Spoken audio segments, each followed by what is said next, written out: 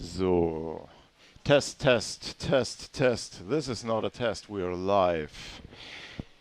Yes, we are. Hello, Lisa. Good morning. Good morning, Wolf. Good morning, everyone, and welcome to the third day of the Champions Cup 2022. Yes, here in Berlin, it's looking like we have a beautiful day, and it's the last day of the Champions Cup, and all the things are piling up right now. It's we're tired in the first day, and the third day it's just another state of tiredness.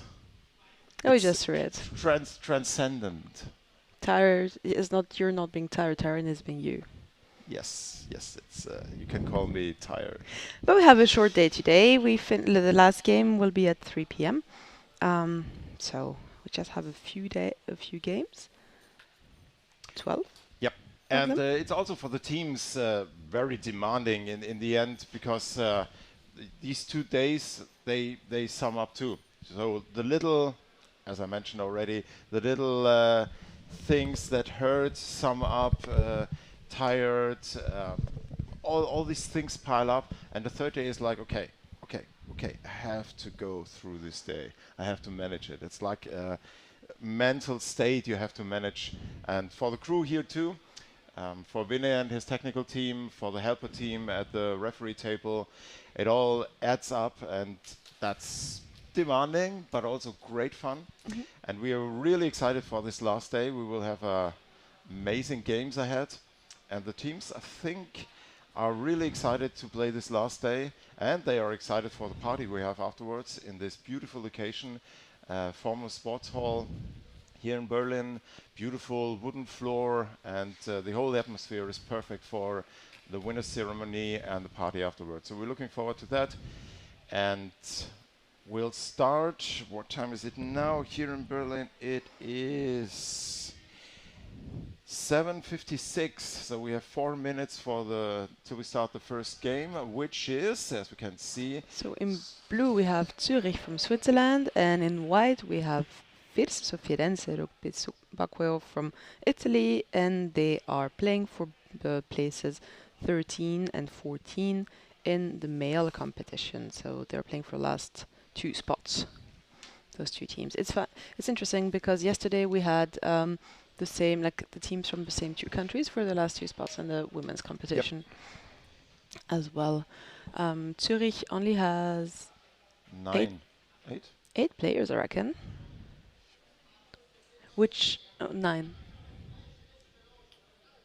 At one point I counted 8. They changed. Or on the list are just 8. Maybe they managed to have one person who did manage to come in the end from their team. In the competition that lasts 3 days, like this one, even though you don't have many games, it's still very hard to keep on playing with just 8 players. Means they just have two subs. It's very hard. And especially in the games and in the recovery, because in the games you don't have an exchange partner, and it tires you down. And after 2 days, total respect here to Switzerland.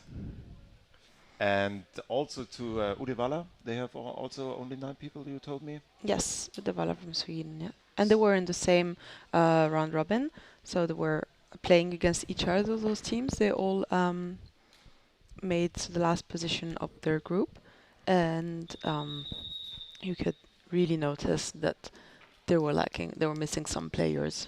Yeah. That's pretty hard.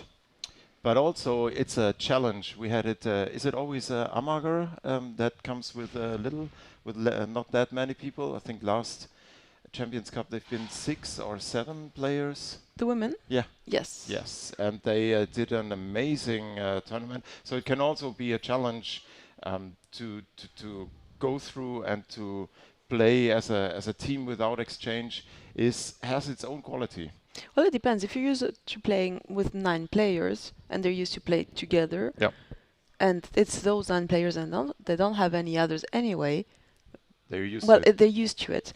If they're used to play with 12 and they miss 4 who get sick, like it is the case with Uddevalla, then it's harder because they cannot play their system. Yeah, something is missing. Something is missing and they notice it. Exactly. But if you always play with 7, well, you always play with 7. That's what you know and that's how you play. Yep. I agree. So, do we The have game has sound started. from Carla? And we're in the game here. First game of the last day of the Champions Cup 2022 in Berlin. And it's Zurich in blue and Firenze in white. Firenze has the ball and manages to pass it down, and we have a bit of a fight for the ball in the center of the pool. Support is too far, is not coming in the scrum to recover the ball. They manage to drop it down, pass it to another player. I always hate the first games of the day, so you can see some of the players are not yet awake, and even if you warm up, it's really tough. So we go first time to the Swiss basket from the closed side, and we see the first attack of the Italians on the Zurich basket, deflected by the defense of Zurich. Zurich did very good here in this Champions Cup 2022. You didn't see them tire down while playing. It was amazing with 8 to 9 players.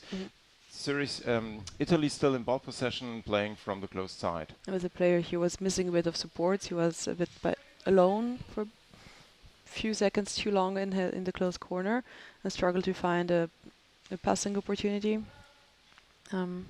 That's a big point with the advanced teams. You always see them down in the water with 3 players. Yes. And this is such a difference in the whole structure of a game.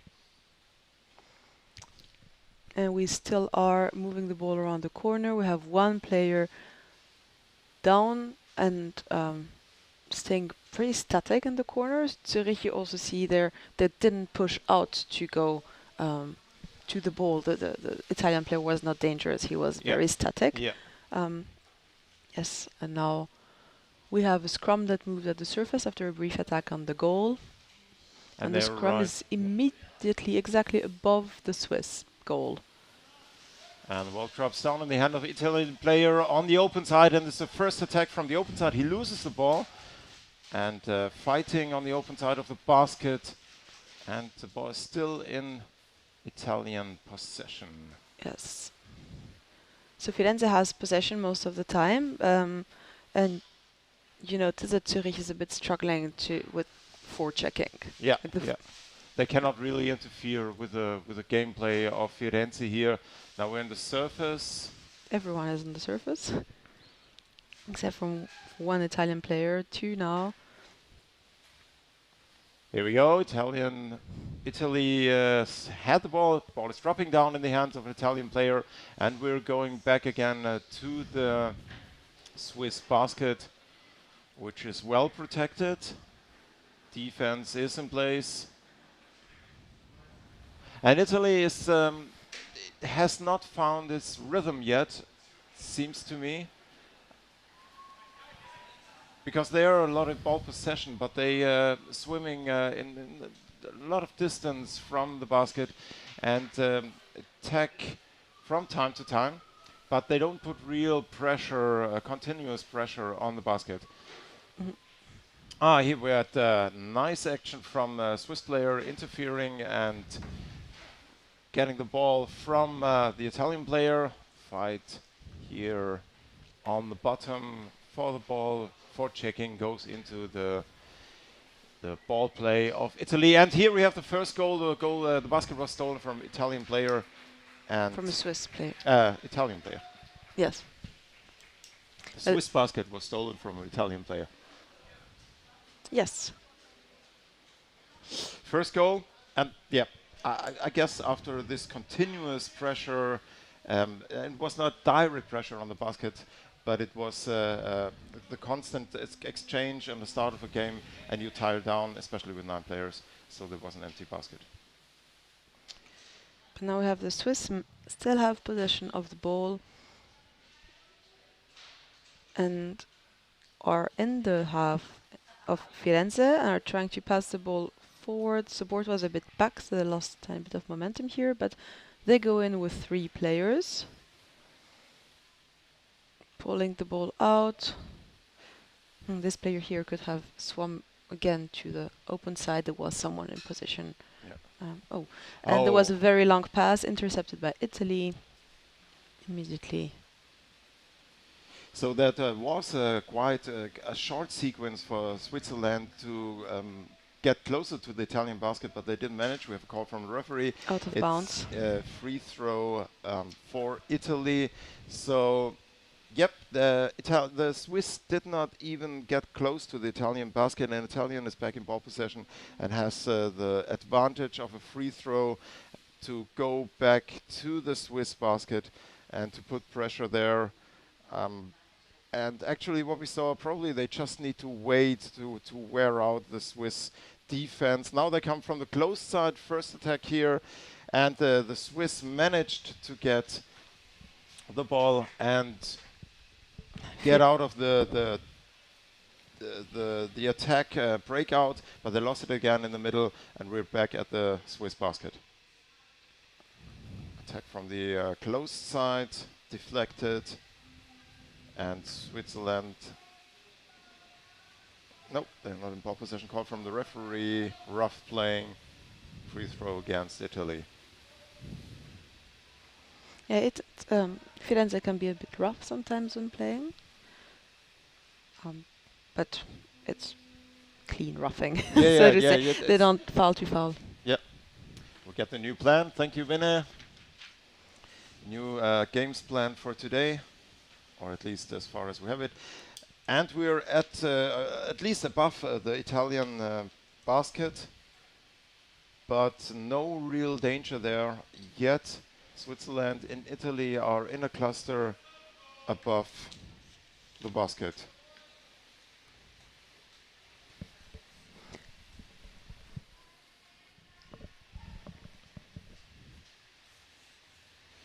And back at the Swiss basket, Italy is in a tackle cluster situation with Switzerland on the surface.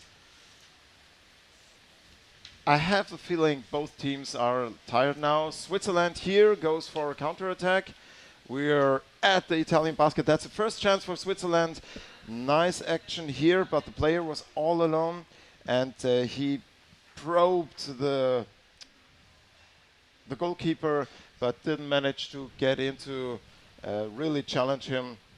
And we're back at the surface. Italy is in ball possession and going for a counter-attack to the Swiss basket. One-on-one situation for a second, but here is the defense, and the attacker was blocked. There are more gaps now in the Swiss defense. Was a little took a little for the relief goalkeeper to go down, but now they're in position, and Italy is coming from the close side, stopped by the forechecking of Switzerland. And Italy here, that's a nice session from attack from the open side on the goalkeeper, and it's a goal. Yes, the defense didn't manage to stop the attack from the open side, and the attacker had time. You see it here again in the replay. He had enough time to work on the goalkeeper and push him away and punch the ball into the basket. So it's a 2-0 for Firenze from Italy. Yes, there was a very nice attack. I think the forward didn't see him, or like went diving up, could have tried and bring him up, but that's what happens when you don't have enough air, enough players, and you're tired on day 3. Yep. It's also where you see the difference between the level of teams, the ones who are used to play a long time, and the others who lack the condition to play multi-day tournaments. True, but both teams here, Switzerland, the players from Switzerland and the Italians are quite experienced. That's also a huge factor in a game like this. If you're tired, you know you can survive it. Oh, there was a goal we didn't see. There was a camera freeze. So it looks like there was a goal from Switzerland. They went in with 3 players, it looked like, and yes, the score should now be 2-1 for Firenze, because Firenze scored again. So my respect to Switzerland in this position when they caught 2 goals. They counterattacked. We didn't see the goal yet, but they went into the the Italian defense and scored. So it's a 2-on-1. And they really managed to come out with 3 players. Like they used the advantage of having the ball and swimming in to be able to score. Congratulations. So we have a camera problem on the water, and we tried just to keep you entertained by moving crazy moves. talking, you see our tired faces, and here's taking it Back out in in all water, directions. luckily. We see again the replay of the second Italian goal. And it is half time. So it's Oh, did the second Firenze goal not count? oh, I didn't get that. We don't have sound from the pool area. I have Let to me go ask for check that Yeah. in the halftime. Yes. So again, the replay of the second goal from Firenze.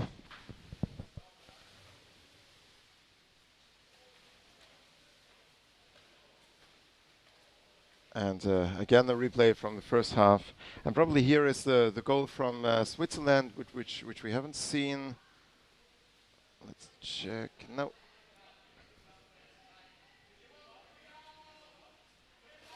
Yeah, that was the first goal from Italy on the empty basket.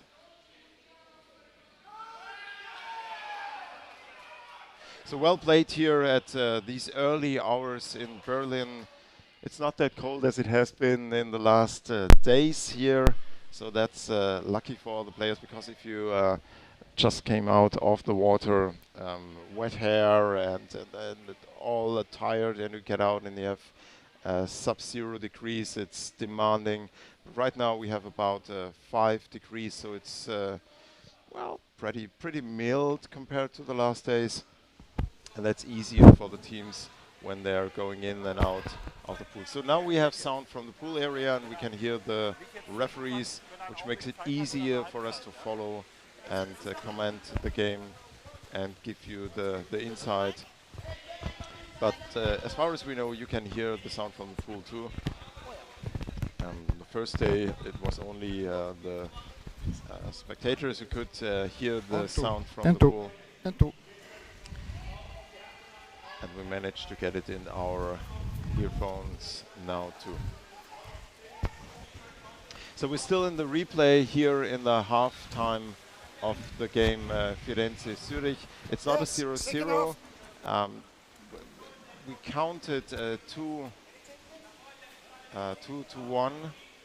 in the first half. But the display showed 1-1, so we're not sure if one goal was not counted because we didn't have sound from the pool area.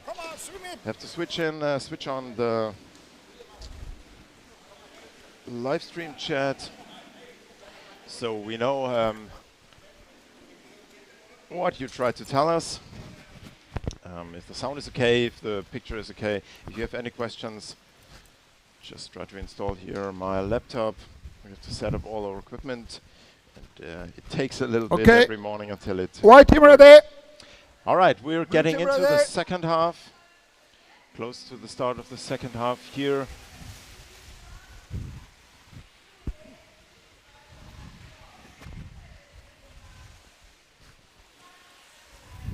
And we started second half, Italy in ball possession. In the middle of the pool, Switzerland is blocking the way of the Italian player and has no teammates waiting for him, so he was all alone, but now a relief player came in. Nice interception from a Swiss player, but there are too many Italians for him and they overcome, and we are now at the Swiss basket again, and Italy is preparing its offense system and sets the score machine on the target, which is the Swiss basket. Yes. Yeah, I think that Italy has a bit better of a chance to establish their attack waves, or at least, even though they don't go in immediately, they can always be around the Swiss goal. And now we had someone attacking the Swiss basket. I think that's Michelangelo Bruni. I'm not 100% sure though. We have a very open attack. A bit risky here, one player by himself against 3 of the Swiss, and now the ball has moved again to the closed side. There is no back, and one Italian player is working the goalie. Italy really stepped up now in the second half. The pressure on the Swiss basket is higher than we've seen in the first half.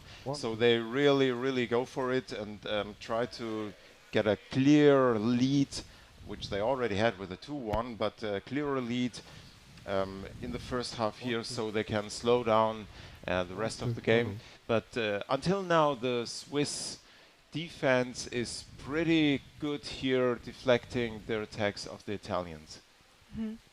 And we have the Swiss got the ball underwater and start to counterattack. His player was in the center of the court and stopped, like cut his speed a lot because the support was a bit back. It looked like Firenze recovered for a second, but Zurich manages to keep the ball. Bit of fumbling. Switzerland really now wants to get another goal, and they put pressure in the area of the Italian defense, but didn't get that close to the basket. And Italy now is back in ball possession on the close side, getting to the corner, and Switzerland is in defense around its basket. Cluster on the surface in the corner. And Switzerland in ball possession. We see a quick counterattack, one against two Italians, three Italians. He tried to punch in the ball before the goalkeeper was in place, but didn't succeed. And the ball is in the cluster on the way up to the surface in the corner of the It really Italian looked like basket. the ball bounced on the goalie and bounced out, and then the back didn't see it and was again in his feet. He tried to throw it or punch it in between the goalkeeper and the basket. And the rim and managed to recover it very well. Now we have a scrum at the surface. It was not moving for a tiny bit. Now it's being pushed by Firenze towards the Swiss goal. The Zurich gets the ball, 1 against 2. Oh, and an interesting pass to the goalie. Yes, that was really sad because there was another player right of him on the open side. So he could have given the ball to him. That would be an open chance from the open side, go to the goalkeeper, but he passed in a beautiful and the other movement.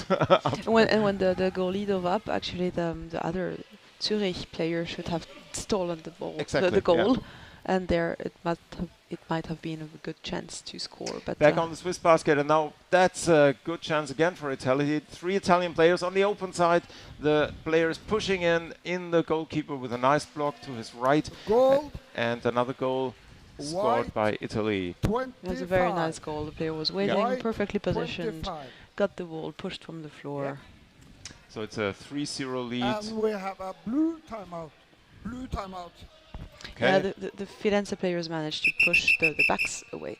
There was no back. The goalie was by himself against 3, which is very hard to do something in that case when they're that close to the goal. Yeah. So we have a timeout for Italy. Blue Just timeout. like I think that Zurich took a timeout. Blue. Yeah, Zurich. Sorry. I can imagine they need a little bit of time to take a breath and rethink how they will continue. We discussed this a lot. How you deal with being lagging behind 1 or 2 goals, and if you what would be the possible strategy now? And that one possibility is Zurich just goes forward.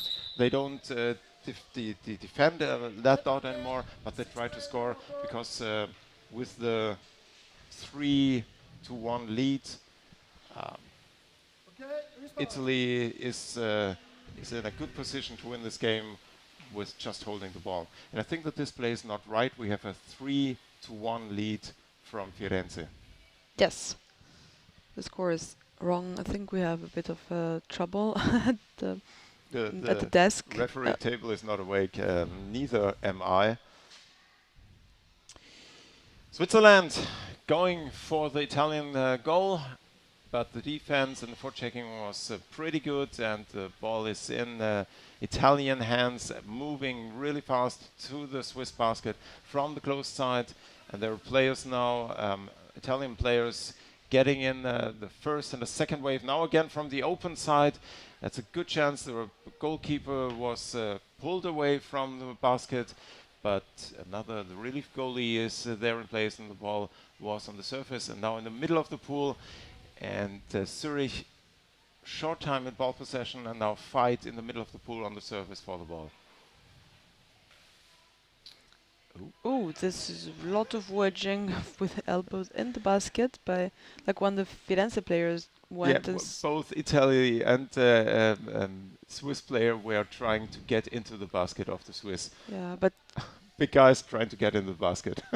yeah, so there was a bit of pushing then when A the lot. the Firenze player pushed the Swiss away. Yeah, but there was no danger for the goal, so the referees But there- ignored it. But still, not sure they were. I think they were looking at the ball. Yeah. That was a close attack here from Switzerland, but Firenze player, the goalie, just hold on to the ball, and we have a free throw against Italy.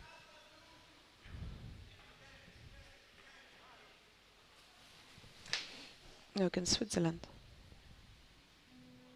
Have a white free throw. Italy is playing white. Yes, indeed. And we changed the sides. Yeah.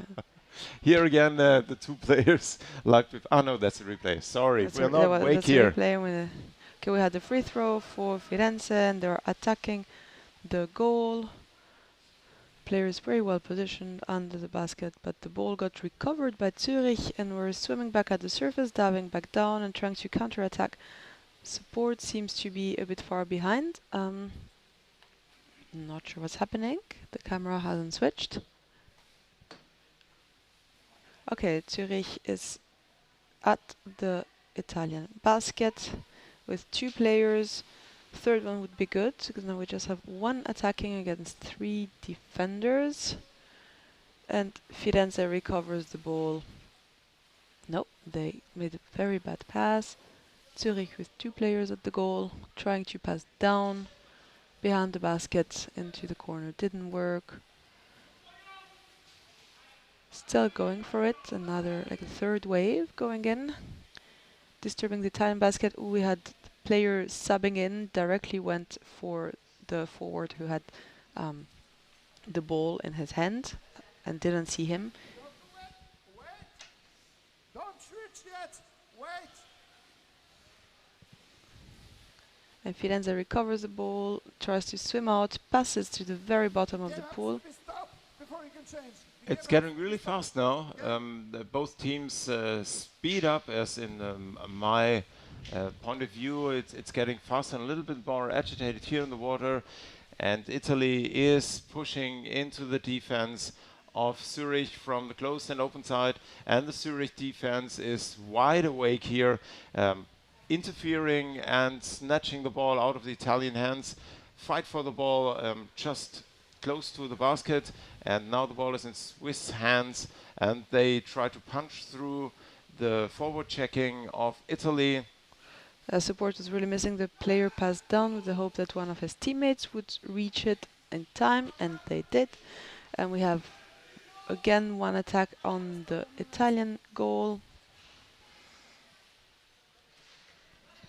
Just 45 seconds left to go. Again, the display of the goals is not right. We have a 3-1 lead for Italy. So the 2-2 here is not correct. We have a 3-1 lead for Italy. Free throw for Firenze. For out of bounds. Now you can change if you want. I think we had a bit of we hear the referee complaining to players because they're not doing very good exchanges. I think jumping in a bit too fast. 4 seconds, and yep, this game is won by Italy. Replay here, repeat here. It's a 3-1 win for Italy. One team, defender, one player in the water. So Two team, one attacker. All the rest Sorry, out of the area. this is a replay we're seeing now. Yep.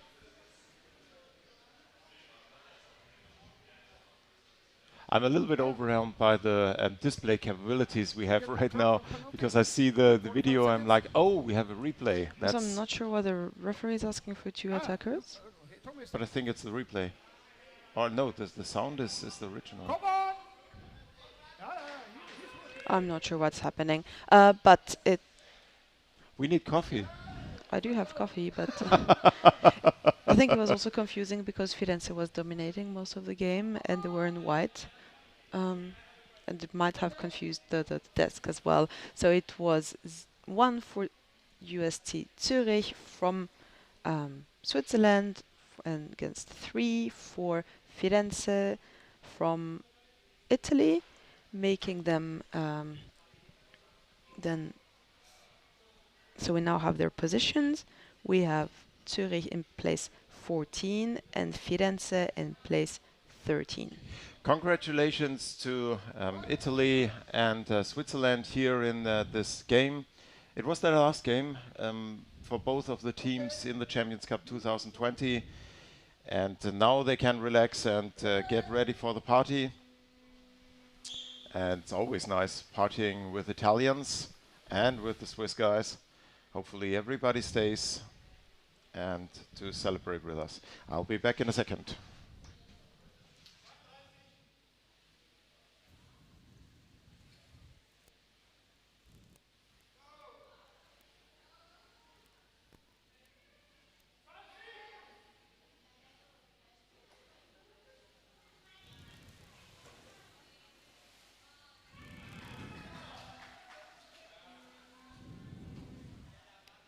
Okay, gold, blue for 3, blue for the 3. Now, white attacker, come on! Blue defender.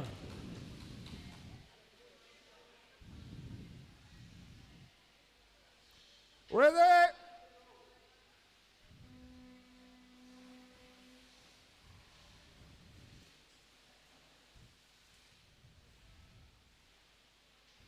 Okay, so we are in penalty shootout, so the game did end 2-2.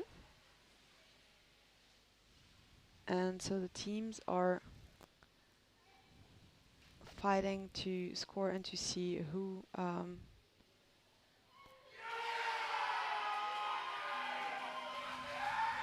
wins this game. Okay. The camera was And asked. we have a blue teams wins. No goal.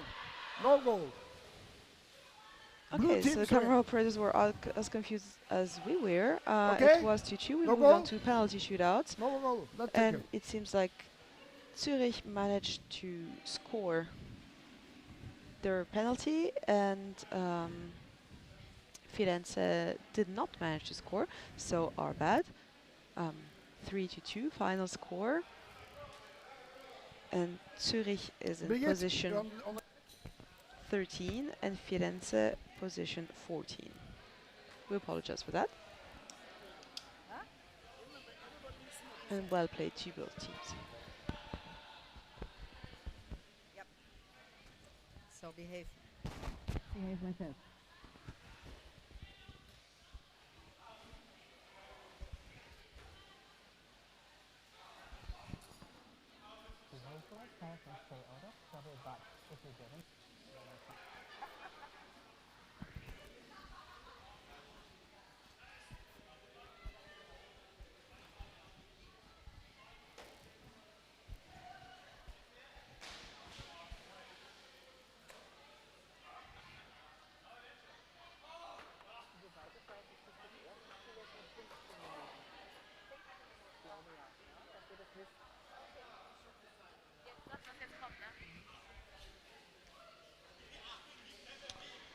I don't know if Lisa already explained. We Yes, I did. I was Okay. just explaining it and apologizing for the mistake.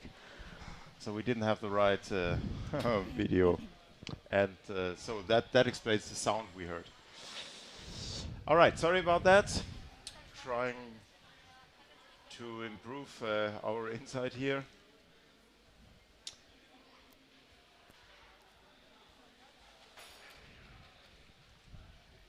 All right, next game coming up. Lisa, let me know, what are we facing? So coming up, we have the women's round robin for the first position. So we have Akaren from Norway against Orcas from Germany. So the way the women's competition is done, as we have 10 teams, is that after the group phase, we had the two last teams playing against each other. So there was the Italians against the Swiss yesterday evening. Okay, team, get ready. And otherwise, all Teams, the get teams that ready. arrived at the same position of each group play against each other in like 6 players in the water. a second round robin. So this is more or less the final for the first place in the women's. Yes, competition. they just play 2 games for the final. So we have Akar and Orcas now, and later we will have Langen Orcas, and in last game Langen Akaren. Yeah. So those teams have 2 days, 2 games today, all of them. Yeah, so this is going to be an interesting game now because we saw Akaren, and Akaren is the local Champions Cup hero, let's say, or the Legend. legend. How many more? Is it more than 10? Blue team ready. I think they White team ready? overcame the Sporthofer Berlin team who made 10 times. We champion. started and we are going for the ball. Akaren's at the ball first. So this is going to be a really exciting team because Orcas is one of the top teams and Akaren, like we just said, the legend of the Champions Cup. And curious how this plays out. Orcas in white, Akaren in blue. Champions Cup 2020 and Orcas are in ball possession. Oh, that was a pass. That is a deadly pass, but they To the floor. recovered it. Yeah, to the floor. But the Orcas managed to recover the ball, and we're going with the Orcas closer to the Norwegian basket from the close side. And We have one Orcas player who went very fast into and assumed the position of the back, disturbed a bit the Norwegian defense, but they were not yet that close to basket with the ball. And Akaren recovers the ball. Very good support here. Extremely precise passes. We have fast counter-attack. And this is what we know of Akaren. They go in defense, like this is kind of a Norwegian style. They wait in defense and then really pop out in a counter offensive that is really fast. And now they put a lot of pressure onto the Colombian basket. Yeah, but the forecheckers forwards are doing an awesome job forechecking. Now we had one of the Colombians who pulled up the Norwegian attacker who was pushing on the goalie with the ball. And again, a counter-attack by the Orcas now. The ball goes the other way very fast. So right now we see it quite on a comparable level, these two teams fighting back and forth. We had attacks on the Norwegian basket and the first attack on the Colombian basket. And now we're back with Colombia in the Norwegian pool area coming from the closed side. And the Colombians almost immediately, when reaching the other side, go into attack. Call from the referee. It was Free a throw, kick blue or a team An attack on the head. push on the head. Free throw. And it's Blue free team throw against pushing. Colombia. This game is very fast so far. Yes, and it's really exciting. It's one of the top women games we will see today because both teams are able here to challenge each other. And as it's one of the finals, as the games for the first position, it's 2 times 15 minutes and not 10. So this has gone quite fast so far. Let's see if they keep it up for the next 25 minutes. So far, I'm really impressed by the capabilities of the Orcas, keeping Akaren really busy and attacking the Norwegian basket relentless. Now from the open side, that's a nice chance, but the player was all alone, no support from a block, and is tackled up to the surface. It's heavy fighting here in the defense of Akaren, and Akaren is holding on to the basket quite good. Now there's a Colombian player trying to steal the basket from Akaren, creating a little bit of a chaos here, and another player comes from the open side. This was a dangerous situation for Akaren, but pretty well solved by the experienced players of the Norwegian team. Yes, now the ball fell, recovered by one of the Orcas again. It seems a bit like Orcas have pushed are messing a bit with the Norwegian defense, but it doesn't get that dangerous for them. I think the Norwegians still know pretty well what they're doing. Colombia still in ball possession around the basket of the Norwegians, and even though they right now pretty much control the game here and attack on the basket like they're now from above, this is not a dangerous situation for Colombia too, because Akaren is pretty capable of breaking free suddenly, and their defense is very solid, even though the pressure rises from the Orcas, and they are looking for gaps, creating situations like stealing the basket to be able to score. Now we had the Norwegian sub jumped in and stole the ball from the Colombians, intercepted a pass, and we have, I guess, a timeout requested by the Norwegians. Not sure what's happening underwater. We're still playing, or is there a free Time throw? out, blue team. Okay, Time out, blue team. I would say, and Time out. this is an interpretation now, but Akaren is not really happy with these first minutes they had, because they did not really control the game. It was in the hands of the Colombians, and the Colombians did pretty good forcing Akaren to follow their lead. Yes, I think now Akan are regrouping and seeing how they can force the Colombians to then play their game. Yes, I reckon now we have a free throw after this timeout. Yep. Might be have been out of bounds. We're not sure what happened. The camera had switched already to the surface. So Akaren definitely wants to keep the title, but the Colombians, they are hungry for the title again. They want it. I don't remember when there was the last time. Let me check on the. Well, 2019. Yeah, Akaren was it won. 19? The last Champions Cup was 2019 and Akaren won. Yeah, Akaren won, but I think the Orcas, the girls did win it too one time. I don't exactly remember So when you it have was. 2010. Could be, so quite a Orcas. time ago. Okay, now we're starting again. Curious if Akaren changed their tactics. Again, Colombia in ball possession. Colombia is pretty active here around the Norwegian basket, and they are very mobile, very active, swimming back and forth.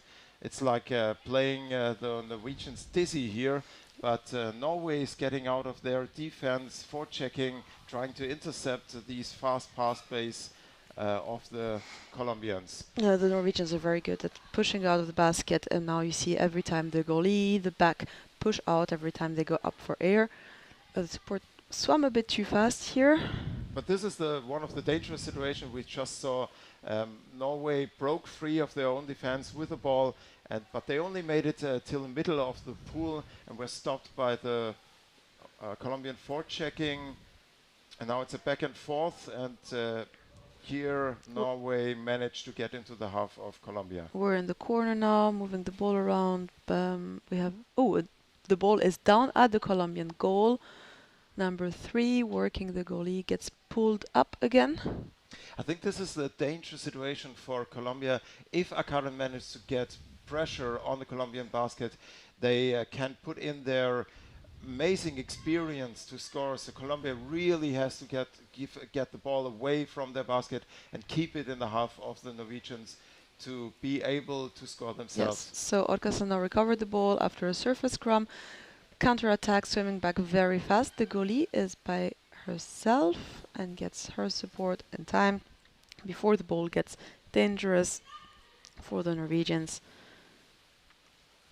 Impressive gameplay so far from the Colombians.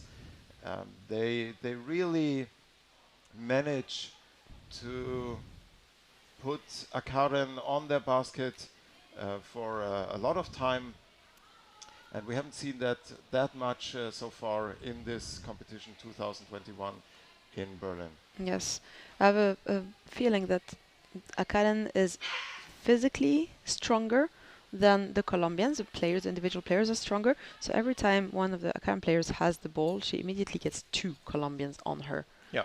I think Colombians are pretty aware of that fact, and they're countermeasure, let's say, is we have to be more people against one Norwegian player, and we have to go there in as a team.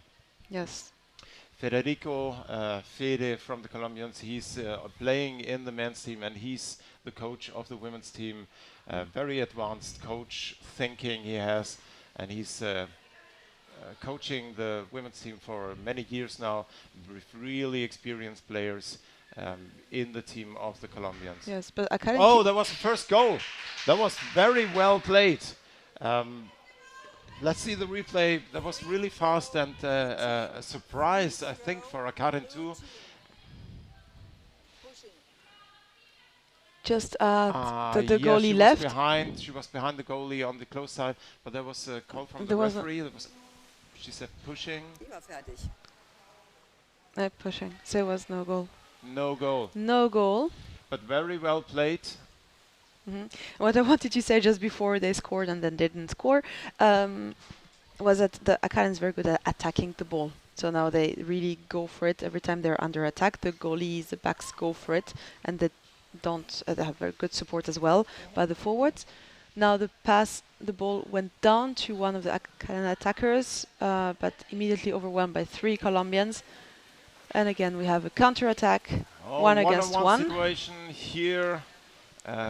Marina is trying to get a one-on-one situation on the Norwegian basket, and the Norwegian basket was stolen by a Colombian player.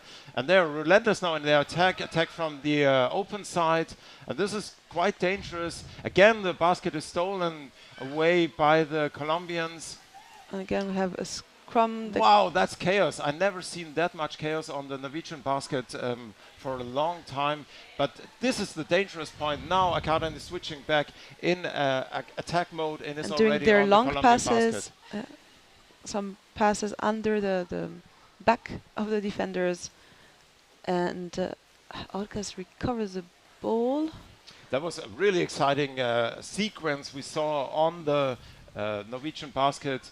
And it was a lot of pressure, and Akaran was not holding up as we are used to see them playing. It was not the cool Norwegian style, but they were under pressure, and Colombia really was dictating what's happening there. Yes.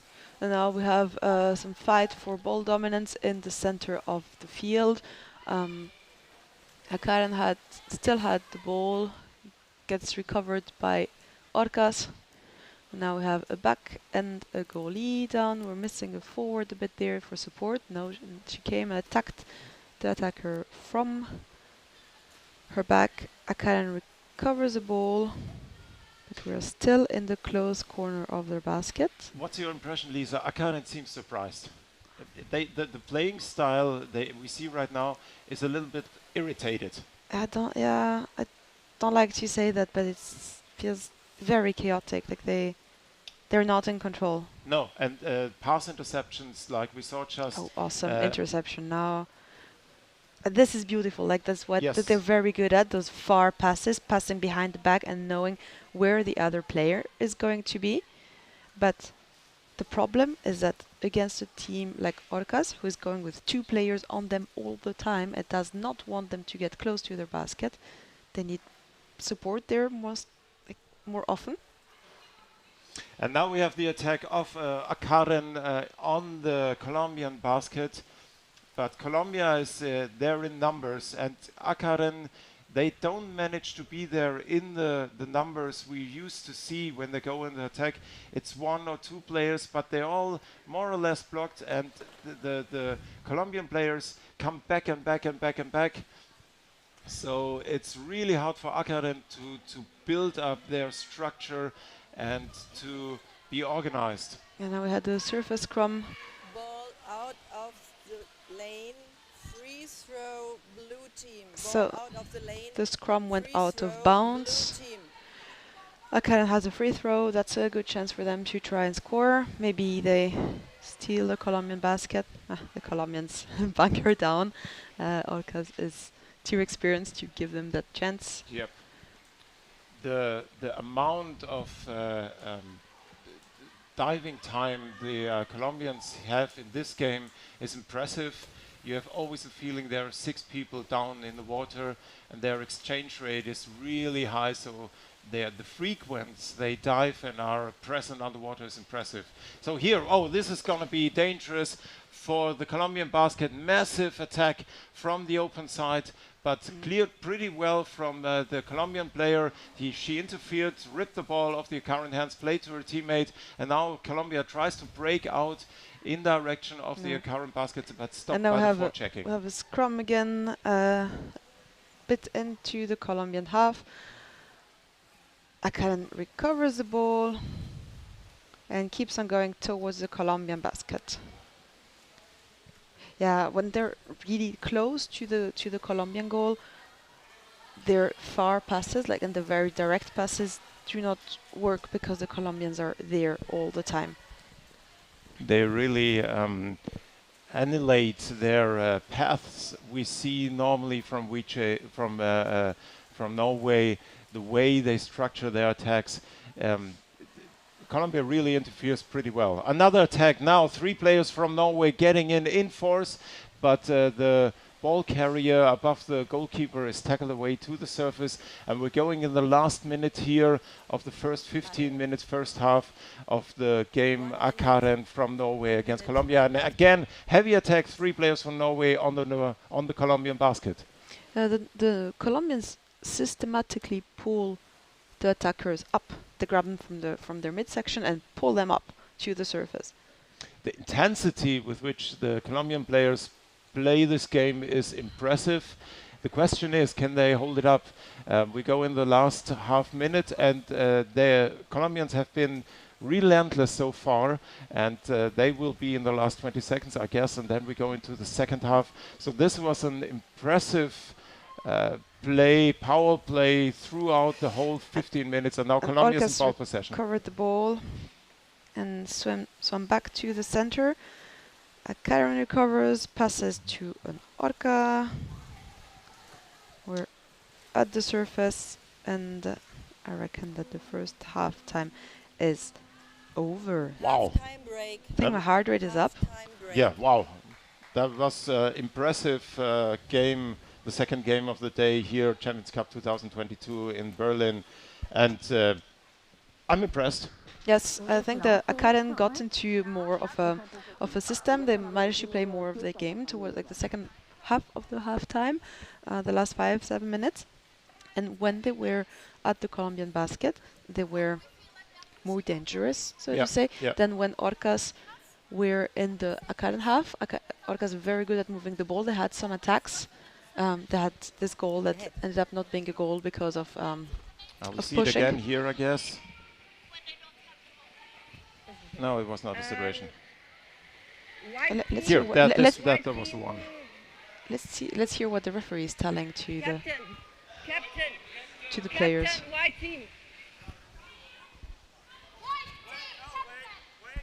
So we hear the referees calling for the captain of the Colombian team. I tell them. Oh, there was a heavy holding here on the basket from the Norwegian team. You can go. Have your break. Have your break. So,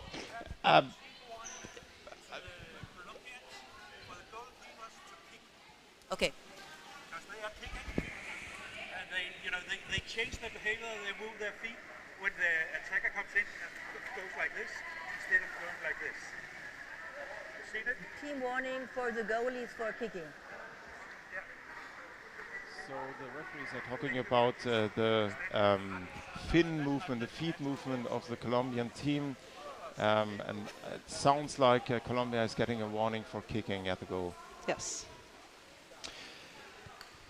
Amazing first half again. I repeat myself, I know, but it's amazing first half for the Colombian team. And I don't know how to put it in words, but it feels like Akaren did not bring in the water what we used to see in their game. It was not the cool, dominating style, but a little bit surprised. Hey, what are you doing here? That's our game. That's our pool. But the Colombians are like, nope, it's us, and we are here. Yes. It's two different kinds of game, and yeah, the Definitely. cool and collected Norwegians have a bit of a struggle playing cool and collected, but I reckon they might switch it around in the second half. Yeah, what the Colombians did pretty well, they didn't allow the Norwegians to build up their game. They interfered immediately in numbers, and they did it so pretty well. So the machine, the attack and defense machine of Akaren was not able to establish their normal patterns. Yes. And that was amazing to see, because you don't see it very often, and it needs a lot of intensity. What we saw here from the Colombians, a lot of intensity to do this. Yes, but Akaren is very good in this. Like when they recover the ball, they manage to swim out, do a far pass, and their teammate is there. They know where they're Exactly. going to be. They have those fast, streamlined moves and long passes, and this is really beautiful to see. Absolutely. And and they're also very good at when they're defending, they always push out and forecheck and go towards the ball and attack the ball. So the goalie and the back always get out of their position. The Colombians, when they're defending, they're not really doing that.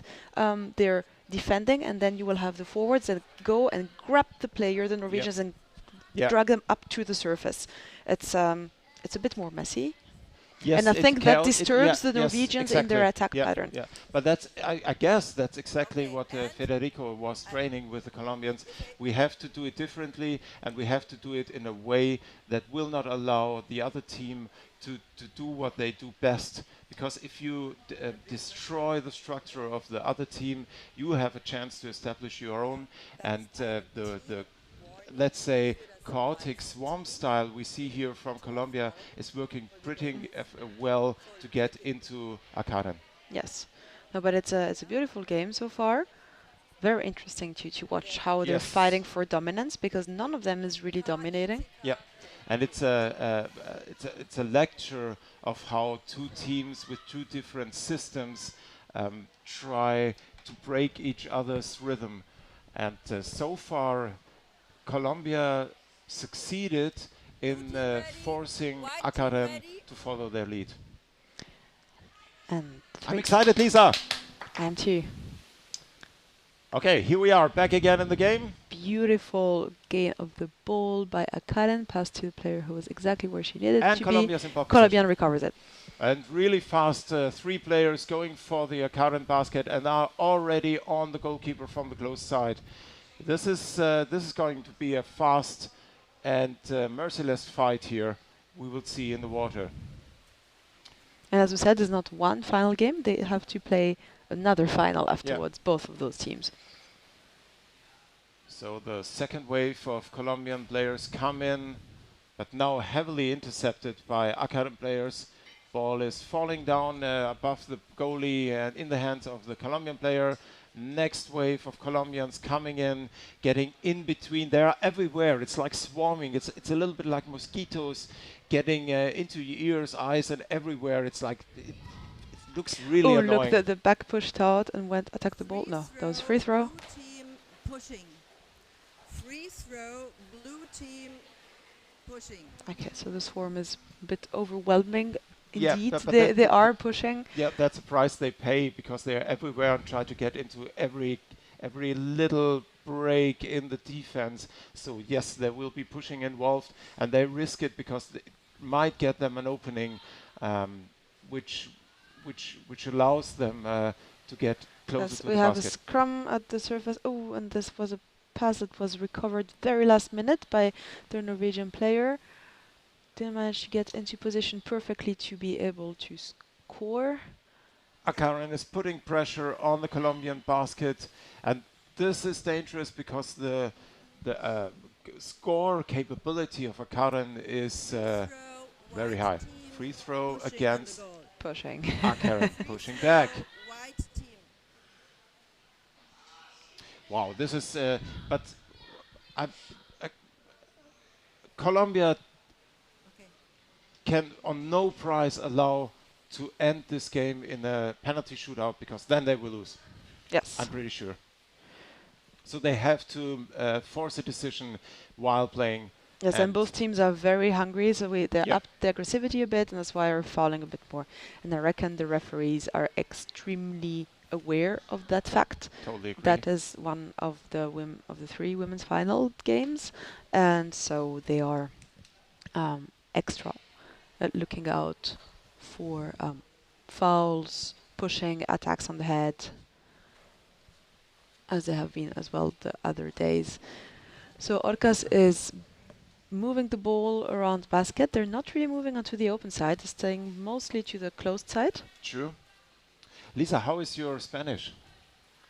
It's good, but I'm too tired to speak Spanish at the moment. Sorry for that.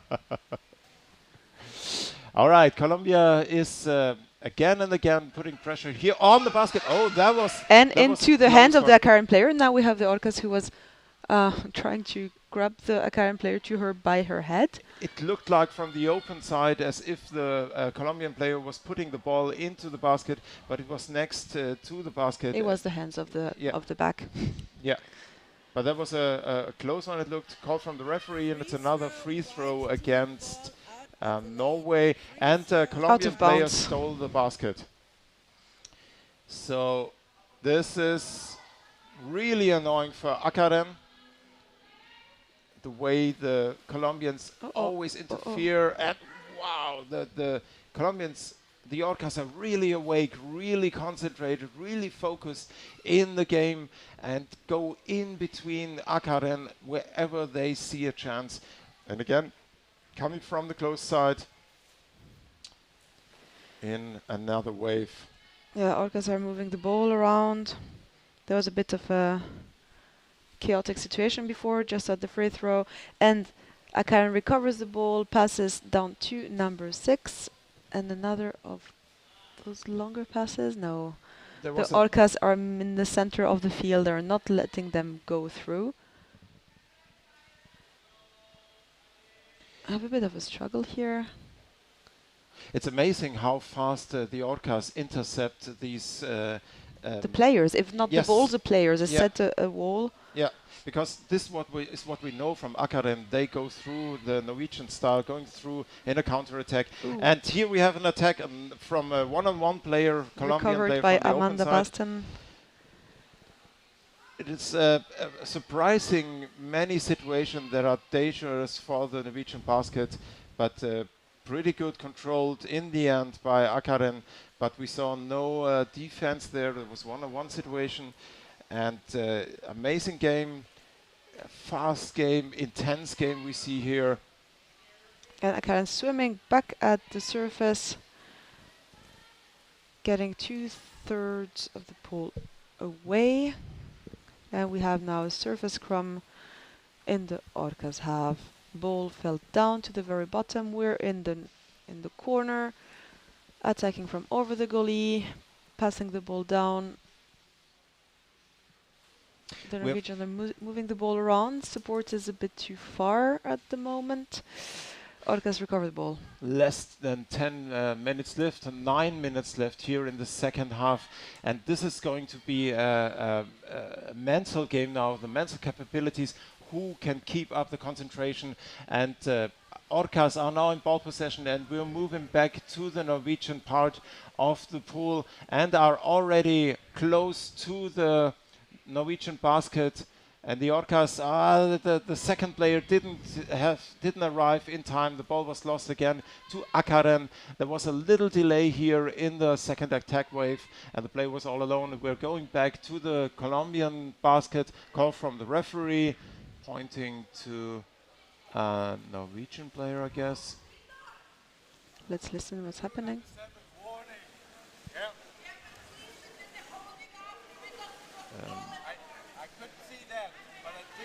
The number 2 of the Norwegian team. 2 or 7? 7. Number 7, Berit Detley. One of the legendary players. Yes, she from played Norway. in Berlin too. With our team. So a hard roughing.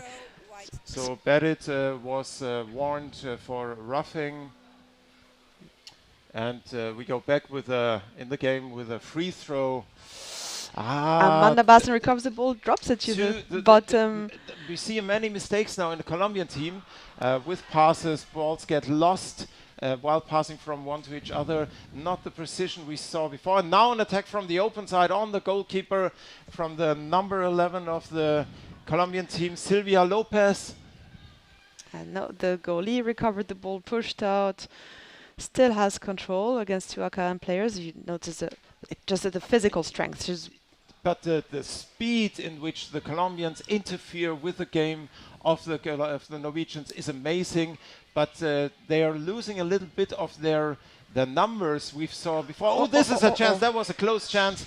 The player on the open side got a pass, and there was a change of the goalies from Norwegian, but the Colombian player didn't manage. Very, very fast counterattack from Acaran, and they are already at the Orcas basket.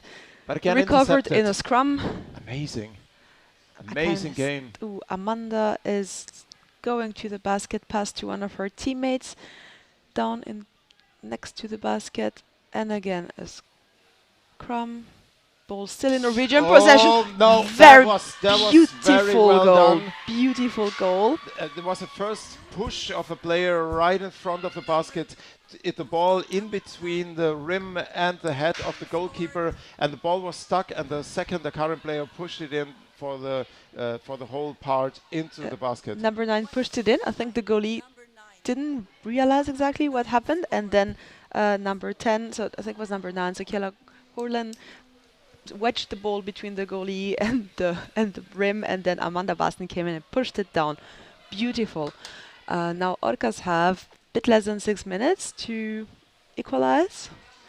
Ideally, they would need to score 2 goals now to be able to switch things around. The big question is, with all the speed the Colombians put in the water so far, do they have the energy to go now? Because Acaran is now in their machine mode, and they will execute another attack, and they now control the game more and more, and it's getting more and more difficult for the Orcas to keep up their fast interference play to stop Acaran from doing what they're doing best, which is scoring. Acaran are extremely precise in their moves. Every time when we have a scrum or have a situation at the goal, Orcas would recover the ball by doing a scrum and going onto the player. Acaran recovers the ball by intercepting the passes.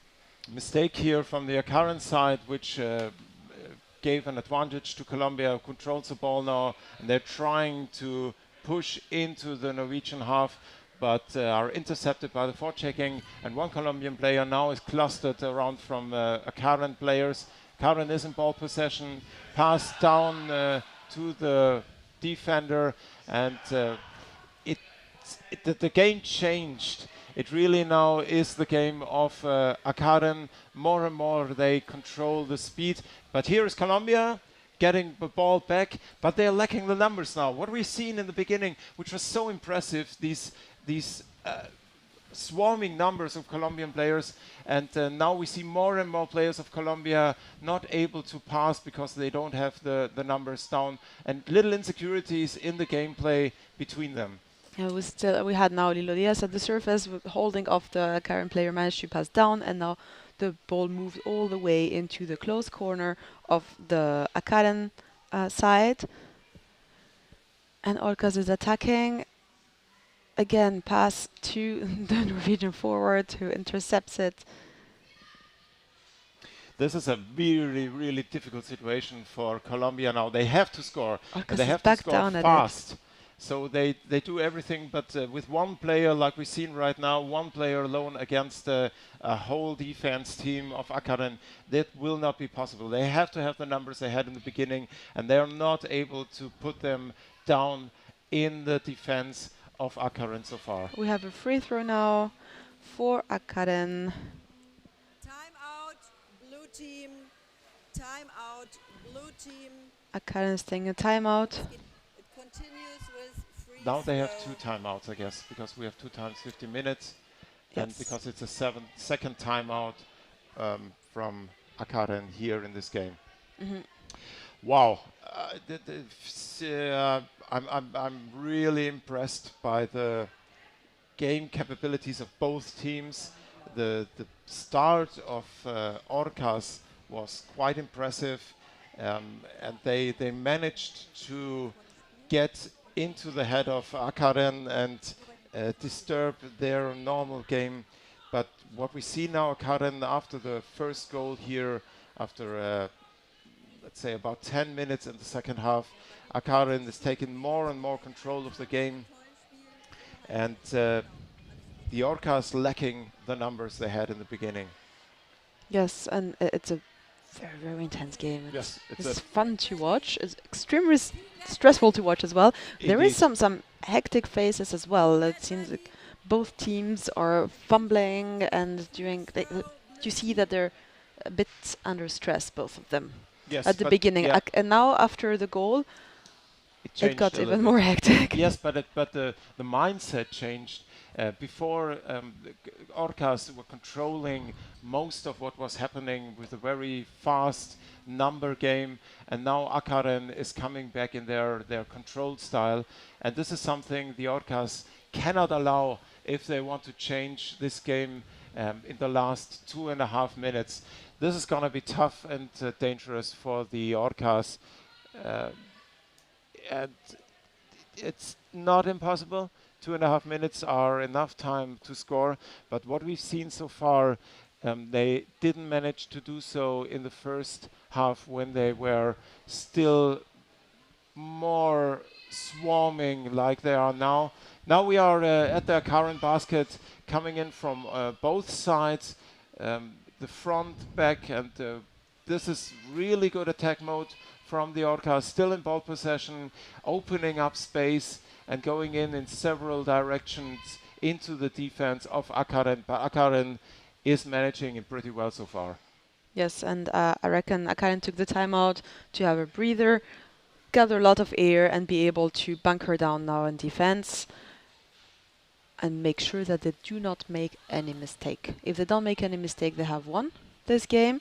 And now they have the ball, they're counter-attacking in the close corner of the Orcas basket, moving the ball around. Yeah, it's a totally different game, don't you agree? They're taking their time. Yes, but they can take their time. In the first half, they were not able to because the Orcas were just swimming them dizzy. But this changed.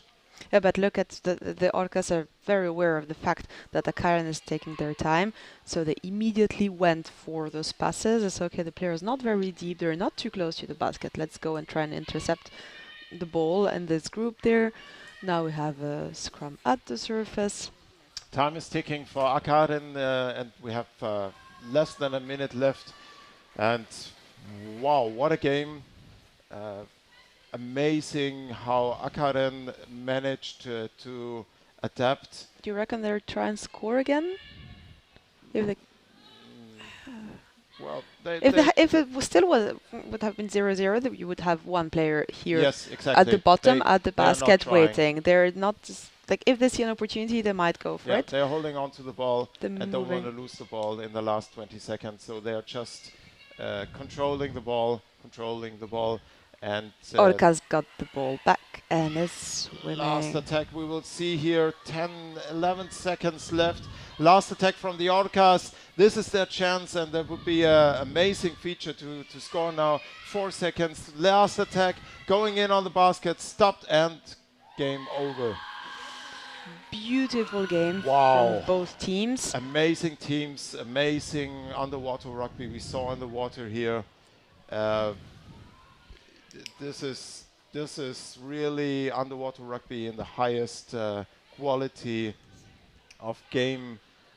Two teams facing each other on a level that is something you can show other teams to teach. Respect to both teams. It was beautiful. Orcas had this no goal, so they had a few good opportunities, especially in the first half time when they were working the Akaren goal a lot more, and they were playing more of their game. And yeah, they had a goal, but that was not valid because of pushing. I think the referees had already beeped before that, and then Akaren scored a beautiful goal with two players First wedging the ball, second pushing it in. It was beautiful rugby. If the first Oh, no. goal of the Orcas would have counted, Akaren would have been under more pressure in the first half. Yes, we had a bit of fouling at the beginning of the second half time. Both teams were hungry for a goal, and we had a bit of pushing, a bit of foul play as well. But There was, I'm still a little bit speechless and have the pictures of the game in my head.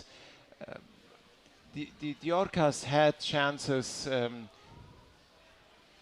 to score here, but it's so difficult against these very experienced Akaren players. And even though you see just the goalkeeper on the basket, it's still like trying to push a wall away. They're really knowledgeable how to deal with these situations. And even though their gameplay has been interrupted in the beginning, it was not like they were breaking at all. no, and it was when defending the teams where Orcas was really like a swarm, overwhelming the opponent, while Akaren would be very precise and surgically go for it. So it was two very different styles, very strong teams. Both teams now have to play against Langen from Germany. And This then will be interesting to see how Langen does. it will be tough games. Yes. So next game coming up I'll will take be. a teeny tiny break. See you in a minute. Yep. So next game coming up will be. Let me check.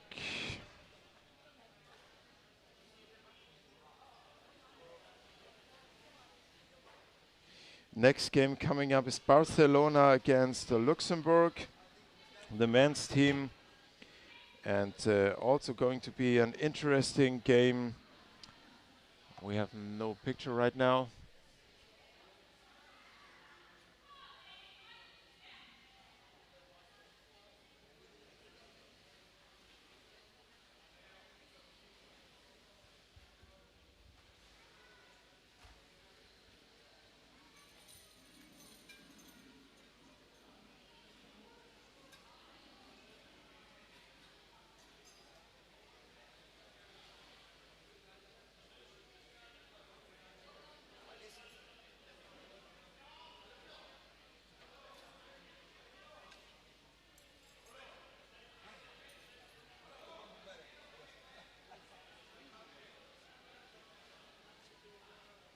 So rearranging our team here. Next commentating with me will be Annika from our helpers team, and Lisa will take a break. Thank you everybody for watching. And next teams coming up is Barcelona against Luxembourg, place 11 and 12. Here we see the time list in the live stream of the two teams. Barcelona from Spain in blue and Luxembourg in white. And welcome Annika here with me in the commentator box. It's going to be a beautiful day here in Berlin. The sun is shining, still a little bit cold like it is in winter. But everybody's excited in this atmosphere we have here on the last day Champions Cup 2022. Yes. Game hasn't started yet. The teams are already ready in the pool. One of the players of Luxembourg is having a good look at the ball lying in the middle of the pool. Referees are getting in position. So we're see the teams playing on placing number 11 and 12. Yes.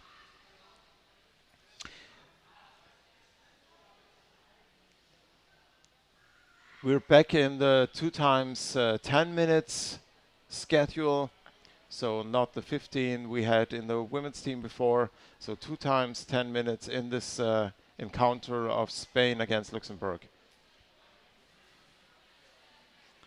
Second referee is missing. 1 minute. 1 minute to go. So, Annika, what's your guess for this game? I think it's gonna be a tough game. Luxembourg is used to play very rough. Put it a little bit close. Put the microphone a little bit Yes. closer to your mouth, please, so we can hear you. So Luxembourg is normally playing very roughly, but Barcelona has improved very much. Yes, so I think Barcelona it's performance was pretty really good. Yeah. pretty impressive. So I think it's gonna be a good game. Yes, I think too. And both teams definitely want to win, and both teams are able to. So it's going to be a good fight here on Sunday in Champions Cup 2022 in Berlin. Yes. So people around the world, where are you watching from? Let us know the city you're watching from, and if you're watching So alone, game game started. And we're in the middle of the pool and already in a cluster on in the middle of the pool on the bottom. And the ball is locked between a cluster of players. Pops out into the hands of a Luxembourg player. Yes. So Luxembourg in ball possession, heavily attacked by the Spanish players, and we're still in the middle of the pool.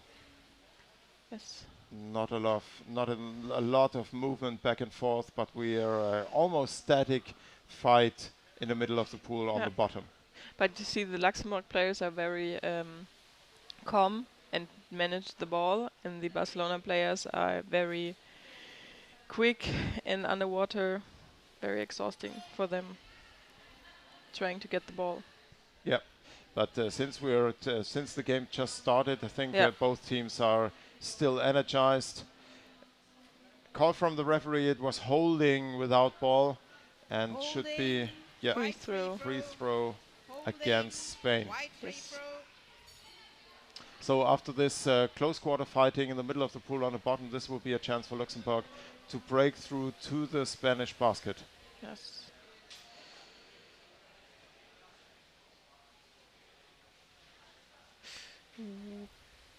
Now Blues in possession. Barcelona is having the ball.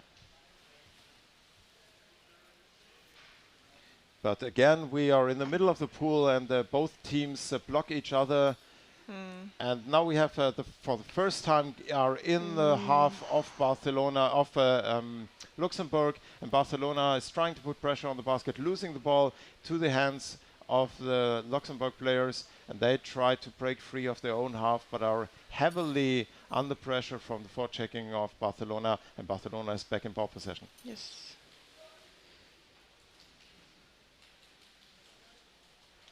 Up to the surface, close to the basket. Then the closed side with the ball means there's the wall and not the exchange lane, and they're playing around the basket very nicely. And now we come block. The Spanish player tried to come from the open side, was a nice block in the middle, but didn't succeed, intercepted. And the next wave comes in from the Spanish players. They are very well organized. Empty basket now. Oh, guys. But was not that dangerous because the ball was tackled and pushed up to the surface. Yes. Spain in ball possession, taking a little bit of a distance. It was very nice to see how the Barcelona team made these waves of attacks on the basket.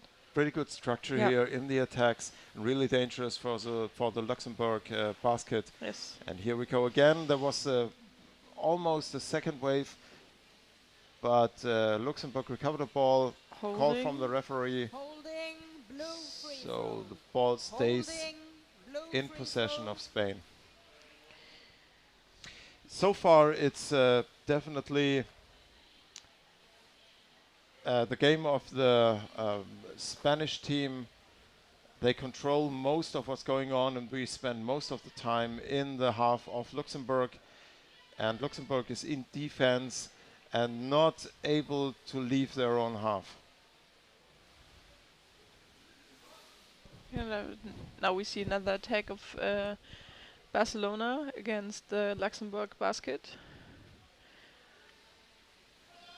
They try to come in from the closed side, but are always interrupted by the forechecking from Luxembourg. Oh, now this is from the now middle a of the good pool, and chance. this Is is a goal. Yes, It's a goal by number Yes. 15, Carlos Santiveri. The ball came from the closed side. Was very nice. The player came down, received the ball, came in from the middle of the pool into the back of the goalkeeper, who was not aware of this attack, and again textbook style goal. Very nicely done, Yes. and not a surprise as we've seen in the way the Spanish attacked the basket. It was a question of time until they broke into the defense and scored. So 1-0 for Barcelona after 5 minutes.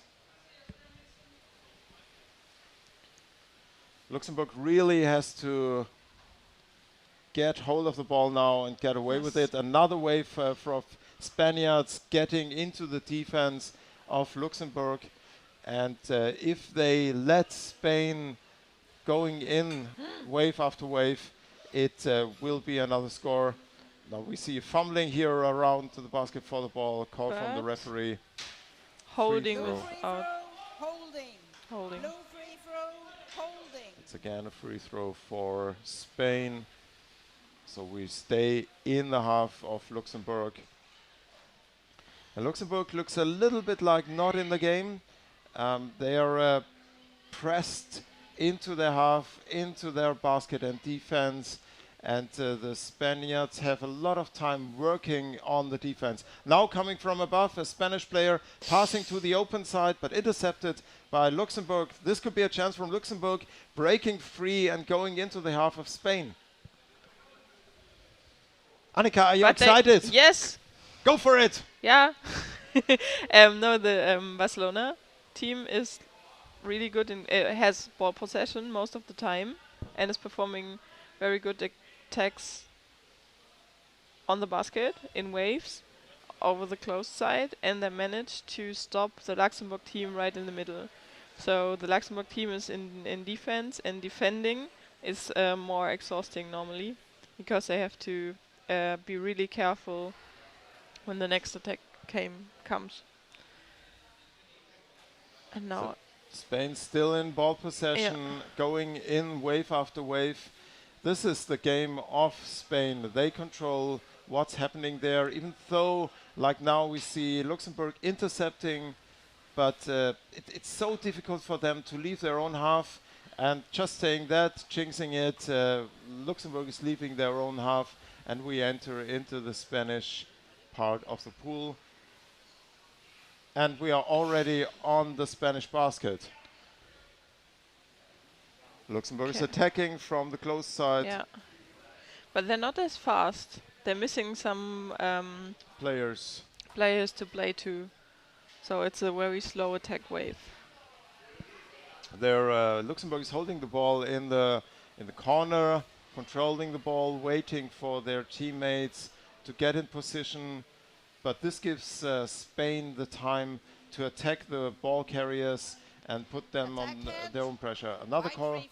Wide free throw. Wide free throw. Attacking the head. All That's right. it. So this could be a free throw. This moment could be a chance for Luxembourg to organize and go in with at least 3 players into the attack.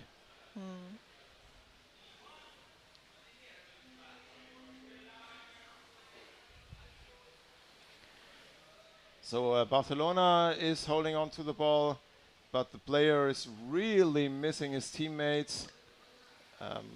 He's on the close side waiting for his teammates to come down to be able to play.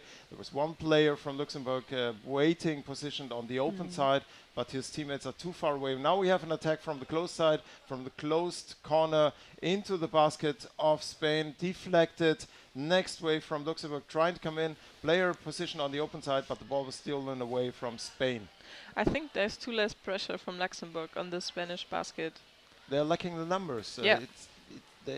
But it's difficult because they, like I said, they look a little bit out of breath and a little bit not in the game. Yeah.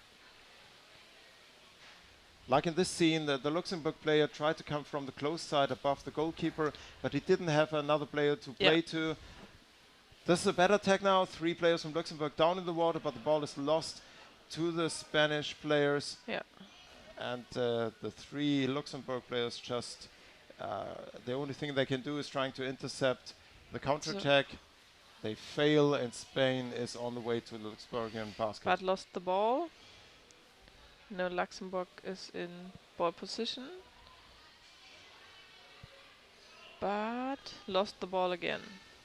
Now we have the Spanish players forming a wave, going to the closed side or trying to get to the closed side. Nice interception here from Luxembourg in the middle of the pool. This player was really angry with the goal with the referee, because the referee obviously did not see he has been hold back without ball, but the referee did. And now we have to call for a free throw from Luxembourg because of holding.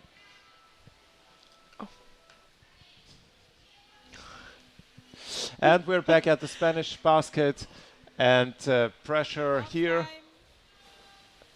Half-time break now. Well, let's see what we had here in the first half. Spain definitely dominated the first half. Considering ball possession and attack time, we spent let's say 90% of the time at the Luxembourg basket, and that resulted in the goal they scored. So have 1-0 lead for Barcelona here out of this first half and into the second half. And Luxembourg really has to step up now, wake up, and turn the tides around in the second half if they want to change the game in their favor. They need to get to the Barcelona basket and put pressure on there and be there for each other on the water. Keep it up. Yeah. And that's what the Spanish players did. They had so much pressure on the Luxembourg basket, the waves coming in every few seconds. Very well coordinated.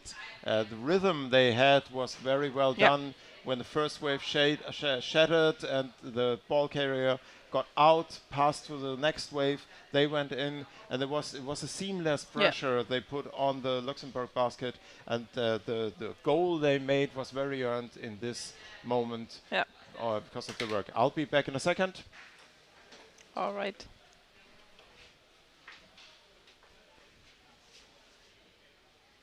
So we have now a change of sides. So Barcelona is talking about their strategy. We see in the background the next game players warming up. Let's see for the next half if Barcelona can keep the pressure on the Luxembourg basket and remain in ball control. So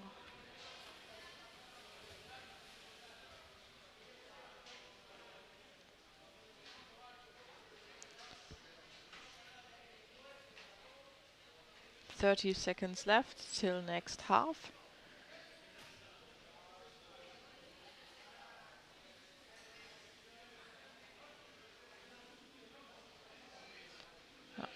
I think Luxembourg is the only team from Luxembourg, and in Spain underwater rugby developed very well. They had three teams, and now they have 5 or 6, I guess.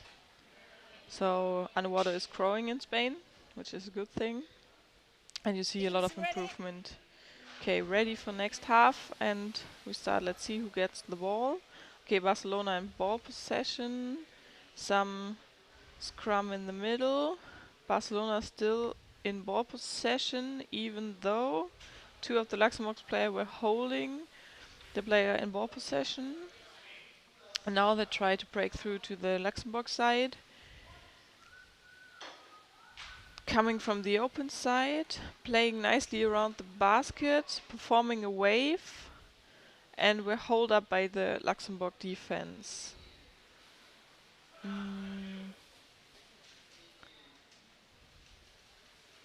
But now Luxembourg is in ball possession, but they're fighting, so it's like a scrum.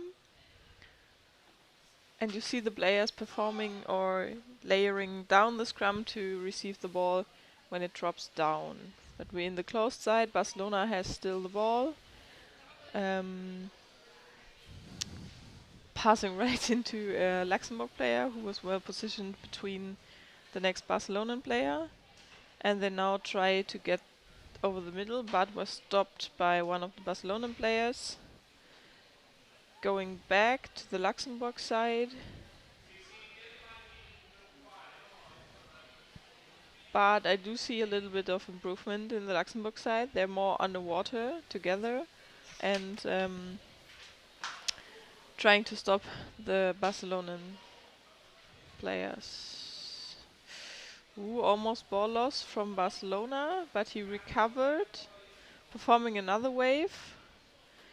There are 2 new fresh players. Ooh, very difficult situation. Basket almost stolen. Dropping of the ball, but we now see again a lot of pressure from Barcelona on the Luxembourg basket. So they're keeping up with their waving attacks and the pressure. So they managed really good to handle the ball and pass it to another players. Now we have a referee call for, let's see.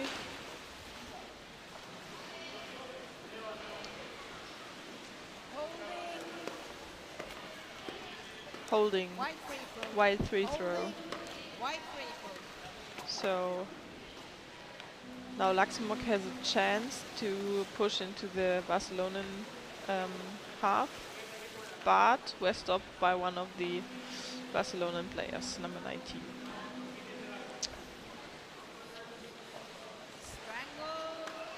Strangling. Blue free throw. You see like the fouls they're making are like Luxembourg really wants to score and keep the ball, so it's a really tough game for them. Yeah. Next attack over the closed side. So they try. We have a nice block here, open side, but we're stopped by the referees. What is it? Drop the ball. Wide free throw. Let's listen in. Holding the basket. Wide free throw. For holding the Luxembourg. basket. The Spanish players were holding on to the basket, so the advantage is to Luxembourg, and they had a free throw. Oh, it was just nicely intercepted by the Spanish player, and this free throw went almost directly into the basket of Luxembourg. Oh, the way he's trying to get to the ball is really difficult. I would call, if the referee, I would call strangling or choking. Yeah, because it really... Playing outside, out of bounds. But the Blue referee free called throw. out of bounds. So the ball was outside Blue of free the playing area. And we have a free throw now from Spain. And I think that not much hasn't changed as far as I see here in the second half. Spain is still controlling most of the game with putting pressure on the Luxembourg basket and defense system.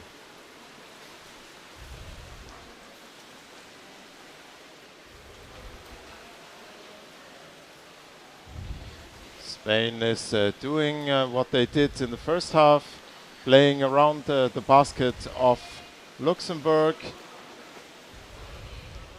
waiting till the players are in place for scoring, and the Luxembourg offense really struggles to intercept with the game of Spain with the ball play. And here comes Spain again from the open side, playing to the middle, playing to the closed side, and pulling out, preparing the next wave. The waves don't come that fast as they did in the first half, but with a 1-0 lead, Barcelona is in the advantage, and as long as they control the ball, they win this game. Yeah, and we have like 4 minutes to go in this half, and we mostly seen Barcelona on the Luxembourg basket. So it's like 95% of time on the Luxembourg basket. I'm so sorry. And oh, this was almost And another this goal. was a goal. We have a blue goal. I have to admit I scored by missed it. number Let's see the 19. replay. 19. Made a goal for the blue team. Number 19, Colombo, scored.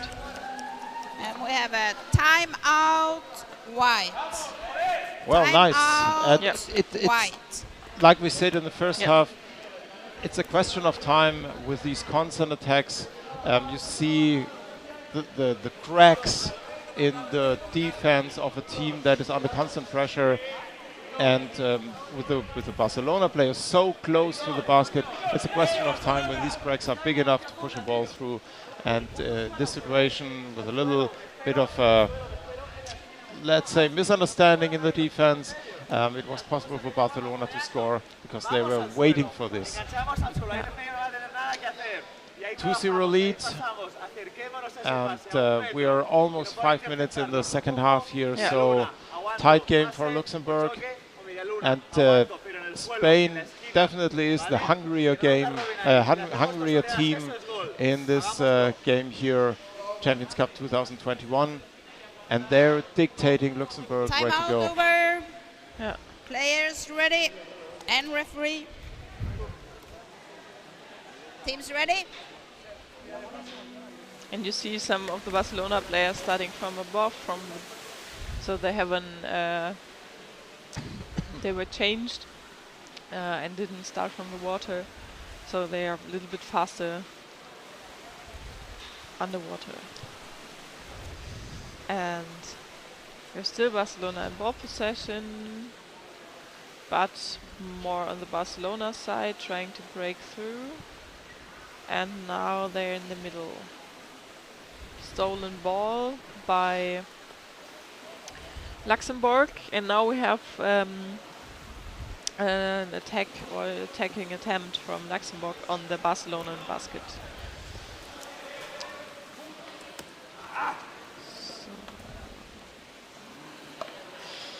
Stolen ball by Barcelona, going over the middle into the Luxembourg side.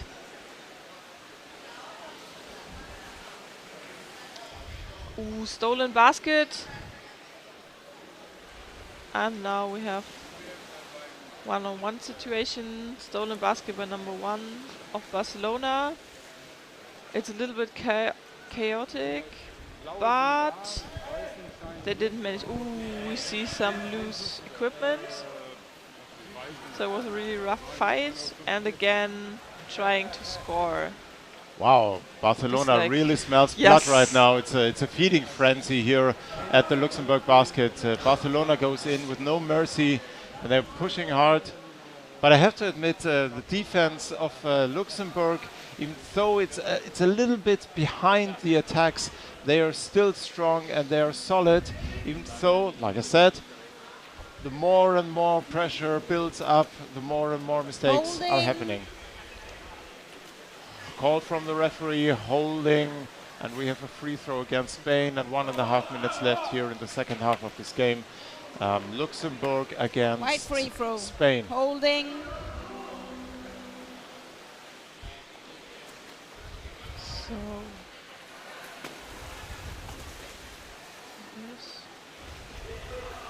I think Luxembourg still in ball possession, trying to find another player to play. We have we have 2 Luxembourg players at the Barcelona basket without any defense from Barcelona, trying to skip in there. This could be a chance for Luxembourg. They're really fighting for it, but going up to the surface with the ball, dropping it, and Barcelona again in ball possession, trying to break through the middle. Very nice play to the top, and then on the other side to the bottom. And this is a goal by number 7, Barcelona. Blue goal by number 7. Blue goal by number 7. Well, it shows, and it's not a surprise. We have to say, The moment Luxembourg opened up, and it's always for a team being under so constant Ready. pressure, losing a game, you say, okay, last seconds, we throw in everything we have, risk to get a counter-attack. And this is, I think, the right decision. It doesn't change anything if they lose 4 or 3-0, but they Game probably over. had the chance to score. So game over. So Well. it's a 3-0 win for Barcelona. Next up will be Vienna against Barcelona female. Yep, and we will give up to the commentaries to Lisa and Lorena. So we have commentators who are Spanish speaking, and Lisa knows the Austrians quite well. So it's a perfect match for this commentating. Thanks for listening to us. Welcome Lorena and Lisa to the commentator box.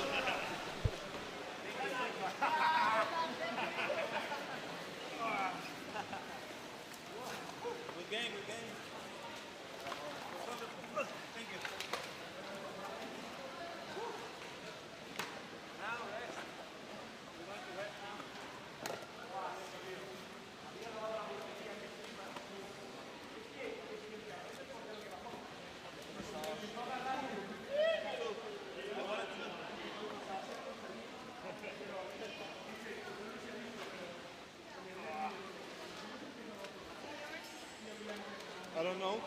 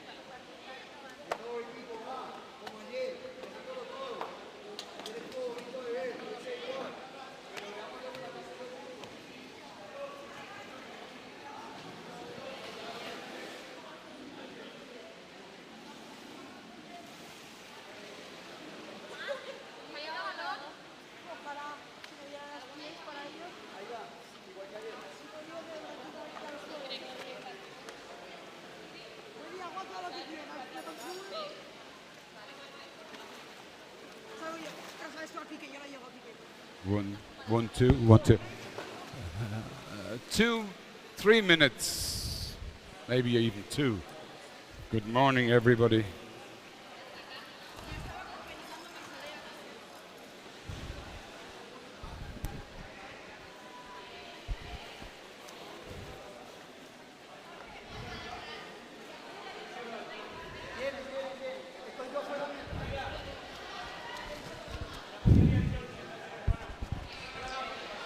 So we are getting ready now for the 4th game of the day. So it's women's game. In blue we have Vienna from Austria, UWRC Wien, against in white Barcelona from Spain. It is the game for the 7th place, so the round robin for the 7th position in the women's competition. Go down.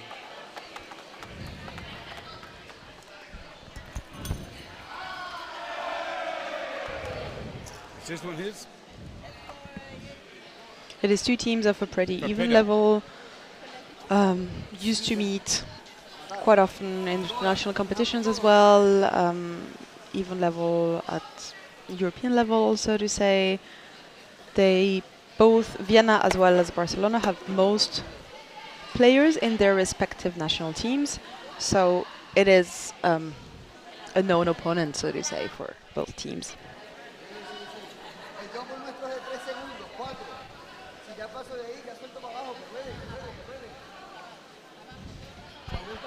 I'm interested to see how the game turns out this morning, as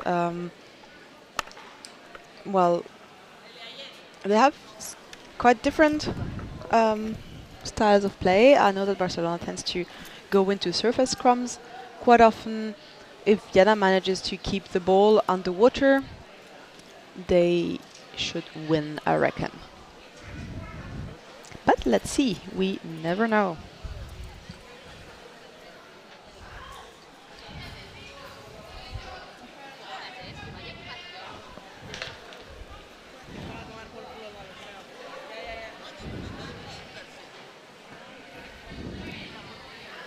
Good morning, everybody. Good morning, Lisa. It might fit if you. And this is the last game for this group. We have the triangulars now with the girls. Remember that the way the girls are playing is different than the men? So yeah, absolutely. The first triangular this morning was a Karen Orcas. That was won by a Karen 1-0. And those are the triangulars between Langen, Karen, and Orcas for the first, second, and third play.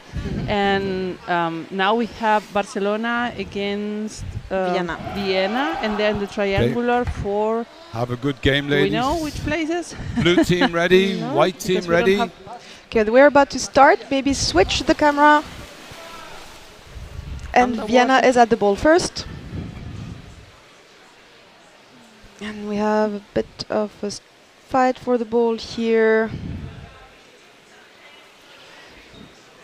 Vienna keeps the ball and is already at the Barcelona basket. Working the goalie already.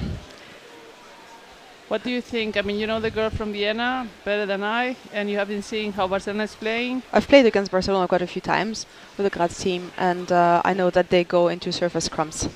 Okay.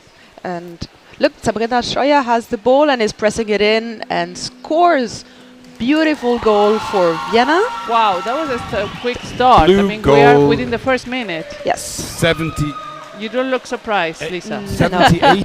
I'm not surprised, because at the very beginning, when they went for the ball, Vienna got the ball. Barcelona did the typical thing that they do, is that they grab onto the player, drag it to the surface. And if you leave the ball to them, you say, okay, go to the surface. You wait underneath, you get the ball. You immediately had two Vienna players going directly for the goal and immediately started with an attack. Barcelona now passes the midfield block by Vienna. And we are, I reckon, over the Vienna basket. There might be a problem with the camera. No, everything is all right. Barcelona is with just one player there attacking, one at a time. Yeah, we've seen this in the last games from yesterday. Let's see if they can start attacking more together. I mean, in that term, Vienna does it a little bit better from the games I've seen. And Vienna is very strong at defending. They have a solid defense and good help by the forwards, who are good at forechecking and keeping the ball away from the basket. Ooh, the ball fell down, and we have now the goalie swimming out. Counter-attack. Unfortunately, she didn't see the player coming up on her back, but support was here. Vienna keeps the ball. Has already a player at the basket. That's Ulrike Janowski position there. Two players are under the goal. Working the goalie. No, they're having a bit of struggle now. They're fighting with the backs, who are doing a very good job on the Barcelona side. Barcelona defense is doing a very good job. The goalie recovers the ball. That's always so dangerous when the goalie has the ball, because now the partner is underneath and she's fighting for the ball. She won't have enough air to come on time. And then, But now we have a referee call. Free ball, white ball above the water. Free throw. Ball was above the water. So I reckon that would be a blue free throw because the goalie had the ball, right? Yep. Okay, so white free throw.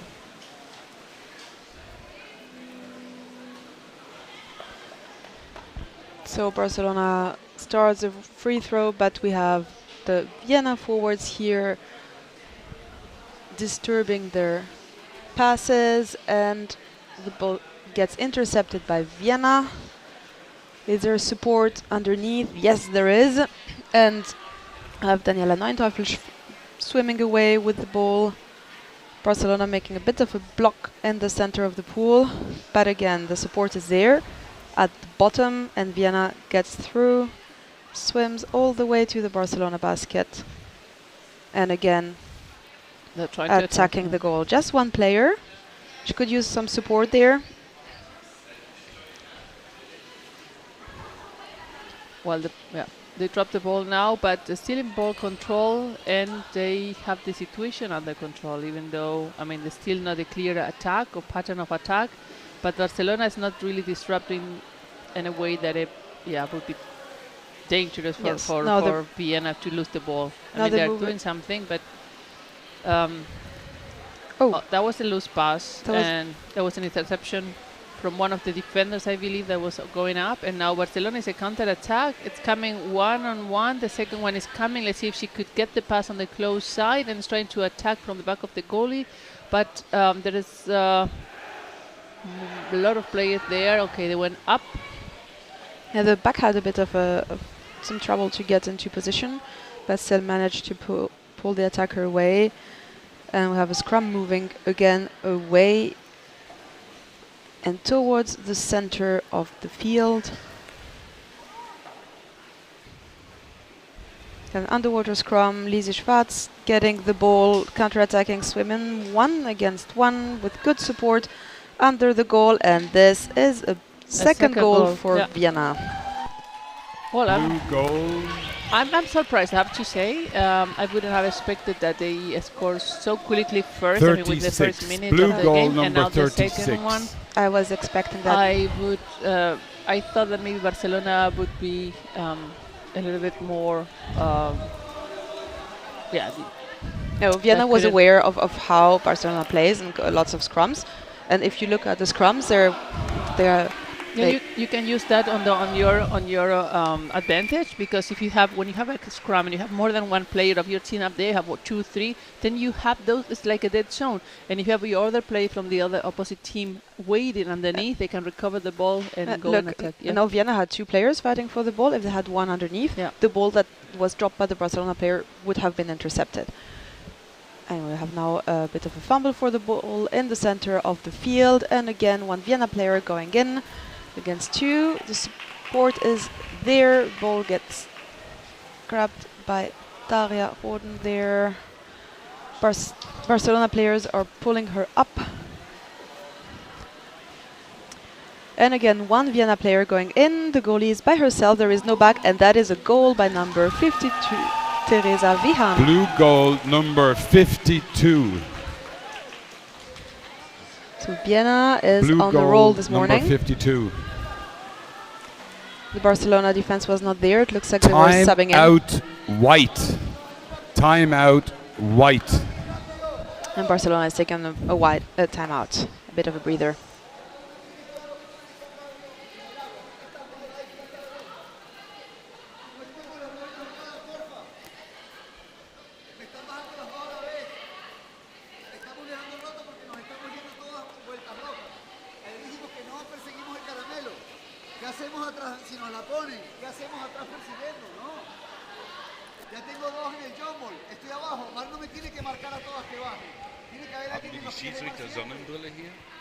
Una.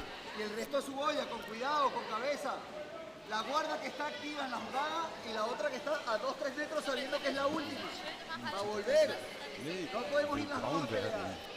Todas tenemos ganas de pelear. Si vamos todas a pelear, luego queda un rojo. Sorry for the silence. We had a bit of We're trying to clarify the places that we were playing for because it's not very clear in Teams, the please get ready. we have a bit of struggle to understand the schedule. We're clarifying that and letting you know. Okay, don't worry. All good. Let's concentrate on the game. We have now 3 minutes left of the first half. 3-0 for Vienna. Vienna is really playing their game. That's what we're working on. And I can hear that Austria. Lisa's very excited and happy. I'm very excited because I went to them before the game and I told them I've played against Barcelona as a club a few times. I know how they play. Watch out about those things. And they're doing exactly what they should. And it's beautiful. Do we have audience for Barcelona and for Vienna? Here we have 100 people, 112 watching. Barcelona, estamos ahí presentes. Vienna, seid ihr auch da? A ver, vamos a ver. Okay, good attack from Vienna. 2 under the goalie, trying to attack going up.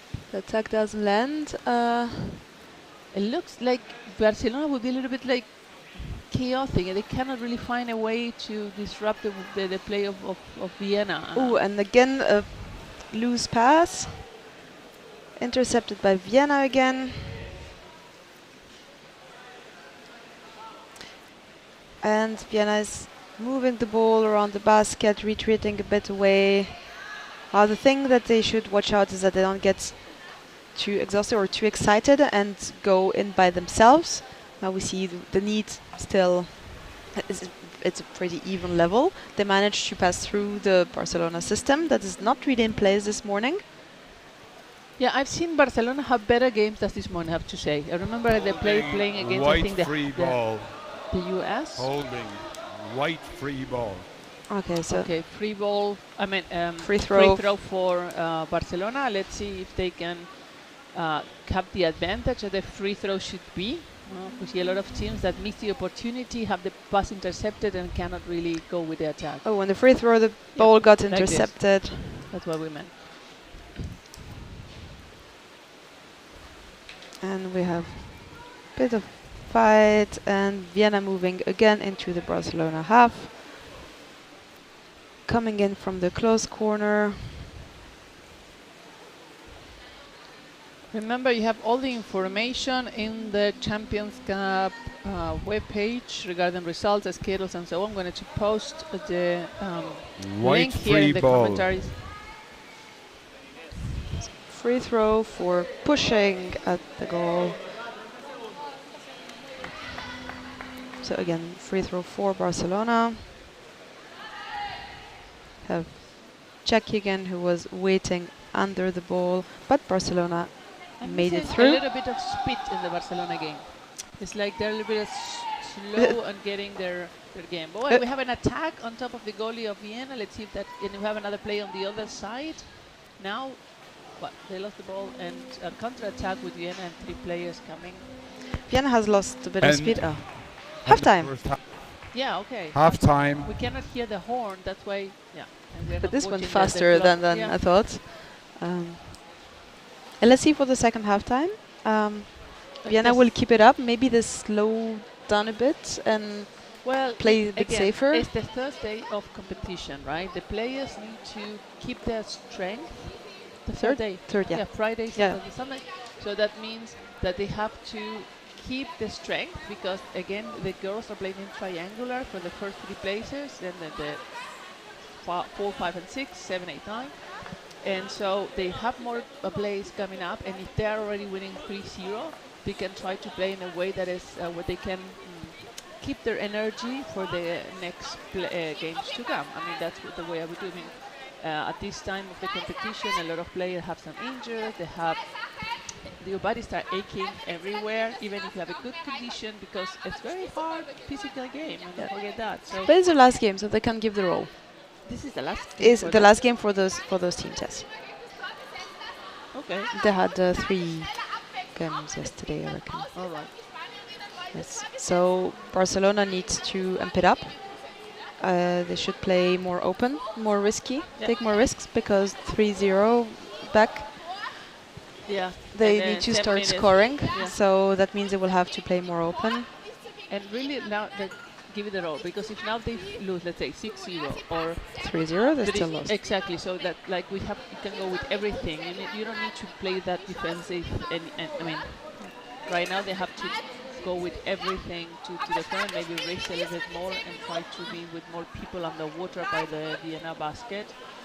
Yes, this was a situation now we were seeing again that was a bit risky for Vienna, but the ball got recovered. Vienna is not letting Barcelona play their game, and they're coming in pretty well in attack. They're not building the waves so well. Maybe they could wait a bit more, move the ball around the basket a bit more, and make sure that they have 2-3 players coming in. We've seen a bit too many times one player going in by herself, but Barcelona didn't really manage to get the ball back because they only had the goalie at the back and they were missing a forward there for checking. So Vienna got away with that. If Barcelona was more present defending the goal, they would have lost the ball way more times, I think. 15 seconds left from the halftime. The teams changed sides, and let's see if now. Sometimes those 3 minutes break can change a little bit of the mindset in, let's say, of the team. And we've seen teams that recovered a lot and white changed team ready, the game. blue team ready. And and Vienna is at the ball first. Have a bit of a struggle here, get into a mid-depth scrum. Take the chair away. And the ball dropped. We have again Doris going for the goal. Barcelona is there. Better forechecking than in the first half. Yes, they're a bit more active. This is what I'm saying. More speed, more. You can see that in the body language. And you see, the body, the more tension. You see more tension in the body. You can see it in the muscles. So they are a little more there. That's more present. Let's say. Let's see how they can develop. You see more. Probably also Vienna's a little bit more, chill. Like, okay, let's see. Let's say, like, go. You should watch out not to get cocky though, because that's how you're like, oh, we're winning 3-0, and that's how you get scored on, because you're a bit too open. But now we have one Vienna player on each side of the goal.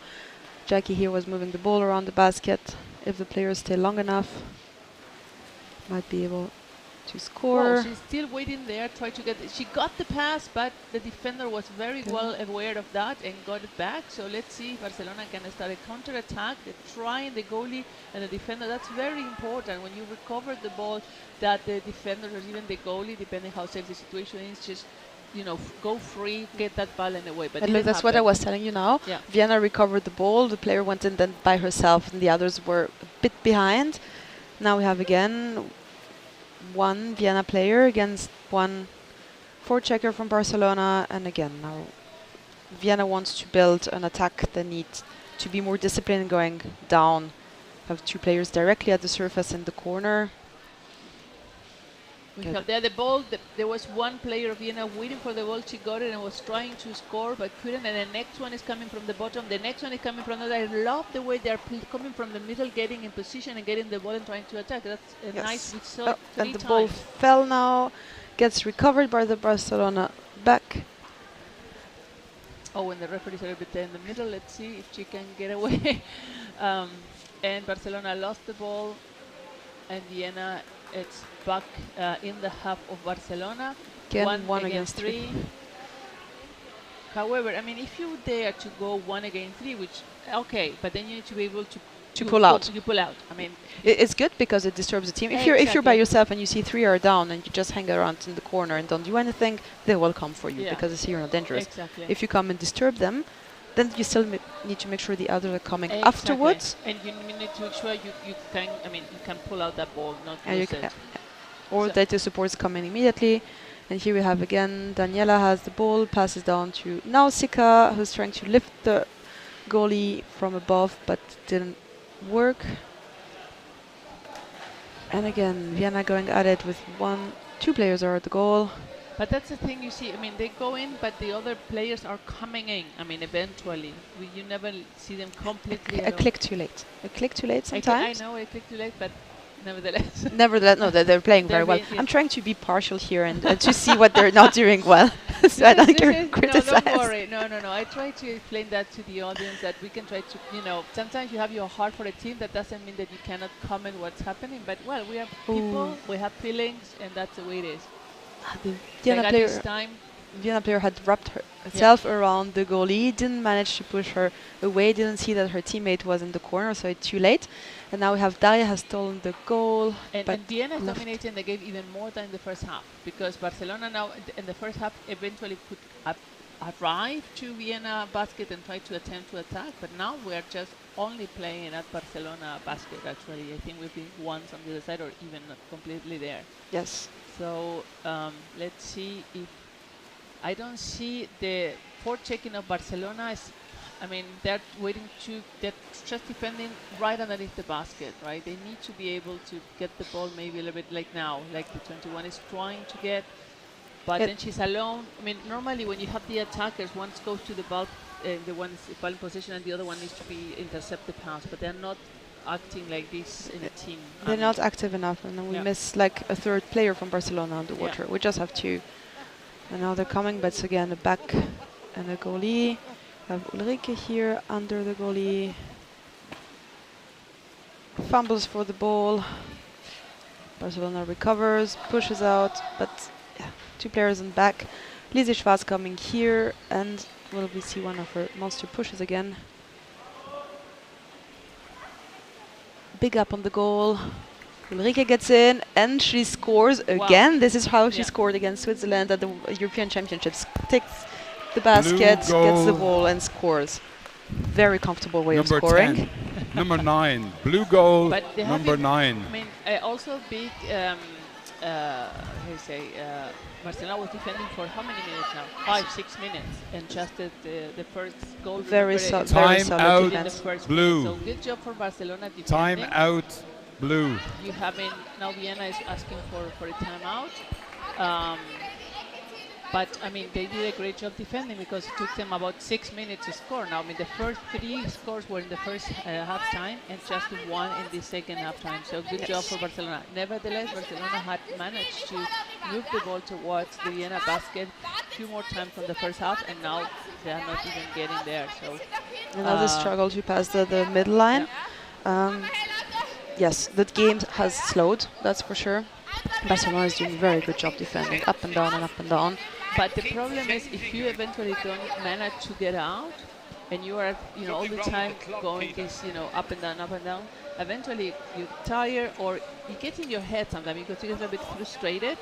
I know as a goalie that when I'm just going up and down, eventually I'm like, oh, come on, let's get out of here. And sometimes you go down, you sub out, you sub back in, you sub back out, and you're still defending, and it's mentally it's very hard. Exactly. So sometimes you do a mistake because you're like just so much tension. So, okay, here we go. Barcelona has the ball. They managed to pass the Vienna block in the center. Good job of passes just very to beautiful. Arrive to Vienna. Let's see if now they can. They're trying to attack from the close side, but they're going to pull away by the defender. By the attackers probably. And now Vienna has the. Hello there. Vienna recovered the ball. We have a fight for possession in the center, a bit of a scrum at mid-depth. Barcelona recovers the ball and goes into the corner. And again, we have one of the forwards from Vienna forechecking there. And Vienna grabs the ball, swims out, scrum at the surface, and we're out of bounds. Out of bounds. Playing area, white free ball. White free ball, ball out of playing area. It's great that we get the referee microphone and we hear what's happening. I'm still, Good. We have one Barcelona player here by herself. We had fight for the ball. One of them is going in very fast towards the Vienna goal. Barcelona is working the goalie now. And again, they're coming from the close corner. Managed to push the goalie up, but there was not enough to score. The goalie went back down, and now we have a scrum over the Vienna basket. Swimming towards the center. So Vienna is pushing the scrum away. Barcelona still has possession. And they are at the surface in the close corner of the Vienna area, waiting for support here. We have one player coming in from the bottom, but not low enough, so she came at the height of the rim of the basket. Oh, and now we have a 2 against 1. All right, let's there see was if no Barcelona back. 2 players managed to pass the ball. And we have here the defense got into position, and Vienna recovers the ball.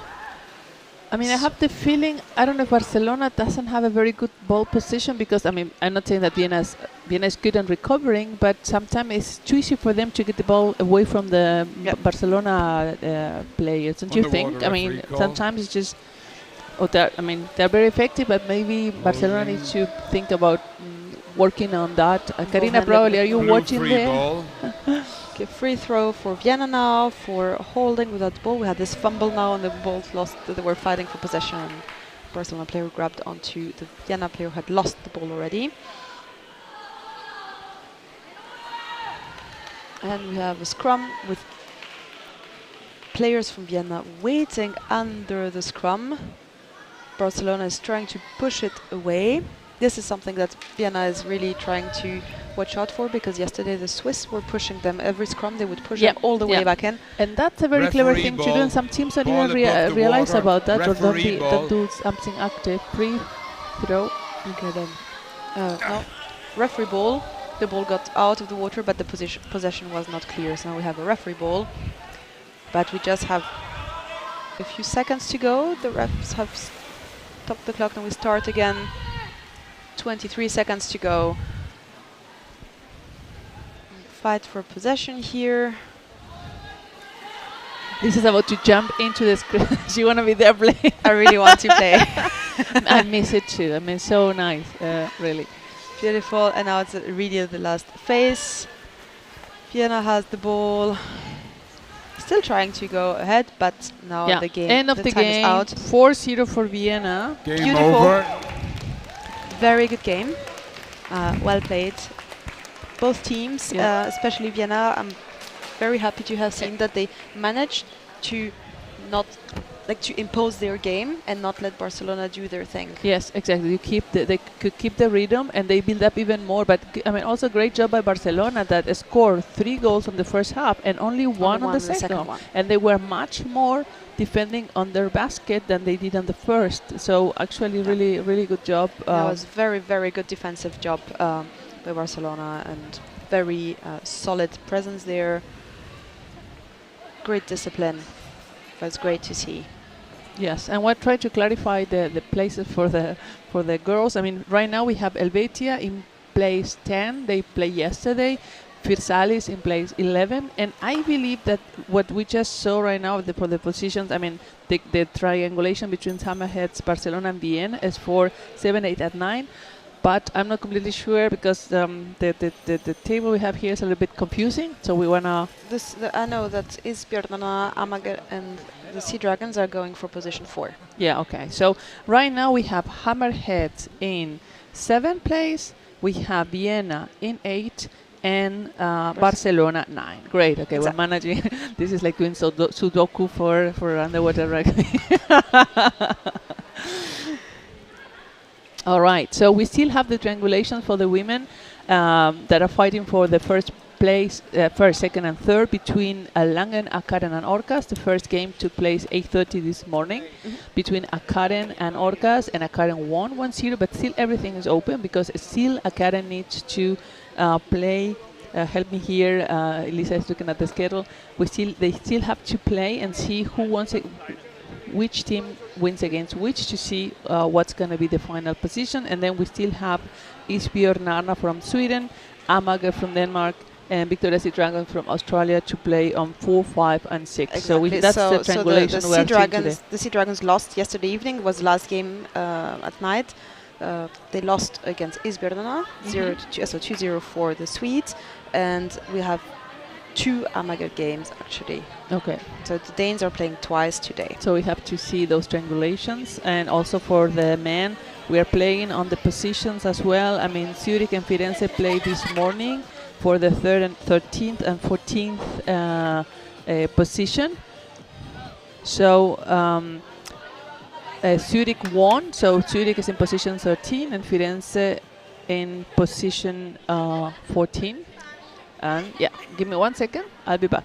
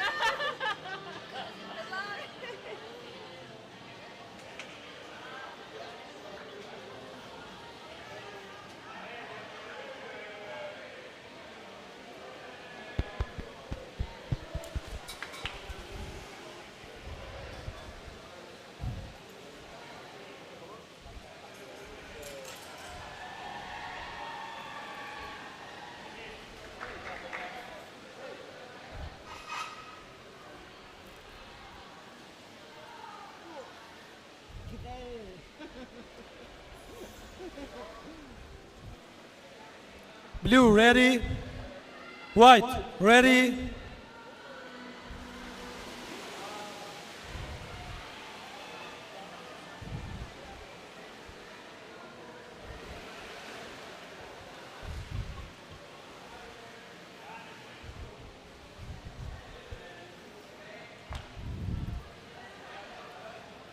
I'm back here. So we have now the Sea Lions against Uddevalla, and we are at the basket of the Sea Lions, and Sweden is attacking and trying. That this is the man, and let me see. We go now for positions 9 and 10. The winner of this game is going to be the 9th place in the final table. So Sweden is more in control of the ball right now. The one in position of the ball just got a little bit tangled on the legs of the defender and just lost the ball. And what happened? Okay, apparently. White team, free throw. It's a free throw for Sweden. Pushing without the ball. White team. Normally, you know, when the players without the ball position themselves underneath the basket, need to be very careful not to push the defender or the goalie, or not to be too obvious that the referee see it, because then, it's a fault. So we have Sweden here trying to come from above, passing it down. The Sea Lions are very, very active and really making it difficult for Sweden to get close to the basket. So let's see if they can keep this up and that they can start doing their game.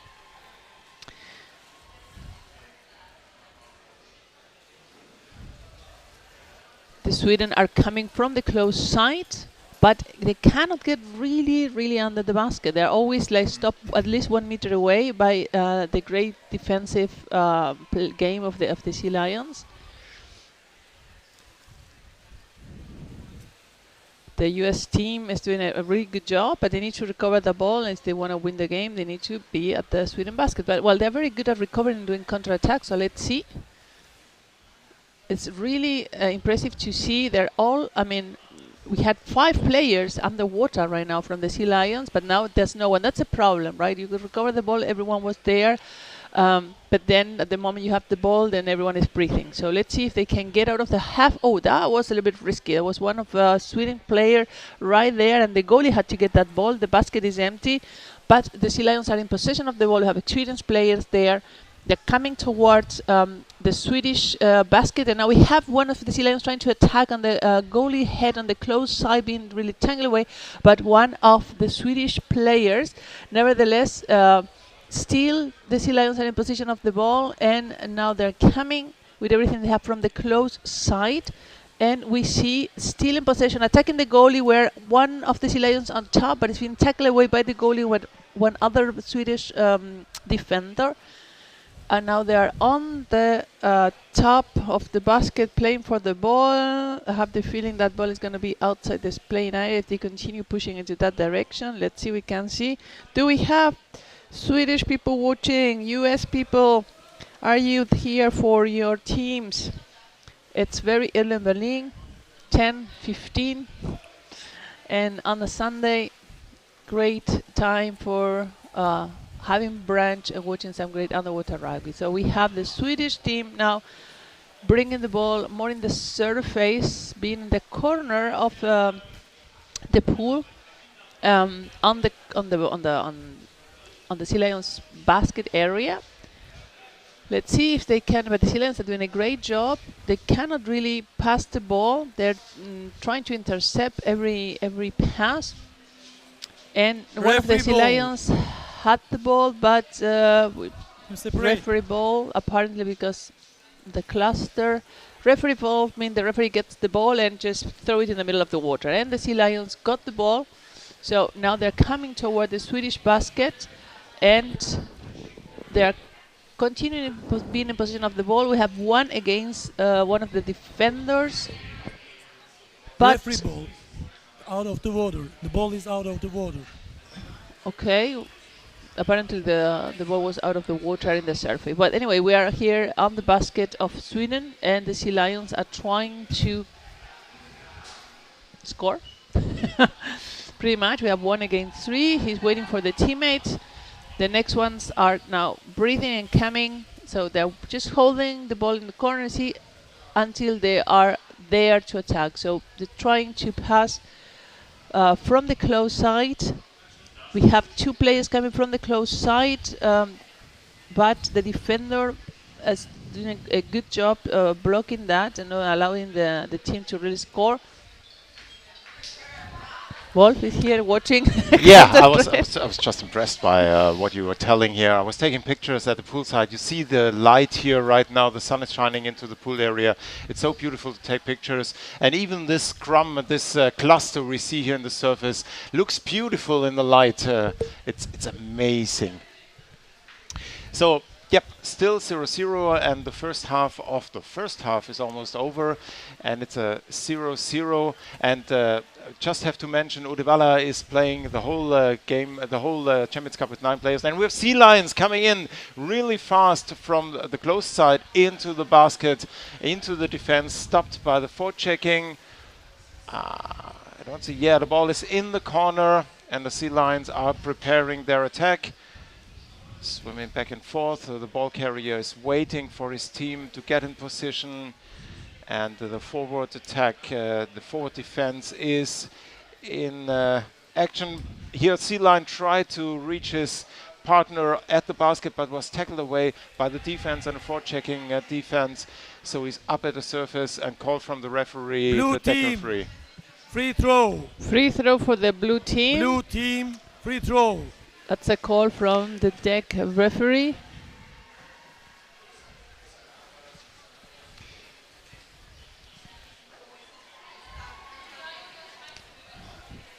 And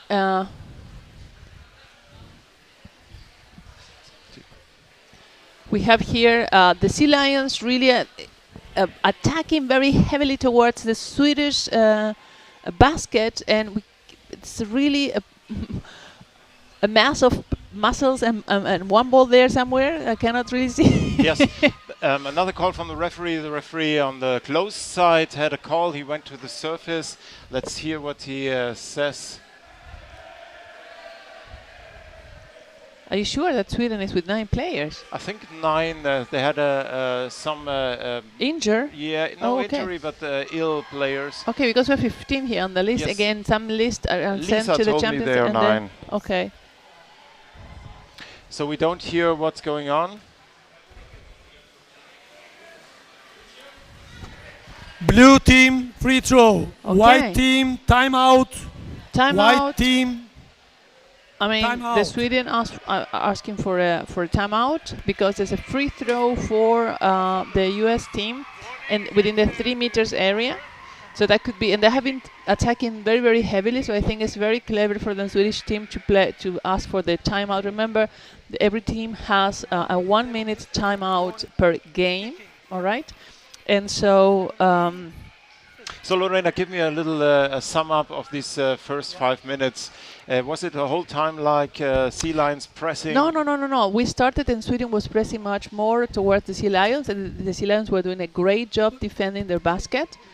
And eventually, they could, the first 2-3 minutes, I would say, they could recover the ball, and they went towards Sweden. And since then, we have been mostly there. I mean, we came maybe once, quickly, but right now the Sea Lions have been really attacking the Swedish team. And now they have the free throw within those 3 meters. So now let's see if they can take advantage. This is a great opportunity. Well, now because the timeout, they could both breathe, and now the Swedish team could regroup and just have a little bit of a cool mind, because this is what you try to do when you have asked for a free for the timeout, when you were so heavily in the attack, and then you have a free throw that if you are with the tension, then it can be in a score. Yep. And the free throw was intercepted, and Sea Lions are in ball possession, but the pressure of the forward defense of Uddevalla is quite heavy here, and the Sea Lions don't really have time to organize, and the player waiting on the open side on the basket does not receive a ball because the ball carrier is constantly under pressure from the forward checking, and this was a goal. Wow, that was really. I was like, see that coming. Me neither. I thought it was on the other side. Blue team, goal. And even the goalkeeper was not aware of what was happening. Great job. Let's see the replay. Let's see.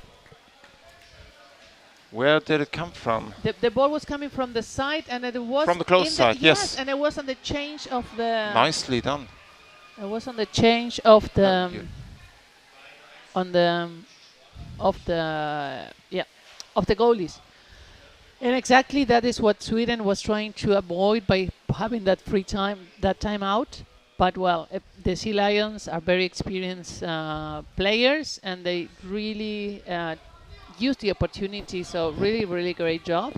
We have the last free throw. 30 seconds of the first half, and there's another free throw for the blue team. We couldn't see what happened. What was the mistake from the Swedish side? And now it's a comfortable end of the first half for the Sea Lions, who, as far as I did see, pressed constantly on the Danish basket and. Swedish basket, sorry. Remember that the winner of this game is going to be place number 9. So we already have the places, and we both can continue commenting. Now we have the half time. Of the first half. I'm going to write down the the table. Right now we already have some results from the men team. Already place 14 is Firenze, place 13 is Zurich, and now we had Barcelona on place 11, Luxembourg on place 12, and we are going by, and we have here, oh no, tell them, okay. We are going to wish happy birthday to Tommy, right? Your mom is here. We have a couple of birthdays today, I believe. So, 15, okay, happy birthday. Hopefully, to you, happy birthday to you, happy birthday dear Tommy, happy birthday to you. With our morning voices, we broke the ears of every audience. Okay. So there was I Claudia believe it's from also the Orcas. birthday from Maren from the Langen team. So Maren, maybe you have to do a score today to celebrate your birthday. If you have more birthday today, please tell the teams to come, let us know, so we can do a celebration. It's a celebration of underwater rugby, a celebration of every player that came here. We will not commenting the game, but we will commenting the birthdays. Yes, we are so happy that we can continue with the Champions Cup. There's so many teams game, 14 male teams, 11 female teams. And again, I was going for the place. I mean, mentioning. I mean, the women are still doing the triangulation. We have the positions from 7 is the Hammerhead, 8 is Vienna, 9 is Barcelona, 10 is Helvetia, 11 is Versailles. We still are going for one. I mean, the position 1 to 6 are being played in the next games. For the men, as I said before, we already have places 3, 13, 14, 11, 12, and now we're going for 9 and 10. So the Sea Lions right now, winning 1-0. 30 seconds left. Would be in place in position 9. But let's see what the Sweden have in the pocket. I mean, they are very experienced players. We're finishing the half-time. I mean, the last 20 seconds. We're going to start the game in a few seconds. And let's see if, the Swedes managed to reverse this, because they were attacking the first minute. They were in position of the ball. But then the Sea Lions took over and right now are dominating the game. Isn't that beautiful, Lorena, the sun? Yes. I love it, really love it. Always when we have league in this pool and we play here and the sun is beautiful. So we start the game and both teams are hungry. Sea Lions with an advantage going into the second half with a 1-0 advantage. But Uddevalla is not taking that as it is. So they will try to change the score. Call from the referee, choking. It's a free throw against the Sea Lions. Free throw. Oh, against Uddevalla. I was still in the first half, but we changed the side, so it's a free throw against Uddevalla.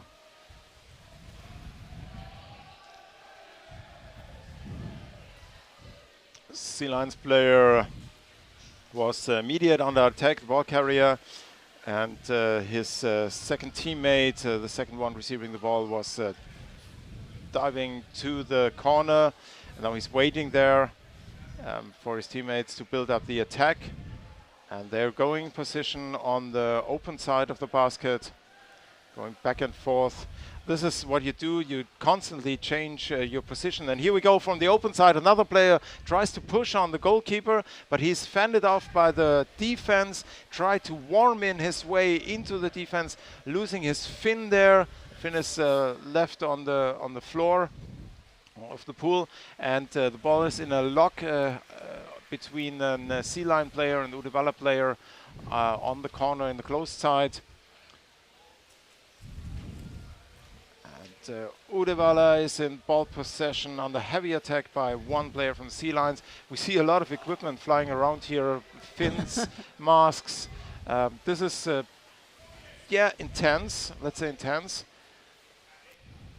And Sea Lions in the middle of the pool recover the ball, and it's one Sea Lion going in from the open side. He had his time, but a little bit too late at the back of the goalkeeper, and there the fence was in place, and he was pushed upward.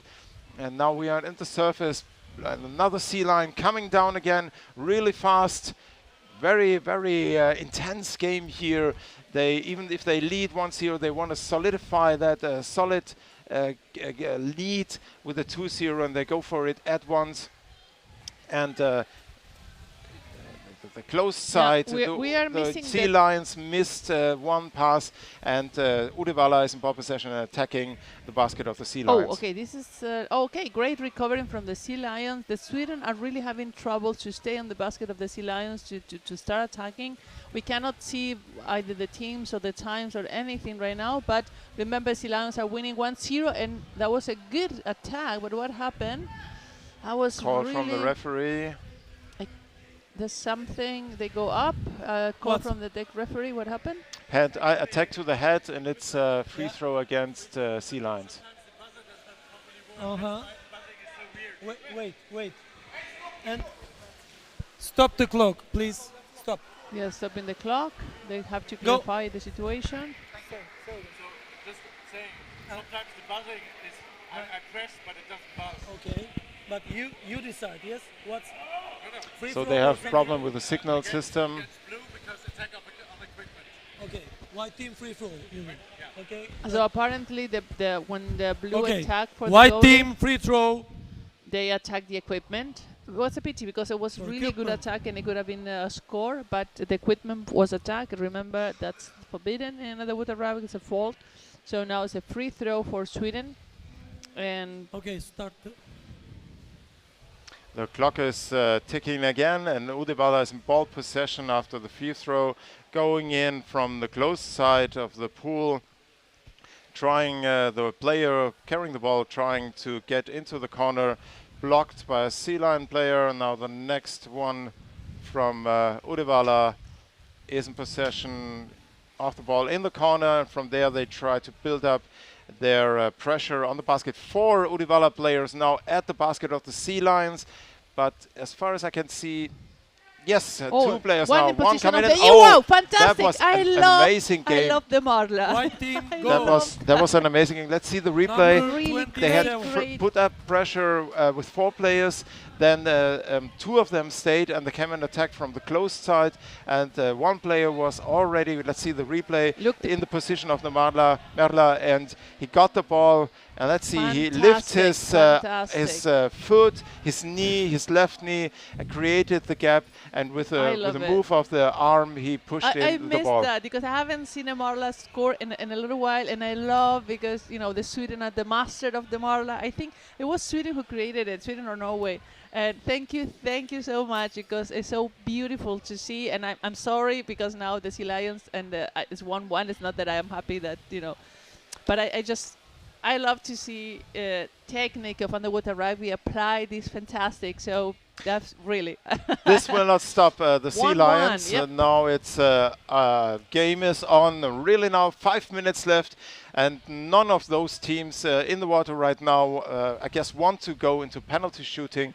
So they will up their game to create another chance for a goal to score. I'm surprised because the Sea Lions were dominating a lot, and we saw the Sweden team having trouble to really attack, and they did one attack and they score. So that's, fantastic, really. Uddevalla now still in ball possession in the corner of the US basket, and they're taking a little bit of time now. And now 1 player is going in from the open side, going out again, passing to his teammate. Still 1 player just in, now 2 others joining him into the attack, but he's blocked by a Sea Lion from the close side. So they're building up their strength as they did before, and another player is trying to get around the basket, but fended off, didn't have space there to establish to install himself around the US basket. And Uddevalla is coming again from the close side. Again, 1 player, 2 other players join him, but the ball carrier was, we have an attack from the open side. That was a nice pass, but that was seen by the Sea Lion defender, who got hold of the ball and tried to push out of the forechecking defense. And it's now on the surface. Remember that there has to be a winner, so if they are tied at the end of the game, it's going to be penalties. None of the teams in the water here want that. I guess they want to force decision in the water. Exactly, you want to win in the water because penalty is a 50-50. Penalty is a pain, PP. It's between lag and and a strategy and tactic. No? How much you master. Anyway, here we are in the middle of the pool, and the Sea Lions are in possession of the ball, and they're waiting for the playmates to get into position, coming towards the corner. Let's see, but Sweden is much more awake and much more present than it was in the first half. So now the Sea Lions are having a lot more trouble to really get to the goalie. So amazing change of dynamics in the game because the Sea Lions really dominated the first half, and now they're having trouble. We have 1 of the Sea Lions around, is holding a little bit towards the wall, but anyway, Sweden recovered the ball and they're in a counter attack, being grabbed by the legs by 1 of the Sea Lions as something as free throw for the white team. What? Like if I put the Sea Lions, I would take a timeout right now. I think they didn't ask for the timeout until now. Let's see. Okay, it's 2 minutes left of the game. 2 minutes left, a little less, and a free throw for the white team. Are coming on the close side. They need to make. They have 2 minutes to score. They're in possession of the ball. if they don't want to go to penalties, this is the moment, the decisive moment.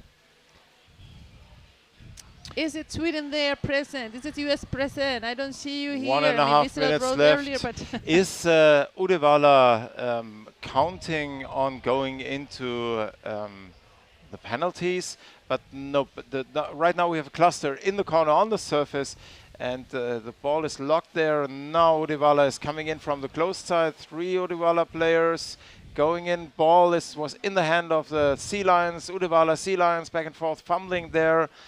And free we're throw on the for surface. the Sea Lions. Yeah. The last minute of the game. The last minute of the game.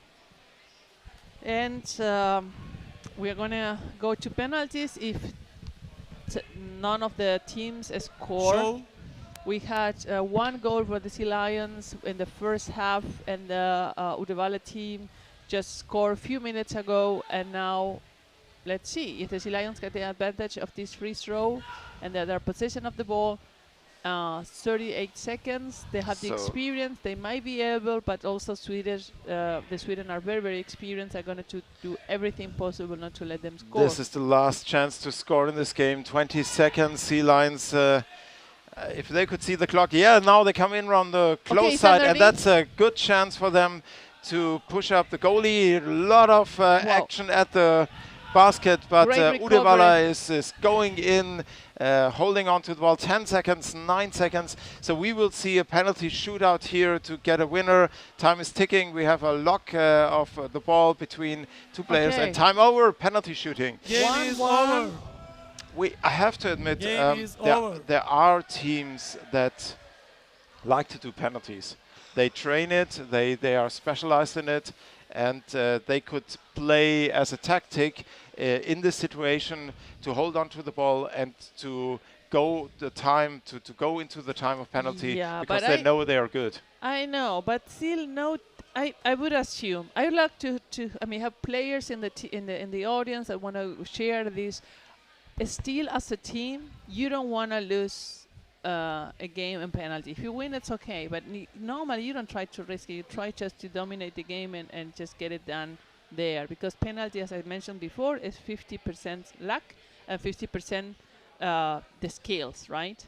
PP. So penalty is a pain. So this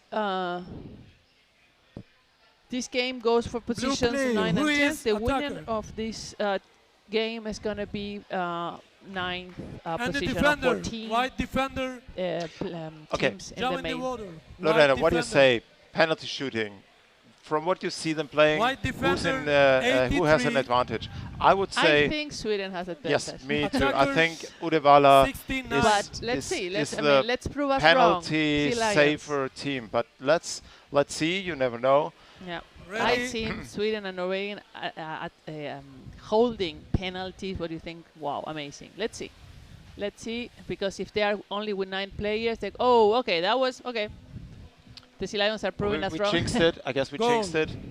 1-0, and they go 1-on-1 until they don't score. I mean, until they get different, right? It's not 3. It's a sudden death. Blue defender. So normally, as a goalie, you try to be always between the ball and the basket. And white attacker 27. I would say this goalie took too long. He should have been underneath. Interesting. Quicker. Yeah, it was he surprising. was not in a good position. Okay, Uddevalla is now throwing the next.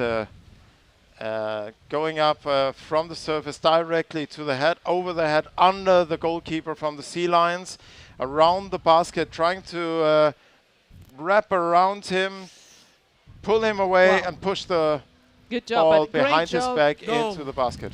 Great job from the goalie. Great job from the goalie. He put a lot of resistance, and the mass of the 2 players is really also important here, because he grabbed it from the shoulder. Number 76, blue attacker, 97. Ready?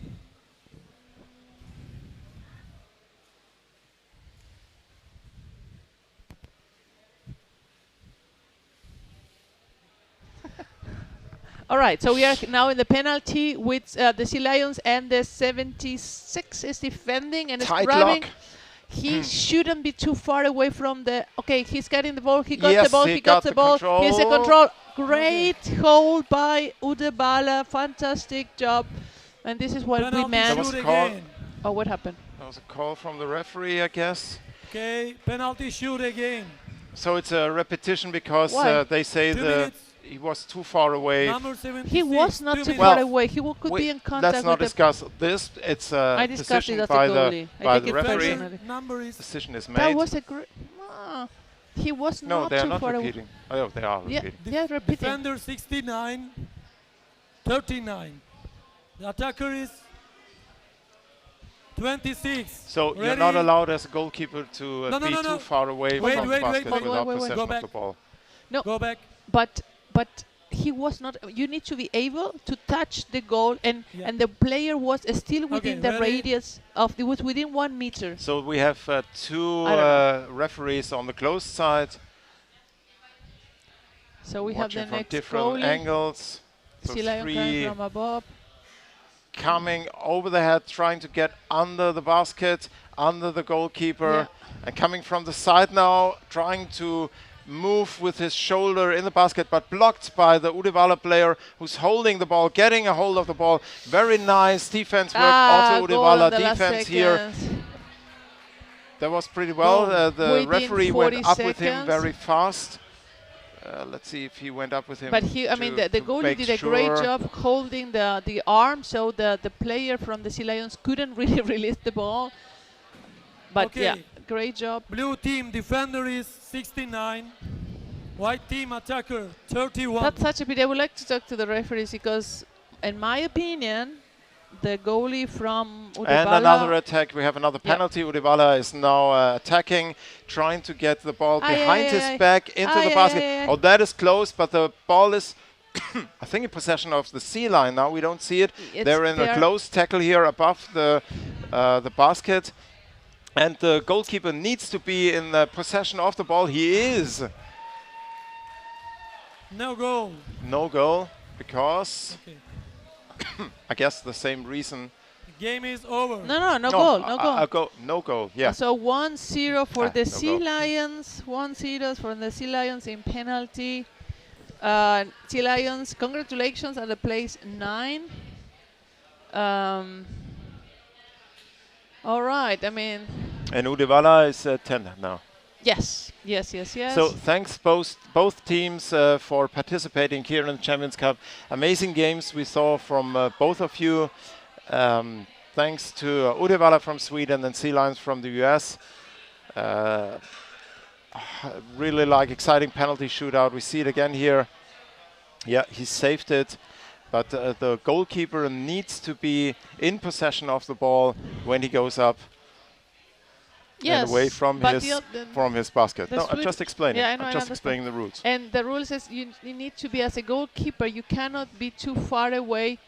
I mean, if you could extend your leg and touch the goalie, the basket, you're still within that radius. The length of your body is the measure, Exactly. more And or for less, me, how the far you Udebala can be player away was from the within basket. Here, in this. No, this one not, the other one. Anyway. Penalty shootouts are always like exciting and nice to watch Look this because your goal. I overview. mean, how that was Yes. textbook. I have to come back to this and cut that goal and have it to show to the players. So like, this is how. You need to score every now and then. Amazing games we've seen so far. Thanks everybody. I already have to say big thanks to the whole teams, all the teams here in the Champions Cup, to the staff, to Vienna for organizing. It's wow, it's so good to be back. So what we are up next? Game, we have the Triton Berun from the Czech Republic against Vienna, going for the 7th and the 8th place in the male table. So we this have is 14. really interesting because they know each other. These teams. Do you think? Yes, I do. Yeah, they play. Yeah, they play a lot against each other, with each other, and they know each other. So Czech Republic is not that far away from Austria, so they are in they play in the same contact. league. They Yes. play. I mean, they have a league together.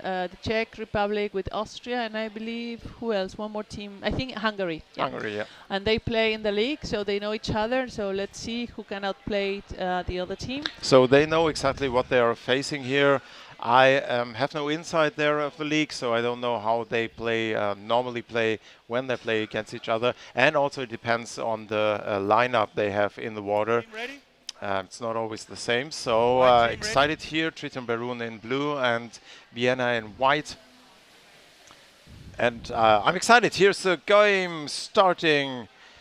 Triton Barun in ball possession in the middle of the pool, going forward to the basket of Vienna under heavy attack by the forechecking of Vienna. And Triton Barun player are placing themselves around and on the basket, coming in from the open side. The first push was not successful. Second wave trying to get in. Penalty. Call from the referee. Penalty. Oh, Penalty. that was a I didn't see that. fast one.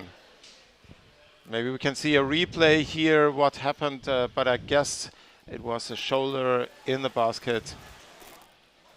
Because we saw the attack from the open side, and I have to agree the goalie didn't move, but I'm not so sure if that was the reason, if he was wedged in or holding on to the basket. Nevertheless, Triton Barun is now throwing a penalty against Vienna here in the first minute of the first half. Yeah, we need to correct also the table for the girls. Here we go, Triton Barun players coming in. He let hold of the ball for a second. And decisively pushed in. That was very clean and no hassle here. It's done, yeah. Let's go again.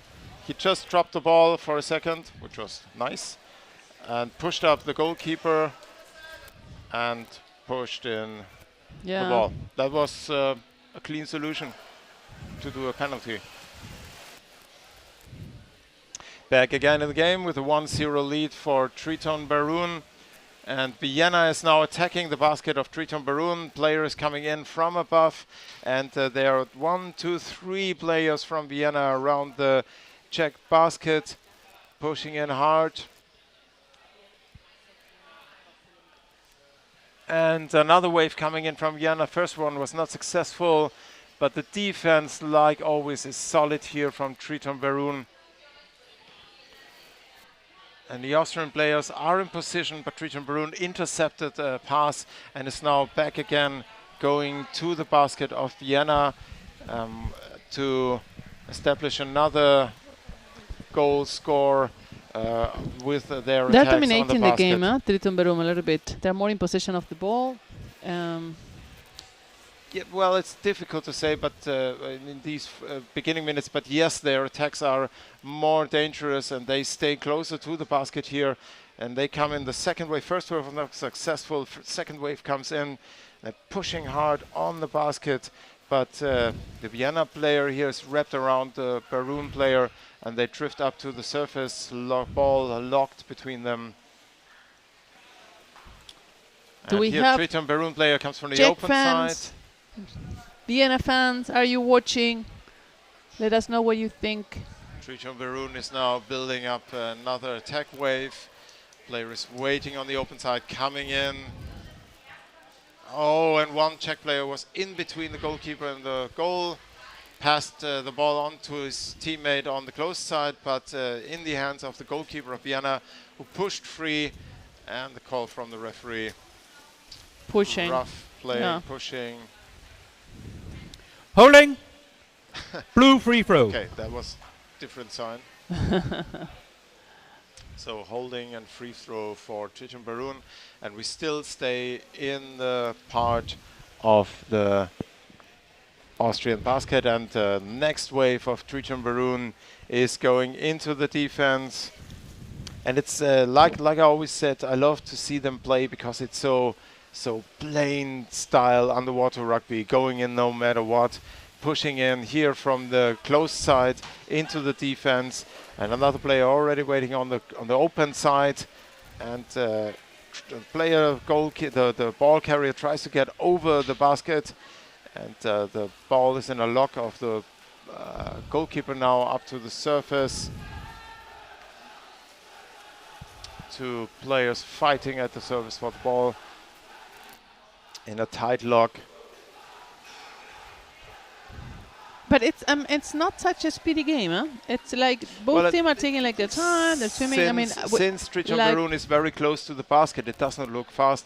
But in these close areas, they are fast. When they attack, I mean, when we think about the speed Here that we the go. sea lions Another have. attack. It's not slow, but it's very close. So you only see these short distance movements. I'm not saying that it's slow. I'm saying it's not as fast as some other games that we saw that it were like mosquito, like. Yeah, we see a lot of tackling here and a lot of one-on-one fighting for the ball. And so they're going back on the surface again. Triton Barun still in yeah, ball I mean, possession. Vienna cannot get out of their half. Yeah, Huh? I mean, really, they're having really trouble. And they need to, because they're lacking behind one goal. And it's already 5 minutes in the first half. So Vienna really needs to leave its defense and get the ball and get out. But Triton Barun is constantly pressing on the defense. Next wave coming in, 3 players from Triton here going in. And the only remedy, here we go, Vienna got the ball, tackled it free. And Whoa, now we have a fast counter-attack. Two number players. 26, okay. 2-player, number 5 on the open side. But being tackled away by Triton Barun. Yep. And there's coming another attack from the closer from the Vienna player on the goalie of Triton Barun. Just the ball went all over. Pushed the away. Players, yeah. The Vienna player just recovered and is going towards the goalie. Pass it to the next player from Vienna that is alone against the goalie. That's very risky situation for Triton Barun. But great recovering. And there was, I mean, Vienna still in position. Great job from Vienna. Really, they went from 0 to 100 in nothing. Yeah. And they come really in fast waves on the basket of Triton Barun and put pressure there. Triton Barun was struggling for some seconds here to get their defense together, and we're back again in the half of Vienna. And Triton Barun is doing what they did for the last minutes, building up their attack waves. Ball coming in on the close side, intercepted by Vienna. As we've seen before, Vienna is really up for it, and it's amazing how they withstand the constant pressure from Triton Barun. Here another attack from the surface, one-on-one situation. That could be close. There's no goalie. That was close. No. That was not. That was very. I think the defender he went didn't over the realize. head. He went over the head of the goalkeeper, and pushing. Tried to push the ball over the head, but didn't manage. There that was another Austrian player in between. The defender didn't realize there was no goalie. I mean, I think that's a dangerous situation. So remember, we are playing here for position 7th and 8th, and right now Triton Barun is winning 1-0 in the first half of this 57th game. 57 games, that's a lot of games. That's a lot of games, but we say that every time we do the comments for the Champions Cup. We say, oh, we comment already so many games. Okay, Triton Barun here in defense, and Austria again. That was a close chance. The Austrian player was on the open side and tried to push the ball in the empty basket, but he didn't went in, and Triton Barun had a chance to snatch it away. Let's see that in the repetition here. I mean, they passed the ball, the goalie was away, exactly. No, he didn't manage. He put it on the rim, and it just tumbled around and didn't go inside. And I wonder why he couldn't put it with the hand inside. I think he was shocked too. When you are right. I mean, sometimes you need to throw, but in situations like this, you could put it inside, you have to do it, but I don't know if it was blocked, That was really luck for Triton Barun here, otherwise we would have a 1-1, but so Triton Barun is still leading. We have 1 minute to go here. And another score from Triton Barun from the close side. That was really quick. I mean, really. Let's see the repetition, the replay here. They had a cluster on the surface. They got the ball, they pass it to the player from the close side. And the goalie... the goalie was looking to the player first carrying the ball. He was looking to the right and it came from the left. Yeah, the thing there, the goalie for a moment there thought the ball was coming from the right and didn't realize they already made the pass to the left. So 2-0, now it's getting more difficult for Vienna. Still possible. Vienna is having a good game as well. They had a couple of opportunities, but that's what happened in this game. If you don't use the opportunity, you have to score. If you don't do the score, they're going to be done to you. You're right. So that's instant punishment. Yeah. So 25 seconds left. Oh, the Vienna player just stole the basket, but let's see if they get to him on time, because then if he's running out of air. Triton Baroon player knew what was coming. Time is ticking down, 8 seconds. So this is a comfortable first half. We have still one free throw. Thomas is letting us know that the last match in the Czech Open League was Barum against Vienna, and Vienna won 2-0. So good job. But like I said, it depends on the lineup we have. Of course. But finish of the first half. Halftime break now. So comfortable for Triton Baroon to go in the second half with a 2-0 lead. Yep. Yeah, and but they shouldn't still 2-0 and as equal as the game has been, and even if Triton Baroon had been more in possession, the few times that Vienna was at their at the basket from Triton Baroon, they were very risky. They missed the chance. I mean, they attacked a few times and they were almost goals twice. So Triton Baroon, even if it's 2-0 ahead, it cannot just relax too much, because Vienna can pretty much score twice in the next 10 minutes. So let's see now. We've seen change of dynamic of game after the time break. So let's see if Vienna can get more aggressive and have more attack, more time in the basket of Triton Baroon. They did it already, right? They just need more time at the Czech basket. So like you said, it's although Triton Baroon has an advantage here to go in the second half, it's not that big an advantage with 2-0 to rely on that to win that game, because Vienna, the 2-4 times they attacked the Triton Baroon basket, it was always very close and they scored. So Triton Baroon and the defense is solid, but nevertheless Vienna knows how to break in. So this is going to be interesting in the second half, because Vienna has to step up. And right now it doesn't matter if they lose 3-4-0, exactly, so they have to go everything they have. Yeah. Anyway, remember, we are playing here for position 7 and 8, and right now Triton Baroon is winning 2-0. We can see the Sea Lions. They are celebrating that they won just before in penalties against Uddevalla from Sweden 1-0. So the Sea Lions are position 9 and Uddevalla is position 10. So there we can see the team celebrating. Hello, America. So amazing, just what I wanted to say, Lorena, the level of the skill, team play of all the teams is pretty high. I think we see in each team grew within the last 2 years on a level that is astonishing, because I was wondering if the pandemic and the lockdowns would break up teams and they would lose their power, but that didn't happen. So let's see the second half. Team ready? And be in shock and awe about what's going to come. And Triton Baroon has the ball, pass it to the back. The next player got it, trying to pass through the mass of players that are in the middle. Still, Vienna recovered the ball. Triton Baroon recovered the ball. They're coming back and forward. They're still in the middle, trying to get toward one of the areas. Let's see, Triton Baroon have the ball again. Vienna has the ball again. Nicely. You see Austria is really going for it. They want to know. That was an attack and the goalie was not in place, and it was dangerous because Austria was coming in with 2 players really fast, but resolved by the defense of Triton Baroon, and Triton Baroon is now in the ball possession, but immediately under attack by the forechecking of Austria. We are in the closed side. Ball is, as far as I've seen, on the surface. 2 players around the Triton Baroon player, from Vienna, trying to get that ball.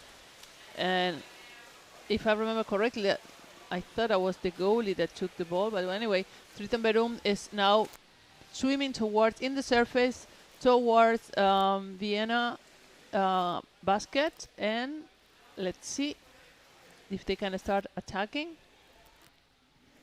Yeah, I mean, Triton Berum even have 2-0. Here we go. Oh, that's an attack from the open side that could have worked, but it was good defended by the goalie who didn't move. It was an attack on the back, but didn't really go for the score. We have a holding free throw against Triton Berum. We have Winne here in front of our commentator box doing crazy things to deflect us from commentating. You should see him. It's beyond funny. Okay, back in the game. Austria is in ball possession and coming in the Triton Berum danger zone from the close side. And like Lorena already said, when Austria is close enough, the basket is burning here for Triton Berum, and it's getting hot here. But pretty good resolve by Triton, and the ball is out of the dangerous area and in the middle of the pool. Triton Berum inching forwards under heavy forechecking attack from Austria in the middle of the pool, up and down. And it's a fast game here in the middle with a lot of contact between the players, and Berum managed to get into the corner next to the basket of Austria. So Triton Berum in possession of the ball, but being very much pressed by the Vienna forecheckers. They now recover the ball and are going towards the basket of Vienna, but they're still not getting really. I mean, Vienna is really making it difficult, pushing the playing possession of the ball away. They're still in the middle of the field, trying to get closer, but still in possession. So now they are in the close corner, waiting for everyone to regroup and to start going into position. And here we have an attack from Triton Berum coming from the close side and being stopped by the forecheckers of Vienna. Vienna needs that ball because they need to score at least 2 goals within the next 6 minutes to equalize and at least go into penalty shooting. But Triton Berum is not having it. They are really up for another goal coming in from the open side. That was a fantastic pass, great position of the Triton Berum player on the back of the goalie. The goalie was trying to defend from the head. Yes, I mean, he turned around. There was one, I mean, the ball was coming from the other side, so he turned around and the player gratefully over the defender passed it. And so this, I hate that as a goalie, because you see the ball coming, you have to concentrate, you have to put the weight of your body into the area that's going to be attacked. So the moment that the goalie is defending one side, in this case the head, and that passes quickly, then you have, your back is loose because you are concentrating and if that instant the player that was in the back, like happened right now, pushes, you go up like this, because in that second you cannot change the weight of your body. Yeah. And I hate those goals because you see it coming and not much you can do. Not much you can do. Yeah. Because if he would have done the opposite, just then he would have maybe get a score from. So it's like that was the duty of the defender to block that. But he was concentrated on the player that it was with the balls. Also, was too quick, and what's more ärgerlich? What is it, ärgerlich in German? Annoying is like the ball went on the nose of the defender. And that moment, the defender had to snatch. Lorena, thank you for this 1-minute lecture in goalkeeping. Thank you. Anytime. So back in the game, and it's a very very big advantage for Triton Berum now with a 3-0 lead. I don't see Vienna winning then now. I mean, still 5 minutes, still a lot they can do, but Triton Berum is dominating the game. They're having all the ball possession, and they are most on the basket of Vienna, and they manage always to have a player on the other side of the basket and to get the ball. They score at least twice like this. I mean, so let's see. Vienna should throw everything they have now forward. They are in ball possession and a call from referee attack to the head, and it's a free throw against Triton Barun. Equipment. And that's a good chance for Austria checking equipment to build up their attacks on the Triton Barun basket to score.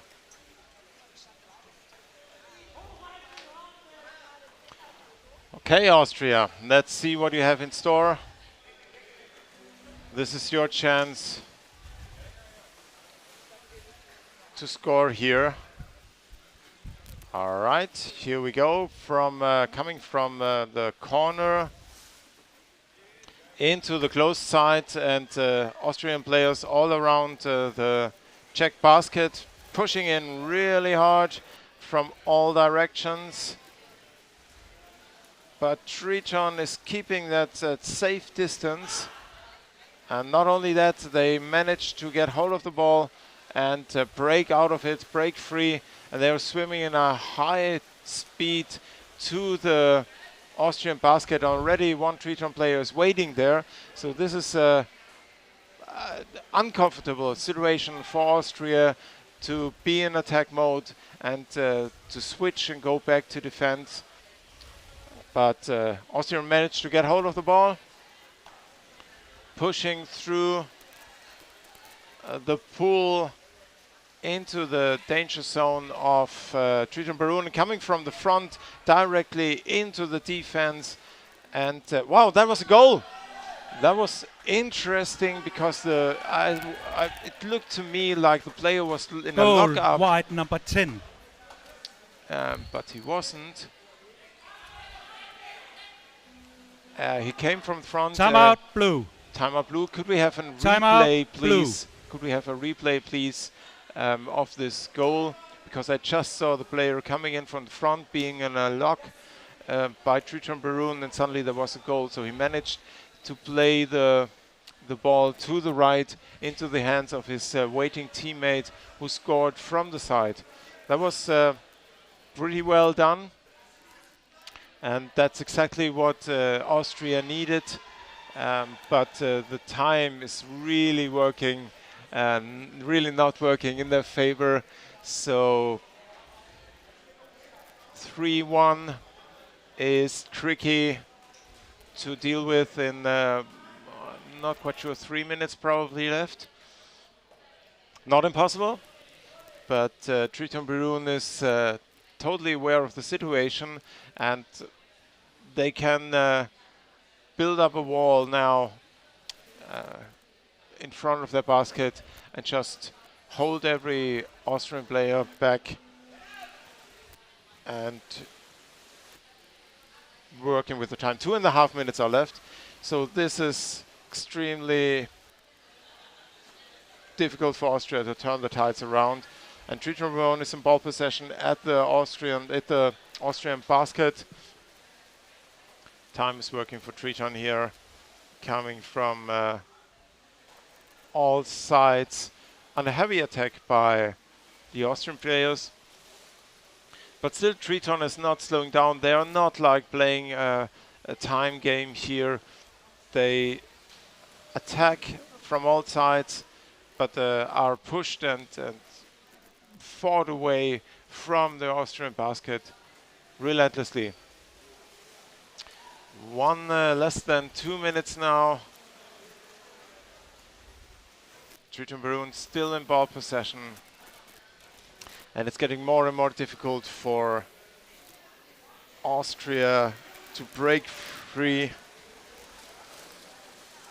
and probably try to score again. And another attack from the open side into the goalkeeper from a Triton Barun player. None, and even penalty shoot. Penalty. Let's see what the referee said. That probably it was wedging in the basket, holding of the basket. I'm not quite sure, but there's a penalty now in these last minutes, seconds of this game.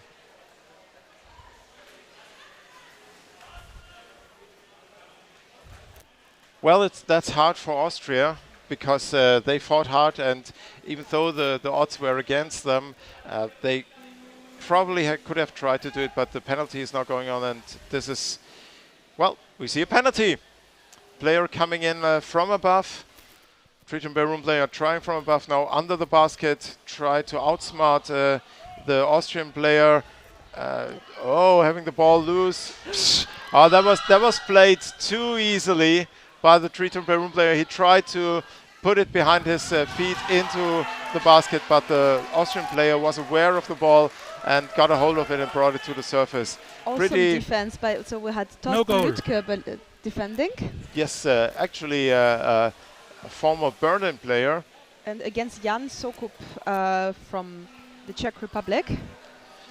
Thorsten is a former national player from the German team and has really a lot of experience, and he did pretty well here in this penalty shooting in the end of this game. Triton Brunn against Austria. Very well won by Triton Brunn, I'd say, and good fight from Austria. Yes, and very well defended. It was a very good end of the game, intense game. Those teams know each other very well. They meet every time 4 or 5 times per year. So they're old frenemies. It was a very good game. So coming up now, we have the Victoria Sea Dragons from Australia against Amager from Denmark, followed by a men's game, Aquaquick from Denmark against the Wales from Australia. So we have 2 games with the same countries in a row. So the finish of the male game, Triton Berum in 7th place and Vienna 8.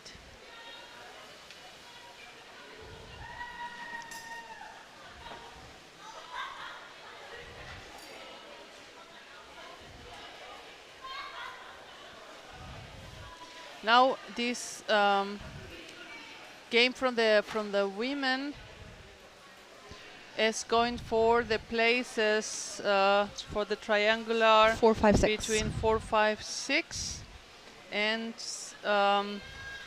yes, we have like this one and another game later from between Amager and Isbjörnarna from Sweden. And then we have also for the triangular for the first 3 places, Langen Orkes coming up and Langen Akaren coming up. And what are doing? I think the Czechs are There. taking a photo. Yeah, so yesterday evening the Sea Dragons lost 2-0 against Isbjörnarna, and someone kicked the camera.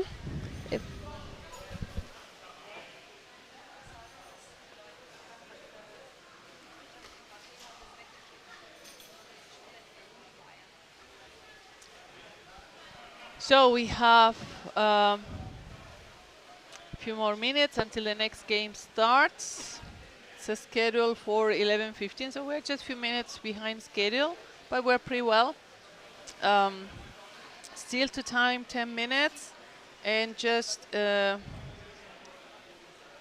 games that are coming for the first, second, and third place will be twice 15 minutes. Nevertheless, this one is 2 times 10 minutes. And Victoria Sea Dragons from Australia against Amager from Denmark. Yes, so the Sea Dragons have been a very strong team this whole tournament. I think they have surprised quite some teams. They surprised Akaren from Norway at least. Okay, we're trying to get the camera centered again, but it's a bit too low. So this will be a tough game, I think. Yes, I mean, Denmark is also quite an experienced team. I don't know the configuration of this year after the pandemic and everything. So they also quite experienced. So let's see who can really play their game. Because sometimes you have a good team, you have good players, and then nevertheless you cannot bring in the water what you know, what your potential is, right? That when I get out of those games, it's so frustrating. So let's see, and because of course you are stressed out, you are anxious, a little bit nervous, tired, so a lot of things that can just make great players, maybe not deliver the best game. So let's see. Sea Dragons are first at the goal with Rami Keppel again. Very, very fast player. Yeah, they are really fast, and they are very they're great at doing scores by counter-attack. So Amagar needs to be very aware of that. Yes, but Amagar has the ball and now is moving again around the Victorian basket. Amagar is with 11 players here, but they often have 9 to 11 players at tournaments, and they're very good team. They're used to being less players. Yes. That's always an amazement from them. So it's coming up from the close corner, trying to attack, but it's been taken away. Nevertheless, they managed to keep the position of the ball. The attacker is with the goalie and score from Amagar. Fantastic attack. They really, I mean, the first player attacked and moved already the goalie and was tackled away and could pass to the player that was underneath her. And she really went with goal everything she by got. team number 79. Yeah. And she rolled, I mean, with the body, because she really grabbed the goalie. As the goalie is so important that you don't let goal by team your number arm 2 pull or your body. I mean, you really need to. He was a little bit like, like an embrace, and then of course pull her away. It from the was position. number 2, so the player who, like Pernille Linnet, who grabbed onto the player, rolled and scored. Yeah, you can tell how experienced they are about attacking, right? I mean, quite unconventional attack, but very effective. Yes.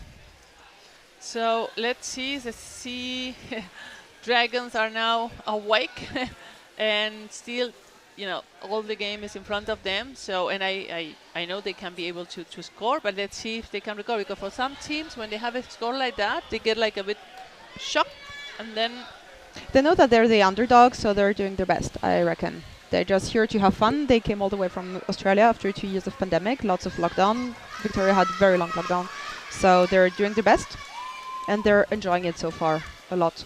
Yeah, they fly like 20 hours or so. Yeah. So now they're building their attack, moving the ball around the basket and coming in always with a few players on the water. Do we have Aussies watching? Do we have Danish people watching? How is our audience doing? So the ball is at the surface in the corner. The Danes look like they have recovered it and swim back towards the center of the court. The Victorians cannot stop them, and we are now in the close corner of the Victorian basket. We have one Amagar player attacking, got behind the back, but the forwards are doing a great job here at disturbing the attack. Sorry. It is a very fast game, and have one Danish player coming in by herself, disturbing the defense here.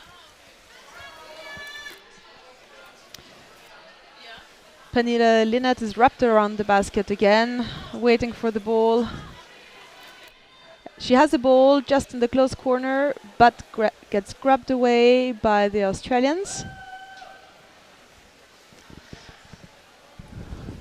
Let's see. And the Dragonettes recover the ball to lose it again in a 1-against-1 fight. An attack from above the goalie. This is a pretty fast game so far. Yes. And I mean, Amagar is playing their game. And there was for the second there no goalie and the ball was close by, but now the forecheckers are trying to keep the play in position of the ball away. However, I mean, Amagar is coming with 3 and was score. It was 3 players against 1.5 because the goalie was in position, but the defender was not good in position. From the close side, goal by team number 79. Okay, so 2-0 for the Danish team.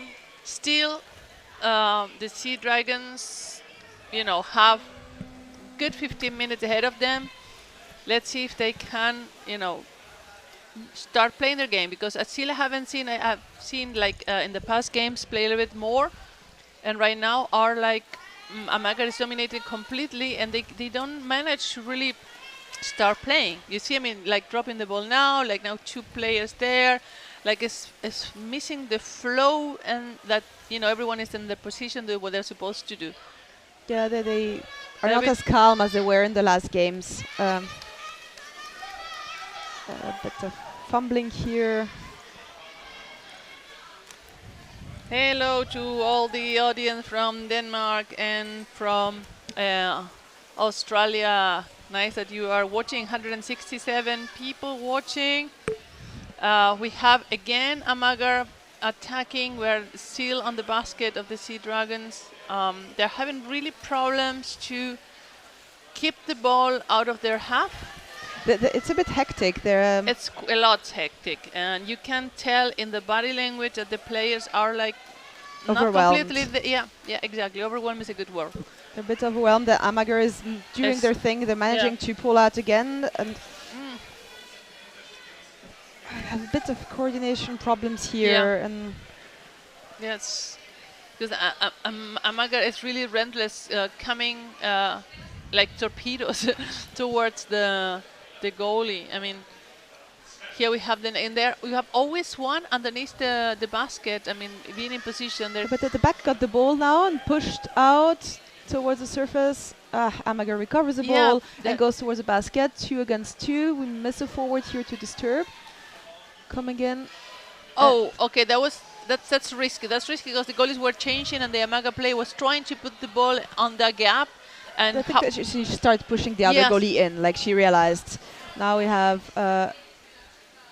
2 players in a lock-in for the ball. And the back went into position, didn't realize that the goalie left and got substituted by an opponent. So Amager is on the Australian basket. Good job here, recovering the ball by the Australian goalie. Let's see if they can get out of their half.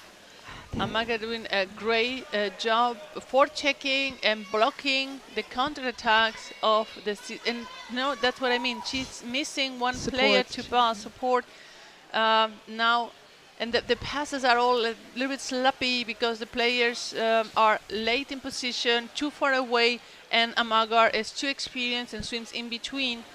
And now the Amager player just recovered the ball and is trying to pass it to the next teammate. Yeah, I mean 2 minutes left from the first half, and Amager have been on the basket of the Sea Dragons all the time. Yes, the Sea Dragons have really struggled to come out of their half. They have to calm down, take a breather, collect themselves and try and play it like they were playing the last days. Yes. Now we just have a goalie by herself. The back came in way too late. 2 people from Amager in a counter-attack. The goalie completely alone. We didn't take too much from the goal attacker to white remove team the goalie. number 96. So 3-0 for Amager. 3 minutes, 40 seconds left of the first half, and I don't see this game being turned around. I hope the Victoria Sea Dragons can start playing at least a game, because they cannot right now are reacting, and the more and more they are reacting against the Amager game. You have some psychedelics. We need some music to that. I was dancing. That's why we switch a camera. You can see this is where they're willing to win. The women prize, the male prize. Yeah, and we are still playing. 1 minute 20 to go. And Amager is coming in very strong, in and out and in and out. They're good at pulling the ball out again when they see that they cannot score. Don't really get a chance. And again, one player wrapped around the Australian basket. Doesn't manage to get the ball. Alicia grabbed onto the ball. 1 minute to go.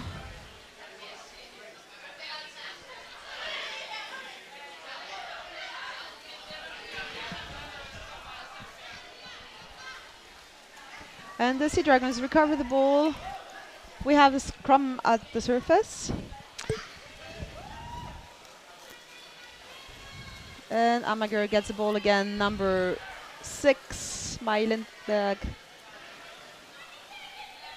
Gets intercepted. Back at the surface. You know when there is surface scrums that the team is kind of panicking. They don't know what to do, and they grab onto the player and the ball, and pull it up. And sometimes you are a little bit maybe out of air because of what you're saying, and then you at least bring the ball to the surface and try to do something from there. Let's see. I just see how the Sea Dragons are a little bit. I mean, they're more chaotic in their response. So let's see if now after the time break of 3 minutes they can catch a break and just see how can they analyze and see what they can do better. I mean, because we've seen play them in the last 2 days more structure at least, and try to play more their game and not just react too much. Yeah. They're getting a bit overwhelmed, and it's a pity they have played like their game against Akaren, for instance, yes, against Norwegians. Was a beautiful game, and here it's a bit panicky. And well, but that's what we're fumble saying. A lot. Exactly. Sometimes, the state of mind. I mean, it's 3 days of competitions. Sometimes you just have a bad day, and that happens, right? And here, Underwater Ogre says that we shouldn't criticize and coach because that should be left to the coach. I don't really understand what you mean there, but we are not here criticizing anything. We're just giving our perspective of things, and our perspective is what it is. Our perspective. You can. I mean, if you don't agree, it's perfectly fine. We just, from the experience we have of as players, as trainers, as coaches, we just try to share with all the audience. We have a lot of family, friends that maybe don't understand, so we try to put them in the maybe situation what the players might be having for them to understand what's going on. So it's not criticisms at all. We are no one to criticize. We are just giving with our heart what we think it's happening. So I'm sorry you're taking so personally, but I don't really understand what you mean. I think that Owen is just sour that we're not saying that the Sea Dragons are doing everything all right, because the last 3 days he was very happy about the comment. Yeah, it's just we see the games that they had in the past, and we see the potential, and we just see we've seen them have great games against also top teams, and so that now I'm wondering, okay, what. But sometimes this constellation happen. I had, I played in great teams and we had great matches, and then suddenly nothing is working. And then it's like, where do you start to put some order so that the flow and the team start working together as a team again? Right now they are not playing together, and I hope they can regroup and play, because they have been doing a great job in the last 2 days, and right now they are like overwhelmed. They're just reacting. Amager is a very physical team as well. Like we don't see it here on the screen, but they're very physical team. They really go in and fight a bit like the Swedes, and they used to play with just 9-10 players. Yeah, 11 every at time. some I don't remember Amager or actually a Danish team, because sometimes we had from Copenhagen. That's I don't Amager. remember. Amager is from Copenhagen. Right? Yeah. But okay. Anyway, I don't remember any Danish team having more than 12 players.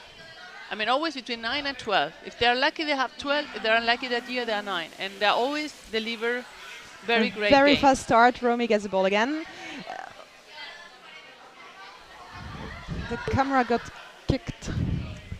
What happened? The camera? The center camera got kicked again. But the Dragonets fighting for the ball. Pernilla Linnet goes through, though manages to pass to her teammate, number 11, and the Danes are attacking the Victorian basket very strong. Oh, the next player, I mean, they're relentless, and they're having that went in on the switch, when the goalie swapped the score. And always from the back. I mean, again, another goal from the back. Goal, white team, number nice, 79. Wave of attack. The player really had a good grip of the goalie and could press with all the body and everything and just push the ball against the back. And that was number 79, Sini Korpitomola. Sounds very Finnish. Yes, 4-0 for Amager right now, and we see something called from the referees. Okay, free throw. Attacking the equipment, white free throw, attacking the equipment. For the Danish team, apparently there was some attacking to the equipment from the Sea Dragons, and the Sea Dragons are well positioned now under the free throw. They were in the way. Amager still makes it to the basket though, and to the close corner. Here we have a scrum in the close corner, moving up to the surface. And we have Danish players underneath the scrum, waiting for the ball to fall. And going in, Pernille Lindert again. Yeah, Lucero, we totally agree with you. We have seen her have the Sea Dragons have great games, and right now they're like a little bit overwhelmed by probably the dominance of the Amager. And I've been there. I had games where, you know, the other team was so dominant that we couldn't really play the game. Lisa, had happened to you in some tournament that, you know, you see that the other team is so dominant that then you cannot start playing your game, and that stays the whole game like this. Yes, it's also day 3. Okay, Pernille Lindert again attacking the goal, and we have someone on the closed side who was working on the goalie. Very tight swap here. The goalies don't give the Danes many chances. Again, a surface scrum. It looks like the ball is in Victorian possession, and trying to push a bit away towards the center of the field. 7 minutes left, and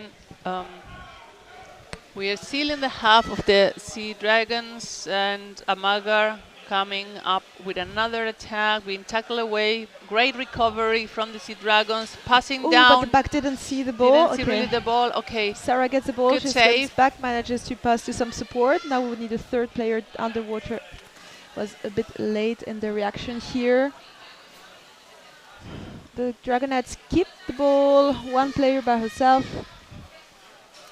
The ball stays in Australian possession, and we are swimming towards the Amager corner. The ball is still in Australian possession, moving a bit to the surface in the scrum. But the Danes are very good at forechecking. Here, when they swap out, go out of their position and go towards the ball. Let's see if, apparently, I think, call from the deck referee. Joking, watch your elbow. Joking, a blue free throw. Okay, free throw from the 3-meter distance for the Sea Dragons. Let's see if they can take advantage of the free throw. And, okay, we have now the starting of the free throw. The girls have the ball. Australians trying to start an attack. Amager is really getting in their way. Had a bit of a sloppy pass there, ball fell to the floor, and a bit of a struggle. Amager recovers the ball, it falls down, and the Danes are there faster. So Sini again. Counter-attack from the Danish team, and we are back on the half of the Sea Dragons. In the open corner. Again a surface scrum.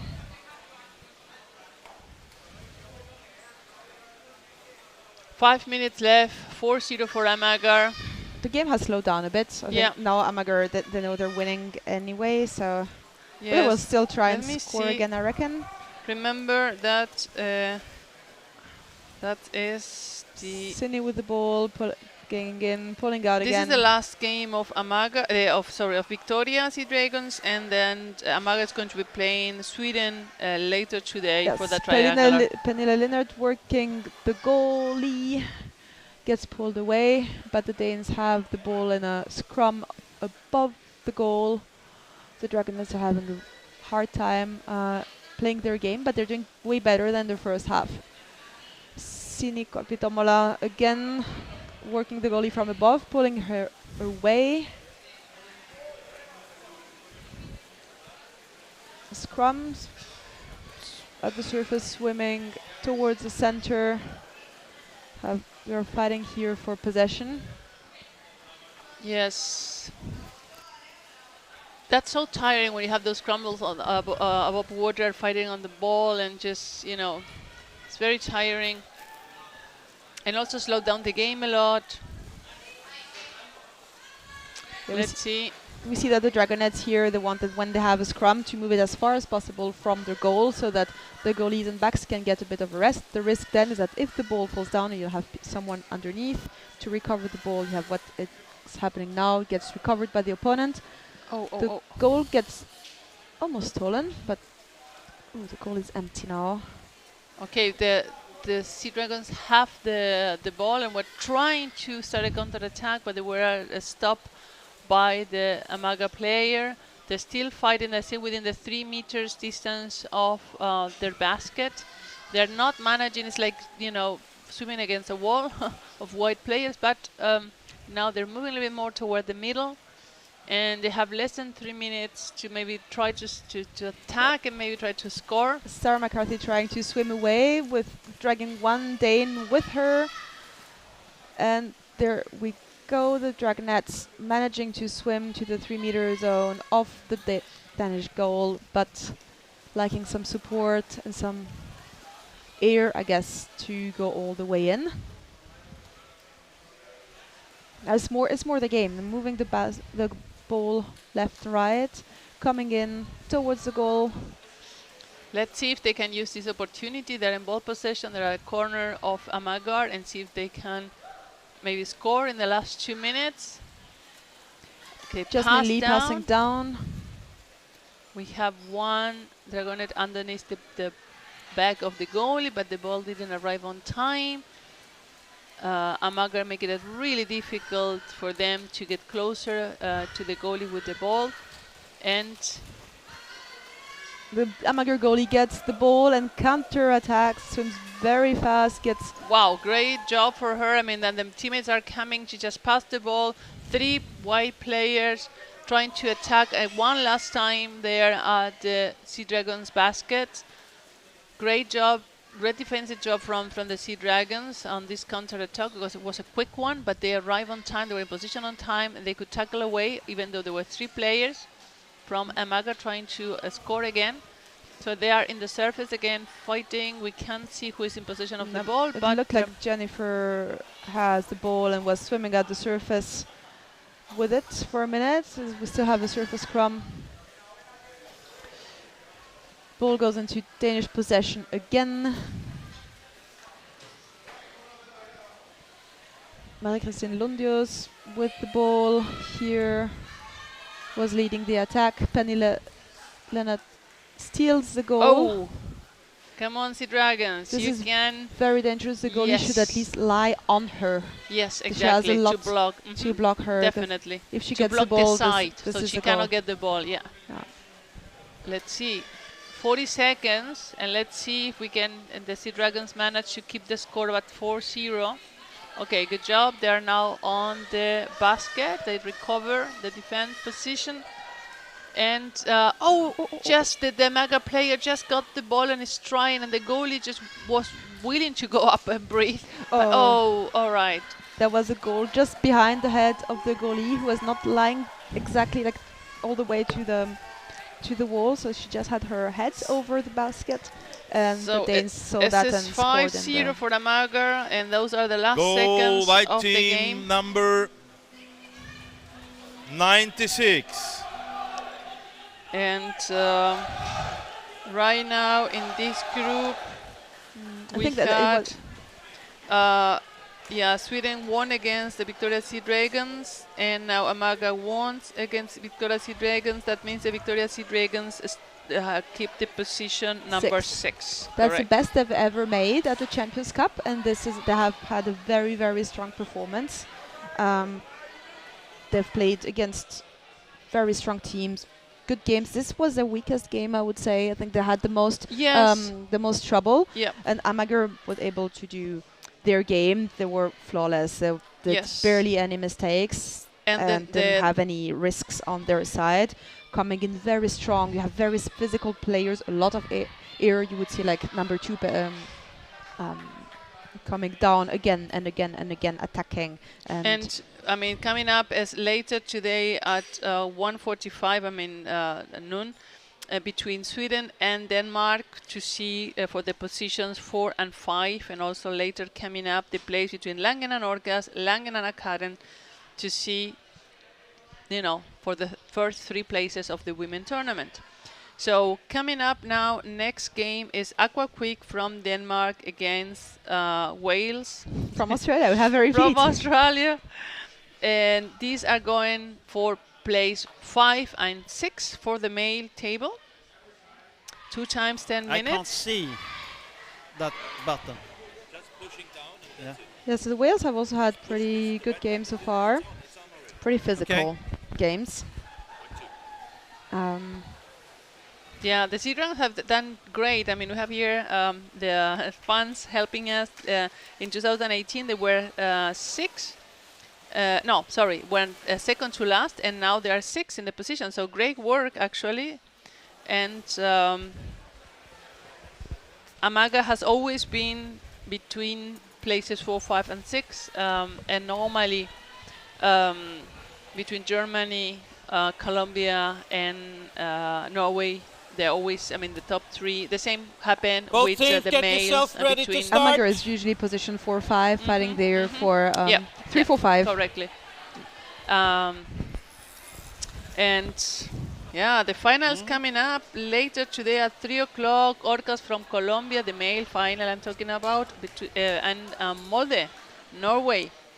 And also for the 3rd place, going to be playing at 1 p.m. between Malz, the German team, and Hämeenlinna from Finland for the males. And I think we have many people in the water trying to watch a game and kicking the cameras out of place. Let me try and get someone to fix that. Thank you, Lisa. So, the viewers are 200. Dark team ready? Light team ready? Do we have, I mean, the Danish and Australian fans, just keep watching. Now we have your male teams participating. And let's see how it goes. We have now the Aqua Quick trying to get a position of the ball. And even though the Australian position of the ball, we're on their half. And now Aqua Quick recovered the ball, and we are on the half of the Australian team, and they're trying to start attacking. But the Wales are not letting it happen that easy. So let's see, free throw, apparently attack to the mast, to the equipment by one of the Danish players. Light so free now throw. Is Australia Attacking equipment, in I think. possession of the ball, having a free throw. And let's see if they can have an advance from this free throw and start attacking. I have a feeling this game can get might get a bit heated. Yep, me too. Already we can see it in the last. A lot of tension in the water, and a lot of tension of the bodies of the players. And here we go, Australia under attack. Aqua Quick defending, recovering the ball, trying to start a counter-attack. Being stopped in the middle, but by the Wales. Wales recovered the ball. Aqua Quick recovered the ball. That's very good for-taking game for both teams. Let's see how long they can keep up this intensity, because right now it's quite intense. So Aqua Quick's coming up from the close side, is already on the goalie with the ball, trying to pass to the next player on the other side. The next Danish player is looking for the captain of the team, and he's alone against the defender, trying to keep that ball open for the next player for Denmark to get it. Sadly, a bit later, a bit too far away from the basket, but they're still in possession of the ball, and Denmark's trying to really make a score and use the first minute. You know, a lot of teams sometimes really want to take this surprise situation and try to score within the first few minutes and go with everything they have. Yeah, but the Wales, the thing is that the Wales and Australia, they're used to to play in very big pools, and they use the speed. They have good physical condition. Well, but the thing is, if you're used to play in big pools, and then suddenly you have a small pool like you have here in Germany, when they have to change, it gets way more hectic. Yes, because they don't have the distance that they normally have when they have a larger pool. White number 24, warning for kicking. Okay, roughing. 24. Oscar Garcia gets blue free throw. A warning. And the Orcas used to have the same problem. That way they start, they have the pool and they start training in small reduced spaces exactly for that problem. Because then the speed in a shorter pool is so much faster that then sometimes they have problems adapting from attacking to defend, because normally they're used to have more distance. So it's a much quicker game. And they cannot build up speed when counter-attacking. Blue free throw. Dark team free throw. Free throw for the Aqua Quick. For holding. So there we go. And they're going to attack. The Wales are going to do everything to stop from happening. And we're still in the corner of the Wales team. and for brief moment the Wales got the ball, but the Aqua Quick got it back, and they're trying to start an attack. We have one player on the other side, and he just get the ball. The goal is a little bit in a stable position. He's trying to press. There was a little gap there, but they really recovered. Great job. We were missing a back Wales. for a minute there, but the goalie there was a did little an gap, and the awesome ball job. was a little bit stuck there between the shoulder and the rim, but they Very really got it strong back. work. Very, Good, very good strong recovery. defense. And we have a Wow. referee call. Blue number 1. Light 28, 2 minutes each. Roughing. You were strangle holding him. So holding without the ball. Blue Sebastian Vasquez from the Wales, and blue number 1 not on our list. Maybe on the website. Light number 4, warning 4. What did No, I tell you? that 5 is minutes? what is in the, Number 4. that's the Okay, same list. unsportsmanlike behavior. Okay, we have blue number 1 and white number. Stop the clock, stop the clock. But did I tell you 5 minutes ago that this will be a rough game? There you go. We could see. Let's see. I think we have 2 players know out of who's the water number with a 1. time penalty, right? Yeah, on each team. Yes. Alright. The number 1 of the blue team, if I got it correctly. Now Okay, we have a medical situation. Separate the teams. Oh, okay. Medical situation. We don't know what's going on. Someone got hurt. They are. It looks like on the side of the Wales. I didn't see what happened. I mean, did you see like an action? Probably that's what they stopped. It was a scrum at the Yes. surface, and then they had to interrupt from above. So the moment we have more information, don't get anxious. We're gonna. Yeah, 28 and 1. Each got 2 minutes, but we do not have number 1 on the team list here. Yeah, because sometimes the teams send the list, and then there are some modifications at last minute. They don't let us know, so then we are a bit up on the blind for that. Yes. So the. And then we also had number 4 from the I'm Wales gonna gets go a and warning see for if we can France get some information what happened on the Australians, so to keep them posted. Lisa, you continue. Yeah, sure.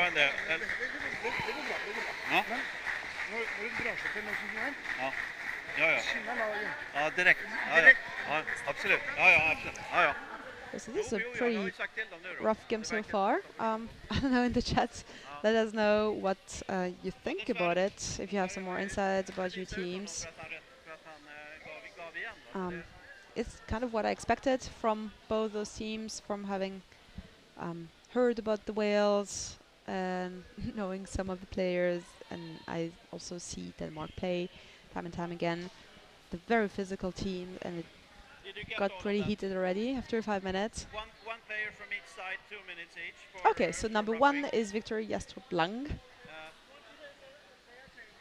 He's with number 3 in our list on the screen here. Okay, white team has The made camera the got substitution. Yeah. White team timeout. White team timeout. So Wales are taking a timeout. Sound like they're subbed. Have a white team timeout as well. Sounds like they subbed the player. Blue number 4 got the warning.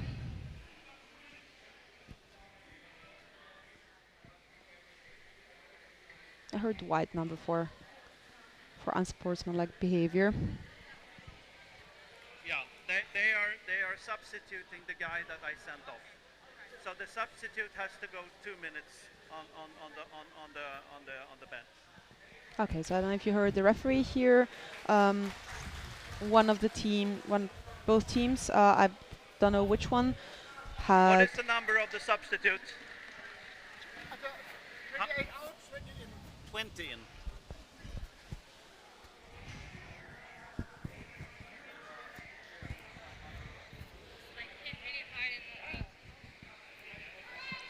So I reckon it must have been the Wales. The Wales are substituting the players. So Sebastian Vasquez out and Sebastian Riordan in, but the sub is directly going into the on the bench. So the 2 minute penalty is being done by the new player coming in. And here we have an example, for instance. Here on the penalty bench, please. You subbed in number 20. You subbed in. Okay. No, but you subbed in number 20. Yeah. So, number 20. Penalty bench, please. Yeah, so as we see, both teams have a time penalty. So even if you sub those players, the time penalty still has to be made. Both teams will play now for the next 2 minutes with 5 players, unless one of them manages to score. Then they are back with more players. Hang on. We have a referee ball. A referee ball here, not a free throw, but a referee ball. No, we have a referee ball. Referee ball. I had two people sent off at the same time. So the deck referee is insisting on a refereeing ball, and he is the master of the game, so to say. So players were arguing that the underwater referees were showing a free throw, but this does not matter. Who matters is a deck ref, and we have Aquaquick coming in very fast with the ball and attacking the Wales goal. All right, I have information. The player is good. I think it was the number 28. That was a little bit. Playing out the bounce. Blue free throw. Playing out the bounce. About the medical condition, because that's what's called, and it's nothing serious. The player was a little bit too long burped. No, how is it? Choked. Choked, thank you. But now we have Aquaquick attacking the goal with one player wrapped around the basket, the second one coming in, but the Wales managed to push them away. So medical condition was a bit of strangling, but all good? Yeah, all good, all good. So he had to recover a little bit, but it's fine. I mean, nothing dangerous happened. So Australia, all good. Don't worry. We have doctors here ready to act, so it was just, yeah. Very good. Referee call. A little bit of a moment there. If you are choked for a while, it's a horrible sensation after that. You have the feeling, you know, it's still on your throat, but it's all good. Number 9. Stop the clock, stop the clock, stop the clock. Let's listen to what's happening. So the referees here have decided... I didn't hear. What number? Yeah, number 9, light, 2 minutes. Number 9, white, 2 minutes. Carlos Ledesma on the penalty bench. Point to the player. So now they're playing 5 against 4. So 5 Wales against is with 4. Free throw. Didn't we have yesterday the same with the Wales, that a couple of them were or it was another team? That was on Friday evening. That they got 2 kicked out. Yes, and the referees now, even though it's games with effective time, stop the clock if there is confusion like that, so that otherwise the game would have been over now, the first half time. And Aquaquick is back at it with attacking the goal that bounced against the wall and the rim. Didn't get in, and the back recovered it. And this looks like a penalty. Uh-oh. Penalty throw. Penalty throw. Yeah, penalty. Penalty throw for the blue team. Against the white team against Australia. Apparently it was the shoulder in the basket from this corner. We couldn't really see it. Yes, you can see it, like it really went down. This game is exhausting to watch. It's not very beautiful rugby. It's very intense. So let's see now. Aquaquick is back with every player in water. We still have 1 minute left from the second penalty, and it's 45 seconds. The clock is ticking. The penalties on. Let's see. So Gonzalo Serna defending against number 48, Fredrik Vestergaard Sørensen. Great movement. I mean, it's really good to see how he moves around the basket, but okay, he lost the stability, he lost the control of the movement, and eventually it was a penalty. So 1-0 for Aquaquick. Yeah, he managed to pull up the goalie from his neck and then scored behind his head. Created a tiny gap there, managed to score. Very strong performance by both of them. That was a good penalty. Yeah. Very well Rasmus is executed. saying that the Wales is kicking a lot. Do you mean like now the goalie and general defending? If is that what you mean? This is something the Colombian style does a lot, and for them it's not kicking. And we had in past years also to let them know that for us internationally that's kicking. So, and Gonzalo is Colombian, have played many years in Colombia and in Australia since a few years. So that's what you see. Yes. So Shouldn't the player have been allowed back in the water now that they got to go? Normally they should be back 6 and 6. Maybe the clock was still running, but I think because it was a penalty, it's still a goal. count. It's still a goal. Yeah, but it's a penalty. So I don't know. We can ask that to the to the referees. I think normally the goal had to fall within the team the playing time. No, I don't think so. I think they were allowed in immediately. Maybe you have a referee here in the chat who can enlighten us on that. The ball is now in the Wales corner again, the close corner, after a bit of fighting for the ball midfield. The Wales recover the ball, try to swim through. The support is a bit behind. Managed to stick the pass. The Wales keep control of the ball, but are a bit overwhelmed by Aquaquick. Managed to move around left and right into the center. Pulling out, and immediately they have a Dane on them, going for the ball. Aquaquick is not doing any gifts there. It's just 1-0. The difference, so it's still a pretty tight game. And yes, extremely physical. They have all the second half, so I mean everything is possible. We have Aquaquick attacking again. Oh, sorry. And we have that's tight right now. I mean, it's really dangerous situation, but the Australian team is doing a great job defending. However, the Danish are relentless and coming again from the close side. We have 2-3 players in position, and it's been very difficult. It's really physical.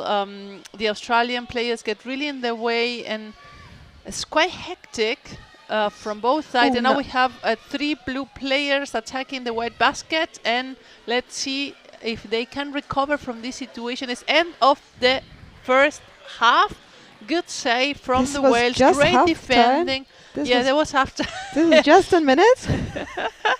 It feels we got like watching this game for 1 hour. I'm losing weight. Yeah. So for the question about the 2 minutes, that's what I thought. Thanks, Tommy. So if the player was already in the penalty box, like in the sin bin, for a penalty that happened before the penalty was given for another reason, after the goal was scored, it doesn't matter. It's still a goal, so they were allowed back in. Okay, thank you. So maybe the I wasn't sure about that. Yep. Yeah.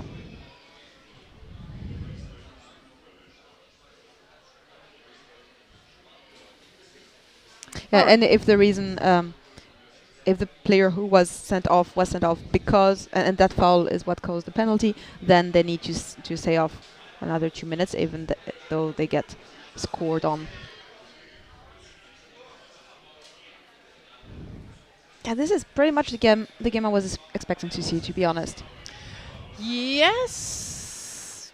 Unfortunately, I would like a game a bit less rough. I was trying to see, but you know, it's really physical, and it's 1-0 for Aquaquick. Still 10 more minutes to go. Remember that we are that these teams are going here for places 5 and 6, and in the male position. And yeah, I mean, the Danish team have been dominating. We have been seeing a lot more attacks on the Wales basket. But Wales has a lot of, have been doing great actions to defend. The thing is, if we can now put that into attacking and being more consistent, because otherwise they need to score at least one if they want to go to penalties, or twice if they want to win. So, but I think it's possible. I mean, they're playing a great game, but they're not really. They're more reacting to the Danish team what they can do their game. I mean, we have been 70-80% of the time in the Wales basket, and the few times that we were in the Danish basket, it was not really risky. No, it wasn't very dangerous for the Danes, and the Danes are very good at taking advantage of the backs leaving their position or leaving a bit of a gap here and there, and wrapping themselves around the basket. that they're doing their game. Yep. They're a bit overwhelmed and they get aggressive.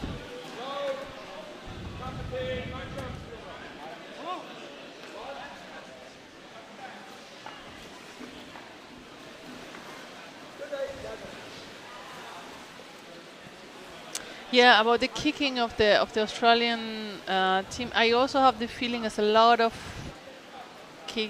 legs moving or kicking in a way.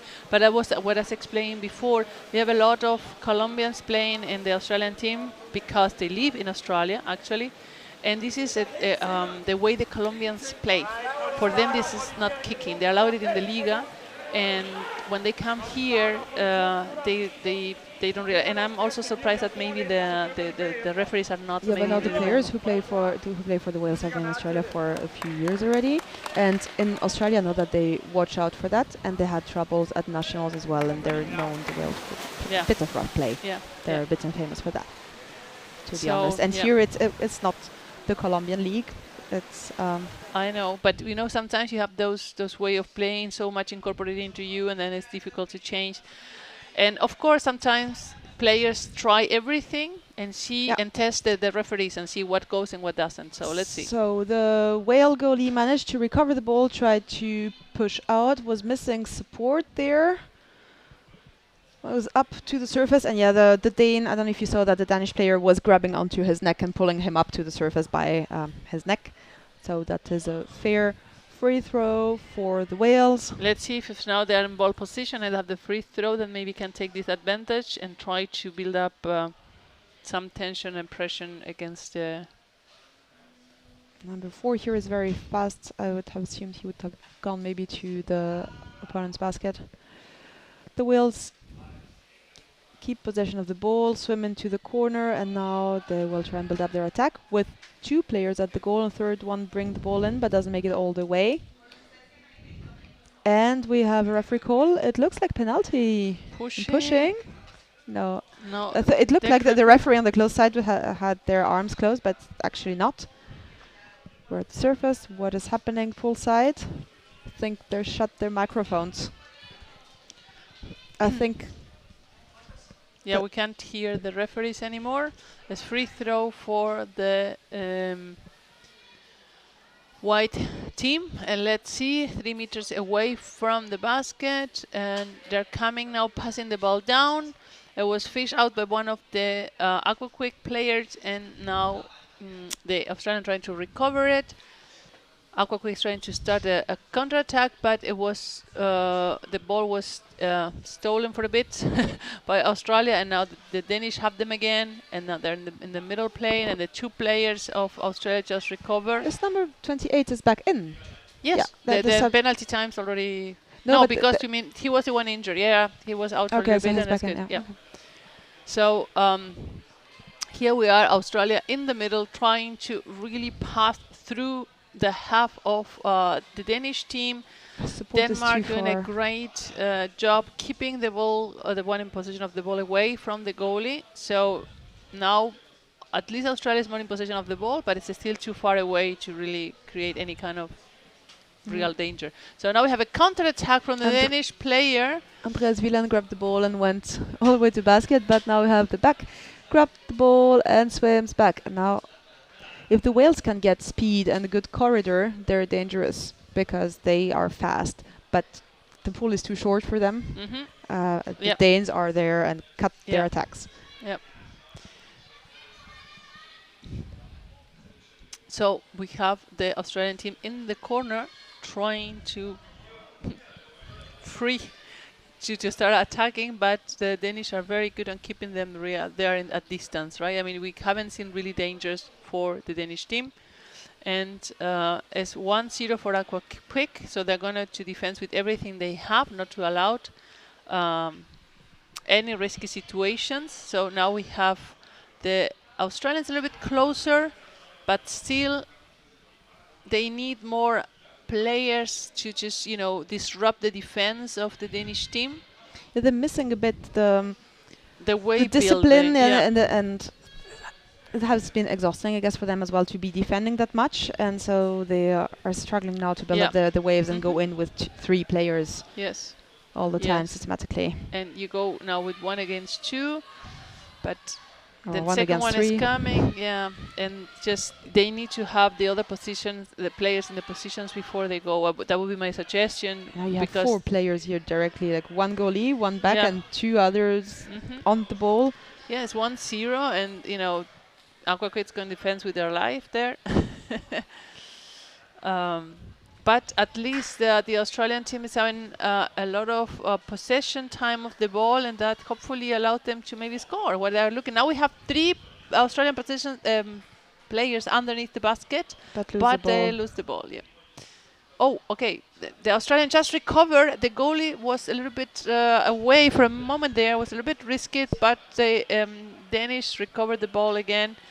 It's back and forwards, and we're still 3 meters away from the Danish basket. Australia being much more in possession of the ball and dominating a little bit more the game, but not being able really to disrupt and force a mistake into the Danish defense. So now the Wales are more comfortable in this. Yeah, now half-time. they're putting more the rhythm. Yep. The game is also more a bit better. It's more comfortable to watch as well. It was very violent in the first half time. It got very hectic. Now both teams are having their game. Like, I wouldn't say that the Wales are dominating though. Still, Denmark is still dominating. The Wales had a bit of a breakthrough now, but we're back in their corner. Denmark attacking, 1 player, second one coming in. But the forwards are doing a good job at forechecking, not letting the attacker actually make it to the goal all the way. Yeah, and Denmark arrives much quicker to, under the goalie than the Wales did when they were attacking on the Danish half. So now we have the attacker from Denmark from top trying to come onto the goalie. We have the one with the ball attacking from the close side. Let's see if he could pass the ball or, yeah, Denmark still in possession of the ball. Coming the next play, the next wave. This is the 3rd attack wave, and the Wales need to be a little bit more disciplined in keeping the ball farther away, like the Danish did it when they were in their half. They have been much more risky for the Wales these attacks, these few minutes, that the 4 to 5 minutes they stayed. Yeah, but what do you do in the situation if you're Aquaquick? You try and score again to secure your win, and you're very safe on the goal. Like that's what we're doing now. They were so long defending Aquaquick because they wanted to make sure that they don't take any unnecessary risks. So they were a bit passive. Not passive. They're absolutely not passive. But they weren't taking any risks when defending because they need to be sure. Okay, 1-0, they win. The Wales, now they could take some risks. The microphone is not working. Yeah, sometimes I know someone kicked the cable, so they no, it might have run out of battery or something. Okay. But now we have the referees at the surface. Not sure what's happening. Everyone, both refs are at the surface. 40 seconds. They stop the clock now. What's happening there? We have a lot of finger pointing. Looks like Chalo is going into the sin bin again. Teams have to separate. What is happening? Let us know your theories.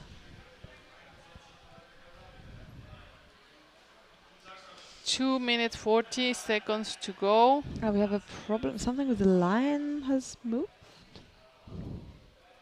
Could be that, yeah, the line. Could be that the line moved into the field. Oh, that the time is running again. The clock is running again. The clock is running again. Well, it was 2 minutes 40. But we need to stop the clock. We need to stop the clock. It has to be in 2 minutes 40. Yeah. 2 minutes 40 they when stopped they stopped the game. They stopped it. Good. Okay. Yeah, they stopped. Yeah. Okay, so it looks like the line might have moved a bit. Not sure what happened there. Maybe someone, when diving up or subbing in, jumped on it and it's moved. Yeah. Oh, the team gets a bit of a breather. Yeah, so well, they're keeping some, catch of breath for the last 2 minutes. Yes, so Barcelona in the sin bin, as I was saying. With so the finger pointing from the ref coming, like from the deck. So we have the Wales with one player less. Is Gonzalo a goalie or what is it? Goalie, he plays goalie. All right, so it's always dangerous when you have a goalie into the penalty box. Anyway, here we go. Wales with 5 players underwater, Aquaquick with 6. So if they want to secure their win, they have to go in with everything they have. And now we have the attacker from the head side trying to keep the goal away, but that didn't work out. And now they're going to the other side. And Wales has to be super consequent here. And because this could be, you know, the moment. Counter-attack, they got the ball, exactly, move that ball away as fast as you can. Aquaquick needs to recover the ball quickly now to start a counter-attack. And we have, 1 minute 25 seconds, 1 minute more for the penalty player. So pretty much Wales going to play all the rest of the game with 5 players, so they need to be really sharp on what they do. And Aquaquick is not taking any chances. They're being very precise. Now again trying to lift the goalie up from his neck, but that didn't work. The attacker got pulled up. So let's see, we have the next player from Denmark closer to the defense, but it didn't work. He was pushed away by the defender. That was a good tactic. Andreas Wieland again passing into the close corner, but the forechecking is very good on the Wales side, pulling the player up to the surface, allowing the defenders to swap comfortably. I have a surface scrum. And now the back went away. The goalie is by himself. Very last minute positioning by number 24, Oscar Garcia. Gets the ball while pulling out a bit. And again, Danish possession. Last seconds attack. And let's see if they can achieve the second score. 10 seconds left. Wales with full 6 players in the water now. And the game is over. That was very, very stressful, extremely intense. 1-0 for Aquaquick. That means Aquaquick is in position 5 and Wales in position 6. But that was a really strenuous. We are out of breath like this. I don't want to know the players. So I keep completing my list. So we have. So congratulations to Aquaquick from Atmos. Very, very strong game. Hello, hello, hello. Hello. Hello. The microphone is working again on the referee deck. I think they got maybe battery again. Now there was a great game from both teams. It was very tough on the Australians. As the previous game, for the female counterparts as well. The Danes in both games were dominating, but the Australian teams are not to be underestimated. No. I mean, they have done a lot of progress in the last year, so great job for both, for the Sea Dragons and for the Whales. And coming up is now Langen from Germany playing against Orcas Feminine from Colombia. And I am out. I think Wolf is coming to comment. He's just outside here. I think he will do the last few games together with Lorena. That was great commentating those games so far this weekend. That's it from me, I reckon. And we will see you later this evening at the award ceremony. All right, so thank you, Lisa, so much for helping. And we have now I mean, the women are playing, remember, they're playing in these triangulars for every positions, and right now we have all of the positions between, I mean, the 6th place with the Sea Dragon from Australia, 7 is the Hammerheads, Vienna in the 8th place, from Austria, Barcelona, Spain is on the 9th, Helvetia from Switzerland on the 10th, and Fitzalis from Italy on the 11th. However, we still need to see the results of the next games to know the places from 1 to 5, and Orcas Feminine play earlier today at 8:30 in the morning against Akaren from Norway. They lost 1-0. and now they have to play against Langen, and then we have to see the play between Langen and Akaren to see who is first, who is second, who is third. So let's see, we have 285 people watching. Do we have German audience, German fans and the Colombian fans? Haben wir deutsche Fans für Langen? Tenemos a los colombianos ya presentes para acompañar al equipo femenino de Orcas que perdió esta mañana 1-0 contra Karen, contra Noruega. A ver.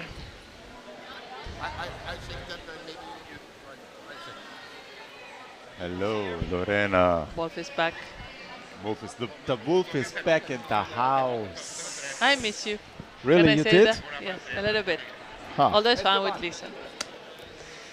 So we see the referee area here. I was just talking to the referee. They are really excited for the upcoming games, which will be really a challenge to referee, because they are going to be fast games with experienced teams who know how to play rough without showing it. So, yes. Yeah, let me say that, sorry. I just realized that Australia, the males and the females are both in 6th place. I mean, the Sea Dragons on the 6th place on the female table, and the Whales in the 6th position on the male. So, good job, guys. So last day here, and we're waiting for the game coming up, Langen against Orcas. I was talking to Steffi of the Langen team, and she's also excited to get into this game. This is going to be 2 times 15 minutes, okay? Because Here it's on the position from 1 to 3rd place, and Orcas having the ball. Going forward really fast already. Very quickly towards the Langen basket, and they are missing a couple of important players. We don't see Kati. Langen does. Langen, yes, Langen. And as Maren has birthday as well, one of the players. Happy birthday, Maren, to you. So let's see how it's gone. This game's going to be. Kati is sick at home. So very important key players of the Langen team are not in the team of Germany we see today, but this is also a chance for other players to come up and show their strength, not relying on these key players.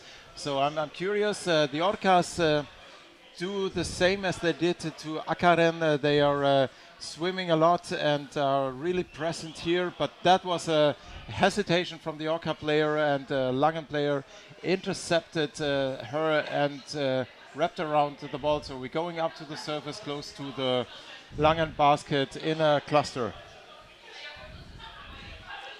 Any prediction, Lorena, for this game? No, everything is open. I mean, I saw that this morning the Orcas, when they play against Akaren, they started also quite quick, and eventually they lost a little bit their game. So let's see if they can be more awake and keep more the game against Langen, and let's see what Langen does about it, right? Because they have 2 different games, very, very different games. Game styles. In the styles, I mean, yes. So we have 2 Orcas trying to attack into the German basket. That's we have 1 player with the ball attacking from the bottom against the back of the goalie, but it was very well tackled away by one of the German players. And we have to add to that, the Orca players are... oh, there's a call from the referee. Both referees are going up. So it's going to be a...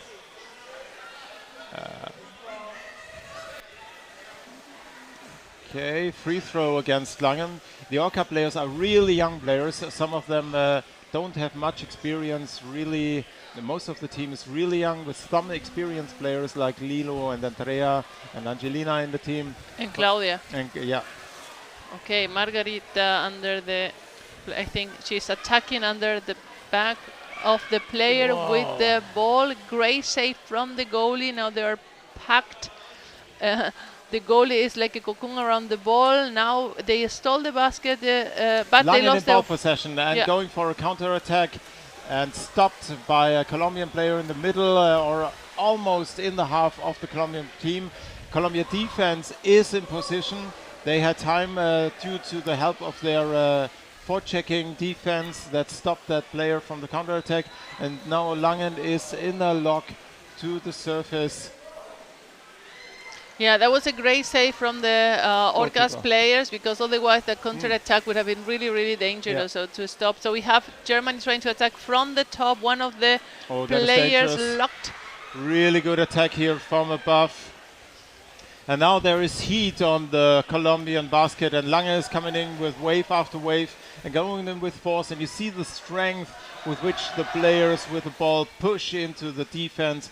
And the Orcas are doing pretty well right now to fend off the attacks. Langen is coming in again from above, and there's only one player now attacked by several Orca players going up to the surface. Ball is on the close side.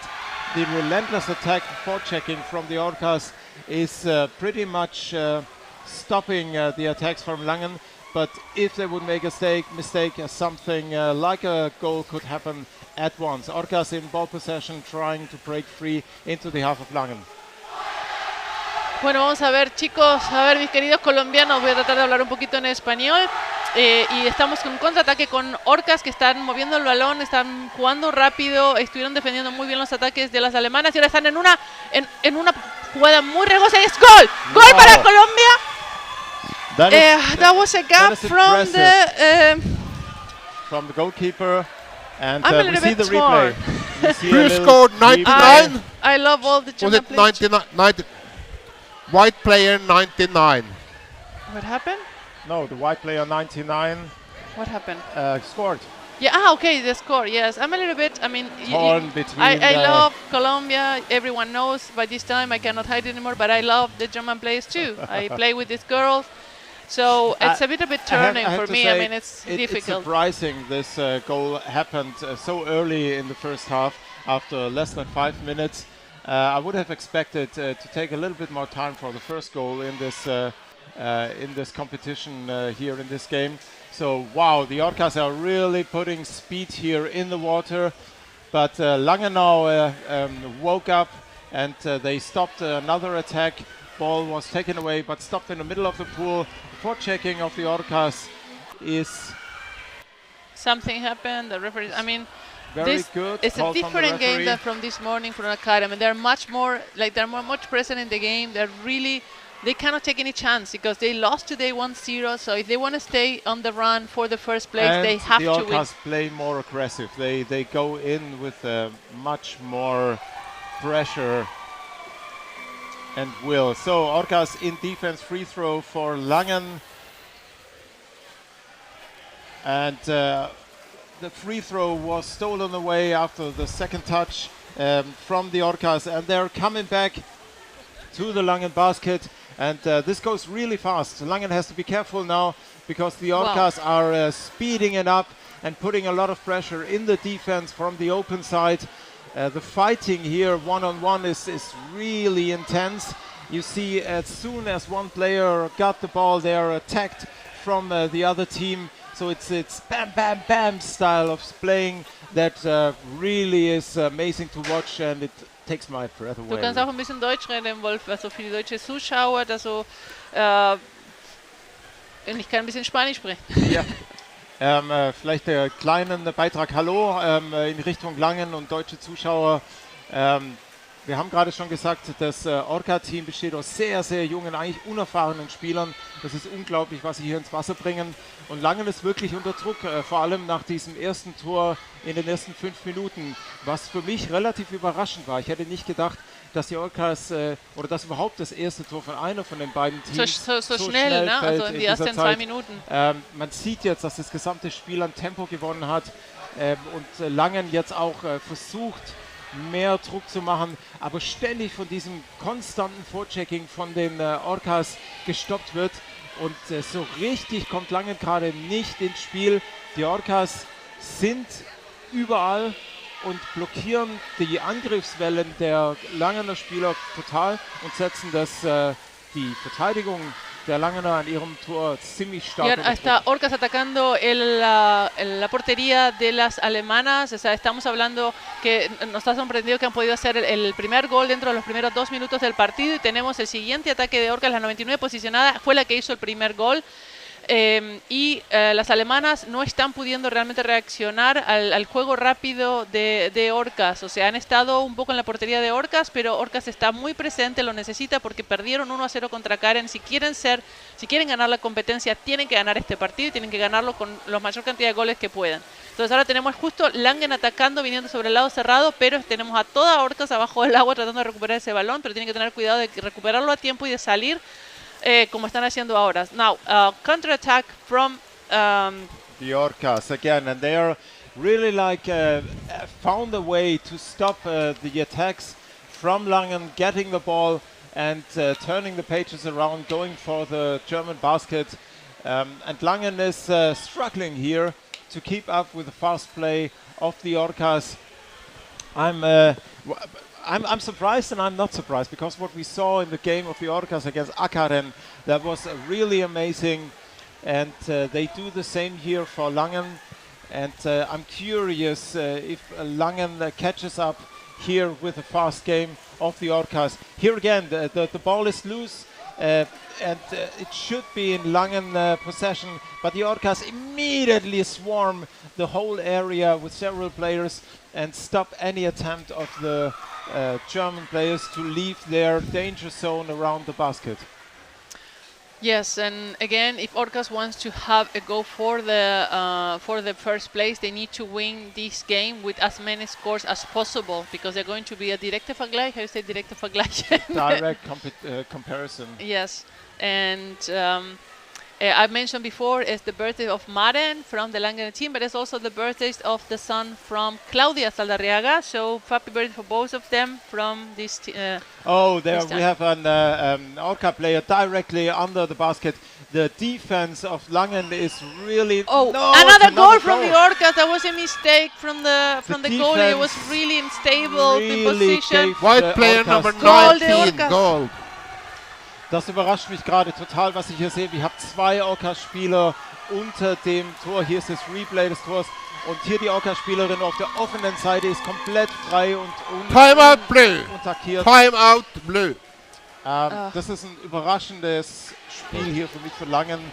Und die Orcas sind gefühlt in der Überzahl hier Gol de im Manuela. Wasser. Bueno, 2-0, increíble, o sea, ahí Langen realmente cometió un error defensivo terrible. Las dos jugadoras de Orca estaban muy bien posicionadas debajo de la portería, recibieron el balón y pudieron desestabilizar a la portera. Así que Langen necesita ahora realmente ver cómo se recompone para intentar igualar este partido como mínimo. It feels a little bit like Langen is overrun by the presence of the Colombian players in the water. It's 6 against 6, but it feels like we have 10 players from Colombia in the water. They are practically everywhere, stopping all initiative that comes from the Langen players. And Langen do their game here in this first half, and we are less so than 4 minutes left. Remember this 2 times 15 minutes. So Langen still has 20 minutes to recover from this 2-0, and I know the girls, and I know they can.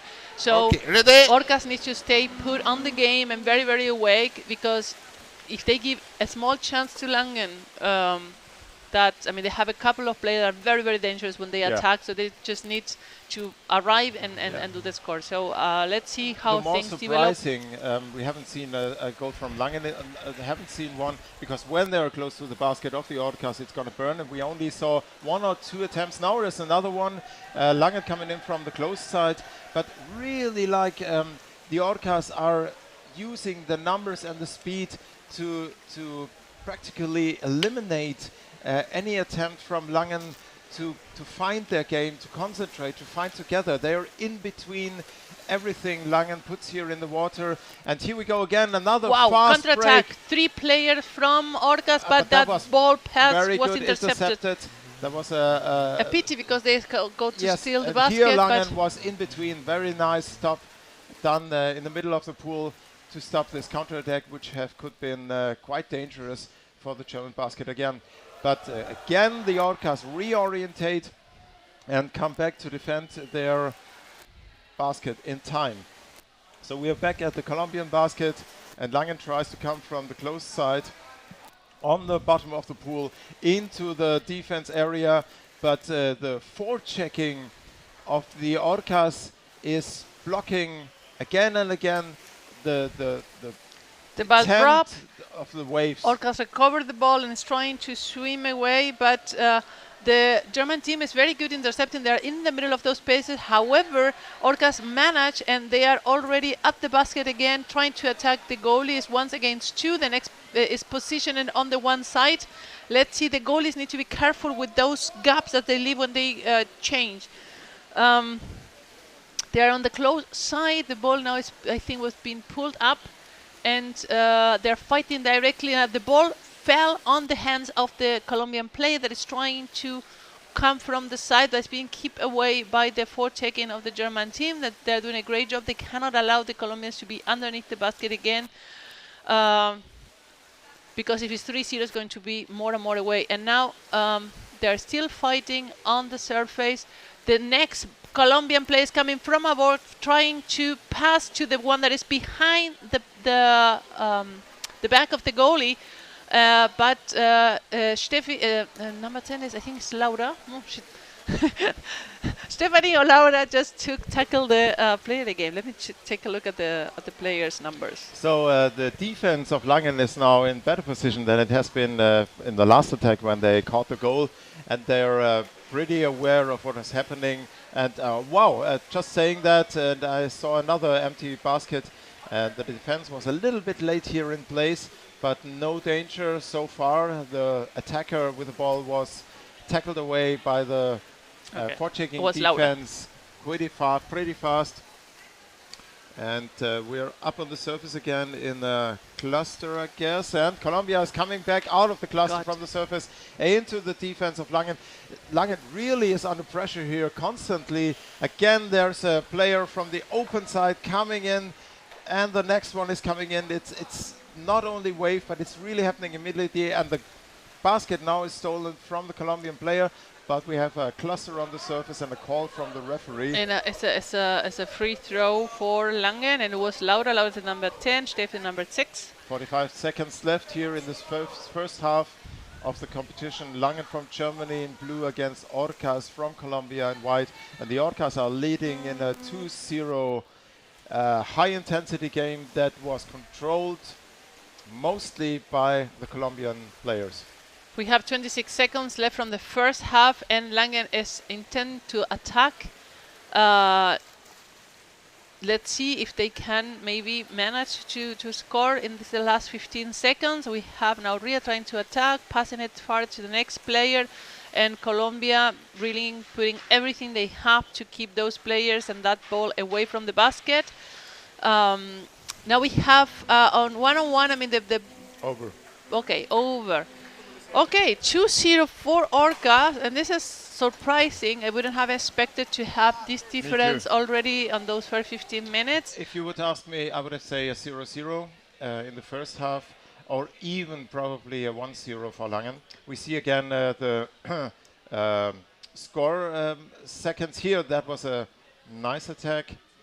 No, that's not the score. Yes, here. She had a lot of time, and no defense was under her or behind her to tackle her away, so she had time to work on the proper push into the goalkeeper. 1 second, there's a question here. Si Orcas gana y Langen le gana a Arken, se desempata por goles, exactamente. O sea, se compara directamente por cuánta diferencia. Por eso le conviene tener la mayor cantidad de goles. And I'm going to repeat this in English. Because the girls are playing in a triangular, I know it's a little bit confusing. When you win against one of the 3 teams, it's best if you can achieve the most amount of goals, because if, for instance, now we have that Akaren wins against Orca, but in case that Orcas wins against Langen, and then Langen has to play against Akaren, and let's say Akaren wins again, then the next point of comparison they're going to take is for the amount of goals. So that's why it's very, very important. We see the German team trying to see how they have 15 minutes. I mean, still, and it's 2-0, and these girls are very experienced. There are many players from the national team in the Langen team, so but they need to put their. I mean, Laura, the number 10, she's the captain. She's a great defender and very, very experienced players. Just trying to tell the girls what this can be better. They need to be with their heads. They are strong. In my impression, Lorena, Langen did not really work as a team in this first half, which was due to the fact that they couldn't find together, because when they looked around they saw Colombians. So it was really hard for them to find together. You know, you have these moments, the game starts, and you get into your rhythm. Yes. And if the attacking team manages to get in between, like they did with Akaren, the Colombians did the same with Akaren.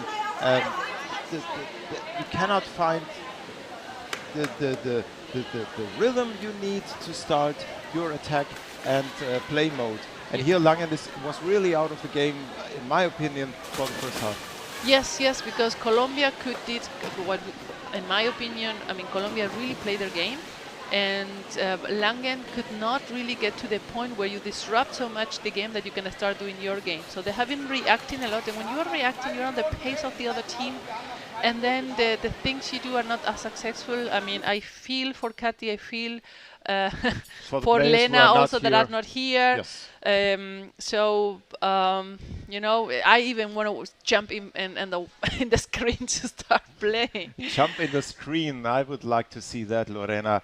So what is your prediction for the second half? I think Langen has to go in the offensive and try to dig in the area of the Colombian basket. There's a question also when it's going to be the next game between Langen and Akaren, and it's going to be before the final. It's going to be at 2:15 before the final of the men between Molde from Norway and Orcas from Colombia. So, yes, your prediction for the second half, Lorena. How is Langen going to react, in your opinion? 1 minute left of the break. From what they learned. I don't know. I don't know. 1 minute left. I have seen that after 3 minutes, some teams really get on that state of mind where they can really change the game. We've seen a few times, and Germany can't do that. But I don't know. They have the potential, definitely. And if look what happened with Akaren and Orcas. Orcas also in the first minutes were like more dominated, and suddenly Akaren took over and went. So this can happen. We have these 3 top teams of Germany, of Norway, and of Colombia can change, really turns games around, let's say. But yes, let's I see if now they can get there. If Colombia can hold up their game as they did in the first half, it's going to be difficult for Langen. But okay, it's not teams ready. Everything we saw here in the first half that Langen can do. So curious how they will react after the experience of the first half. All right, here we let's go. see. Into And the first Germany got that ball as Stephanie, contact. number 6. And we see the same again. Colombia in ball possession as we seen in the first half. Colombia really fast, playing in a tight swarm-like feeling. Counter-attack from Langen. Germany. This is what we know from Langen, coming in numbers together to the opponent basket. Oh, that was a dangerous pass here from a Colombian player into the opponent. Second dangerous pass again. But nevertheless, after the attack, Langen lost a little bit of momentum and gave Colombia enough room to cross almost half of the pool, and we're back at the Langen area here on the close side. Yeah, because it was a very good counter-attack they did, but they just managed to arrive and then lost the ball. So now we have Colombia on the German side attacking. Already 3 players from Colombia. They go with everything they have, and I haven't seen this consequence from the German team yet. So now they're fighting. Let's see what the ball is on the corner in the hands of one of the Colombia players, and Colombia still in possession of the ball, a little bit farther away from the goalie, from the basket of Langen. They are now in a what's the word you use in English when you have players. Cluster. A cluster, thank you. Let's see. I mean, still in the middle of the pool. We have on one the Colombian, one surface. German waiting for the ball to drop.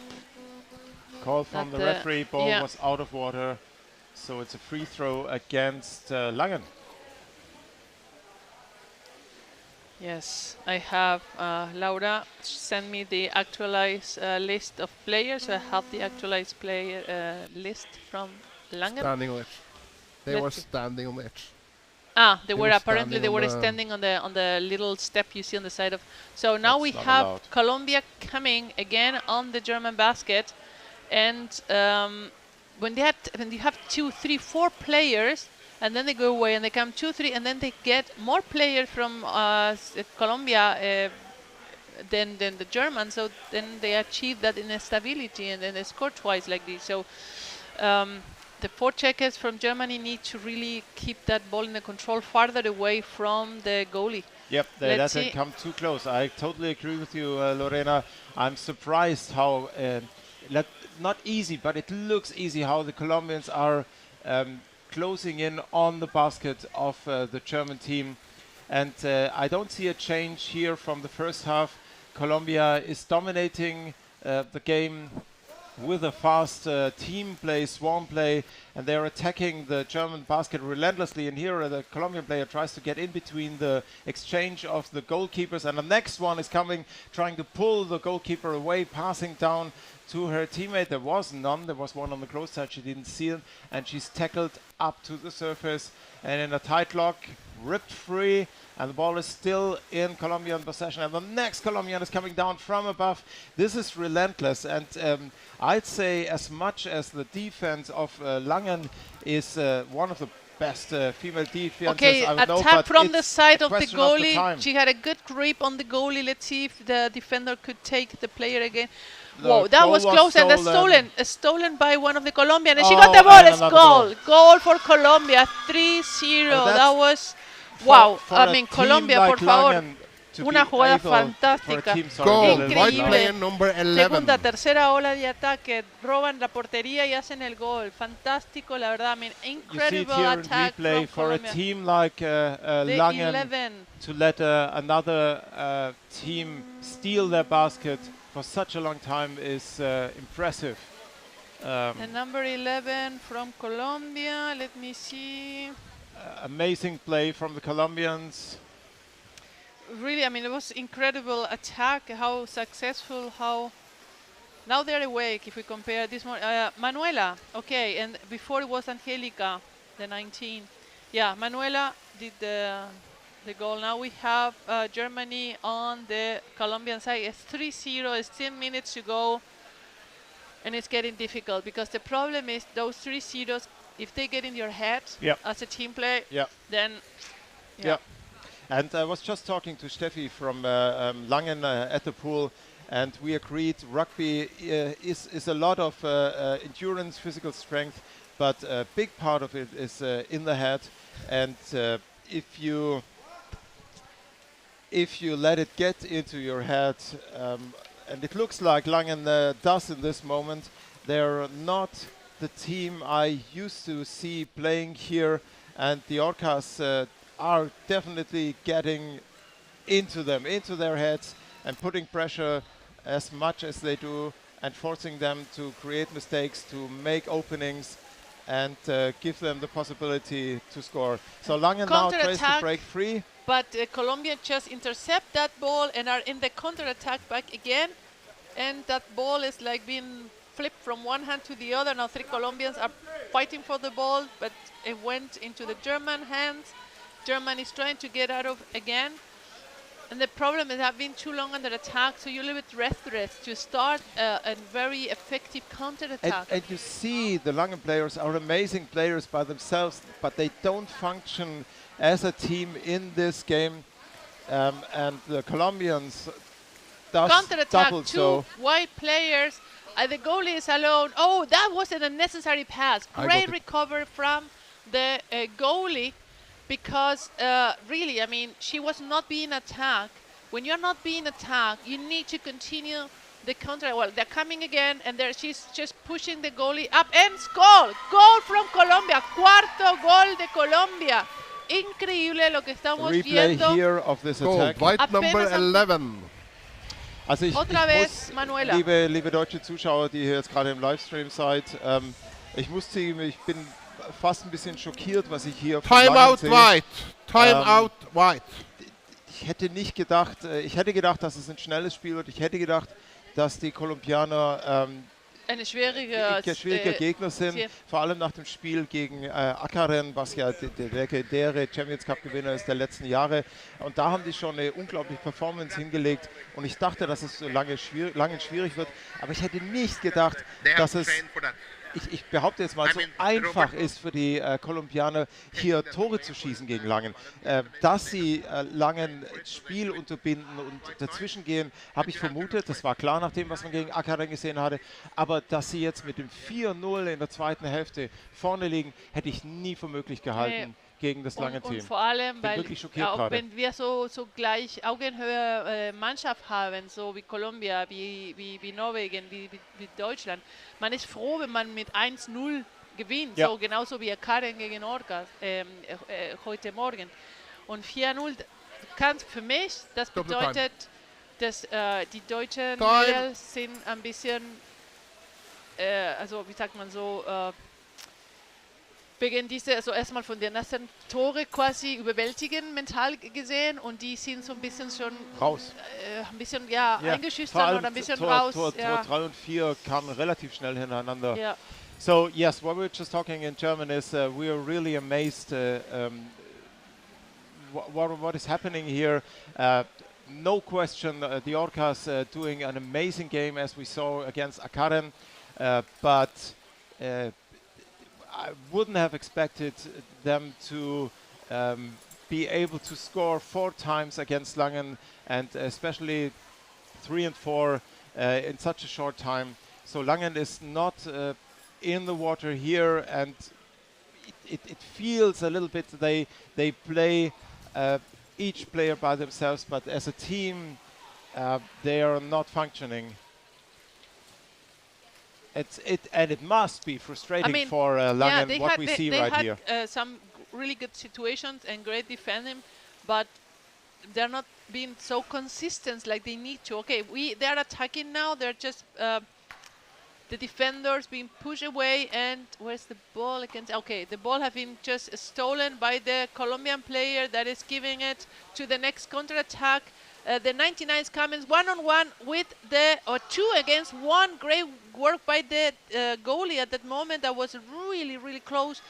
Colombia is still having the ball on the corner. The goalies are a little bit overwhelmed by the pressure that Colombia is putting.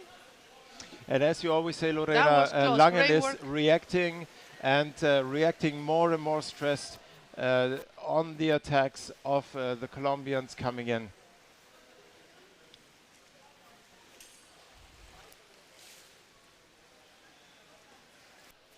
Now a Langen player tries to get it, then passes back to the goalkeeper, tries to break free, stopped immediately. The ball was punched out of your head. Langen recover the ball. Now we have counter-attack from one player going for the basket, but before she reaches, she turns around and passes backwards.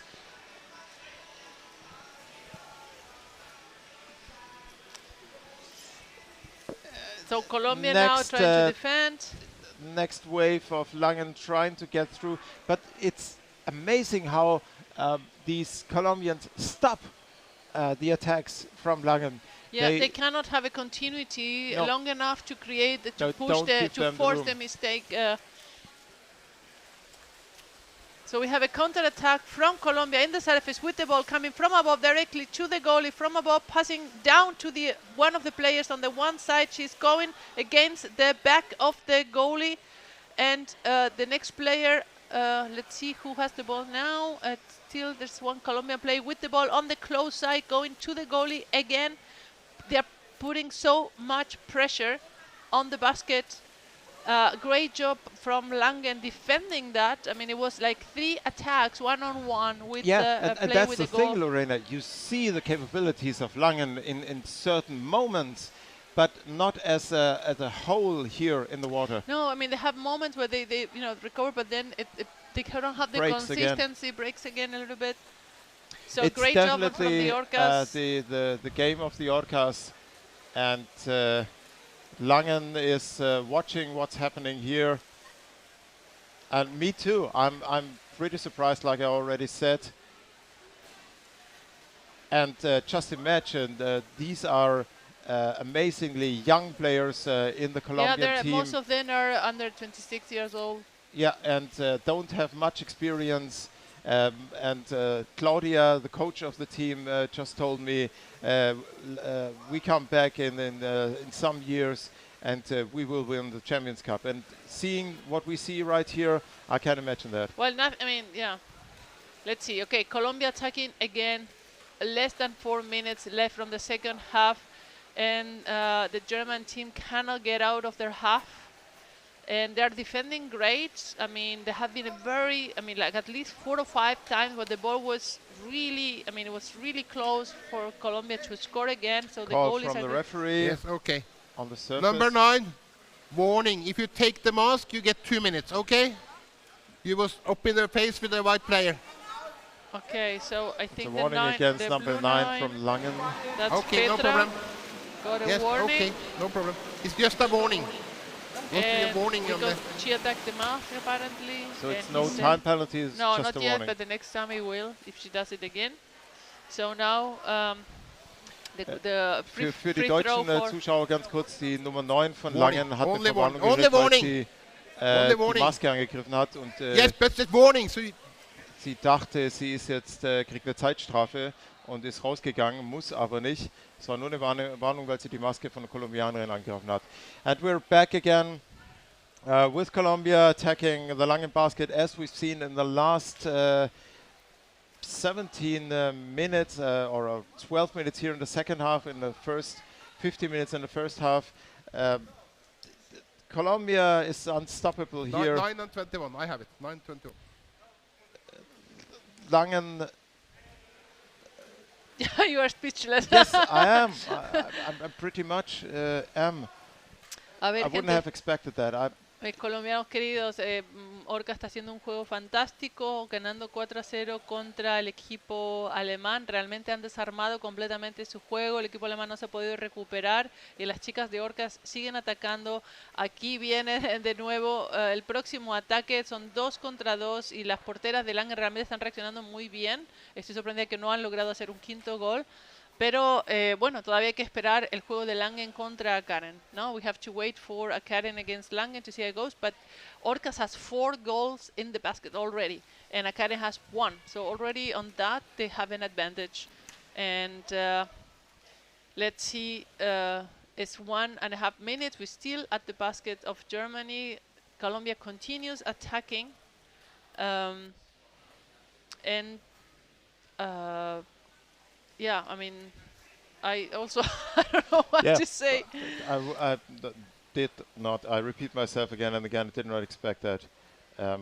No, after as much as I've seen the game of the. Oh, there's another dangerous situation.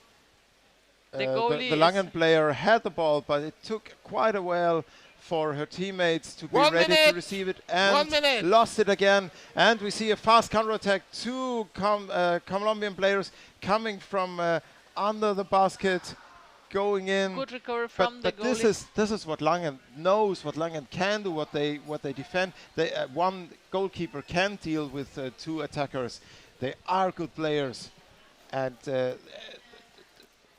because of that, I'm a little bit shocked here. Yeah, but Colombia has been, I mean, it's amazing the pressure they put on the basket. Yes. And the time they spend underwater, the frequency, the intensity we see from the Colombian players is unmatched by what Langen is putting in the water. So we have the next attack, the next 2 players of Orcas are underneath the basket again. From Langen, we have 2 other players. They keep, a possession in the position, waiting for the ball to count. And they successfully managed to do 4 scores like this. So let's see. Is the next 2 seconds of the game. Okay, 4-0 for Game Orcas, 4-0 Orcas gana. Y con estos 4 goles tiene una ventaja. Ahora hay que esperar el partido de Akaren contra Langen para ver quién gana. Liebe Zuschauer in Deutschland, falls ihr jetzt nicht sofort abgeschaltet habt, weil ihr frische Luft braucht, ich bin tatsächlich, wie ich gerade auch mit Lorena auf Englisch schon gesprochen habe, irgendwie sprachlos gerade über das Spiel. Die Colombianer waren wahnsinnig gut. Die haben schon gegen Akaren ein unglaubliches Spiel hingelegt und haben es geschafft, diese legendäres Team Akaren in der ersten Hälfte, denen ihr Spiel zu unterbinden, was ich so in der Art und Weise noch nie gesehen habe. Aber was mich überrascht hat, ist die 4 Tore, die die Kolumbianer hier geschafft haben gegen Langen, und Langen eigentlich 90% der Zeit nicht aus ihrer eigenen Hälfte rauskamen. Hätte ich nicht erwartet, trotz des großartigen Spiels der Kolumbianer. Und ich bin maßloser Respekt, was die Kolumbianer hier reinbringen mit ihrer sehr jungen Mannschaft, und eben schockiert, dass Langen sich so hat, sagen wir mal, zu pflücken lassen. Bin jetzt gespannt, wie Langen mit dieser Niederlage 4-0 gegen die Orcas in das Spiel gegen den amtierenden Champions Cup Champion Akaren aus Norwegen reingeht.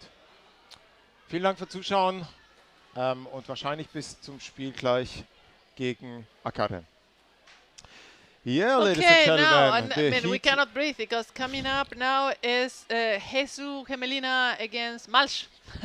So Finland again. This is for the 3rd and 4th place. This is going to be an interesting game. Both teams are strong, and both teams are on the same level. Hesu from Finland and Malch from Germany. Ich sage jetzt auch gleich nochmal eine kleine Begrüßung. Wahrscheinlich seid ihr deutschen Zuschauer direkt am Screen geblieben, weil jetzt natürlich Malch kommt gegen die finnische Mannschaft Hesu, die ja größtenteils aus den Spielern des ehemaligen Champions Cup Gewinners Riksu besteht. Das wird ein krasses Spiel für beide, weil die definitiv 2 Mannschaften, die viel Erfahrung ins Wasser bringen, wissen, wie man spielt. Wir haben so erfahrene Spieler in dem finnischen Team wie Jim und Tom Hollenberg, andere Spieler, die auch schon seit Lebzeiten Rugby spielen, genauso wie die Schottmüller-Jungs, Martin und Jochen und die anderen Spieler aus Malch. Da ist wahnsinnig viel Potenzial da, und ich kann im Moment gar nicht genau sagen, welche Richtung das gehen wird. Wird sehr, sehr spannend werden, und ich freue mich drauf. So, ladies and gentlemen, we will see another clash of titans. Hesu, which is the team mostly formerly known as Riksu. They did win, a lot of the players did win the Champions Cup some years ago, and with players like Jim and Tom Holmberg and other players who are playing for lifelong Can now. somebody go but and the remove same, the soap from the German bench? the same potential we see in the Finnish team players and the German team players that played for their whole life, starting really young. So experience, physicality, endurance. Both teams ready? This is gonna be one of the you must see games of this Champions Cup 2021-22 in Berlin. Malch in team possession with the start, trying to punch through the forward defense of Hesu, but being stopped by a heavy forechecking, something we've seen already from Hesu, very intense forechecking defense capabilities to stop anything getting close to their basket. Yeah, we see that Finland are really getting good organized defending, not allowing really the attackers to get closer to the goalie. So let's see if they can break through the defense like now, trying to attack the goalie from above. And the ball is still in possession of the German team. Very quick pass there, but it got lost. The Finland recover. And now they're trying to swim a counter-attack, but being stopped by the forecheckers of the German team. Still continuing with the counter-attack. Germany really trying to stop. There's a lot of intensity in the water. I mean, you can see the tension in the body of the player. I think everyone want to score as quickly as possible. That would be my reading of that tension. And the game is very speedy. The Finnish still have the possession of the ball and they're passing it around. But the German defender could kick the ball a little bit away, and still they're fighting in the middle. The next player from Malch almost got the ball. However, the Finnish player was faster there. And they're still on the half. They're holding each other without the ball. The referee didn't see it. The game continues. And now the German player has and now there has been call from the referee. Holding without ball. None of these players from both teams want to lose this game and leave the Champions Cup 2022 with the 4th place. So they are playing here for the 3rd place. Okay, he's fixed the basket. And so holding. Both will go in. Dark free throw. With everything. Holding. Dark free throw.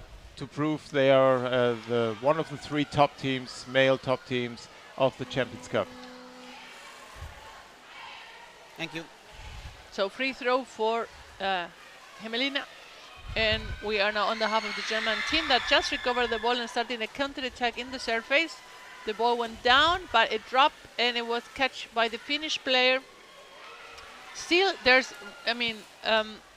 fighting all the time in the middle, the 4 checkers, and the ball changes hands a few times, but now it's Germany in ball position and is trying to get out of that half of the pool and try to go into the half of Hämeenlinna.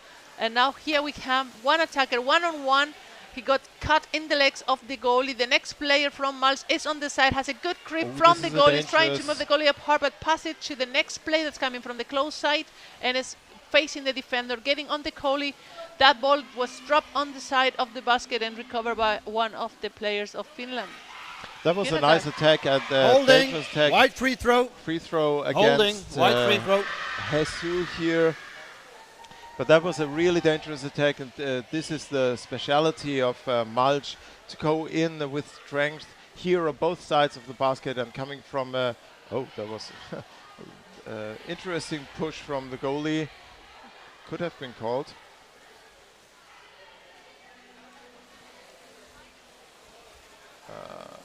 Now we start. The free throw is executed, and Malch is coming from the close side. Ready player is positioned on the open side, tries to go in, but the ball was pushed out of his hands.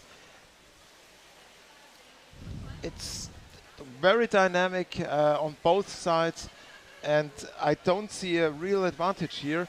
We had Hesu attacking the Malch basket, and now mostly Malch is in the half of the Finnish team. Ball is on the open side, was loose, no player, and the Finnish player was like, if it's there, I take it, and let's go to the side of the German basket.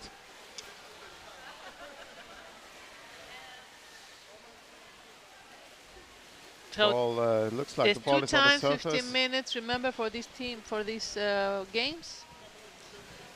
And now we have a counter-attack from Finland being stopped by 3 players of Malch.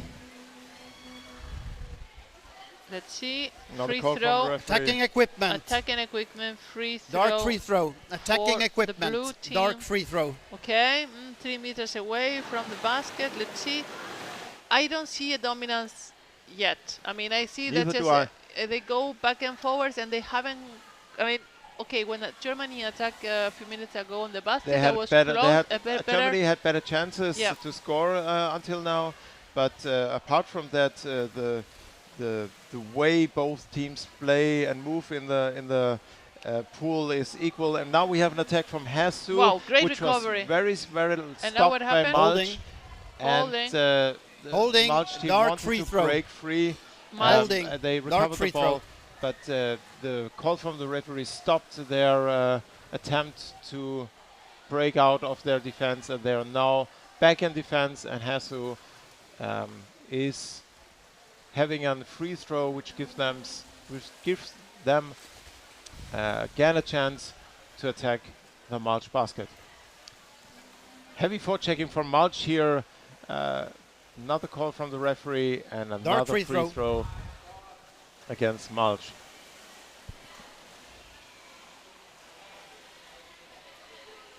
Nine minutes left.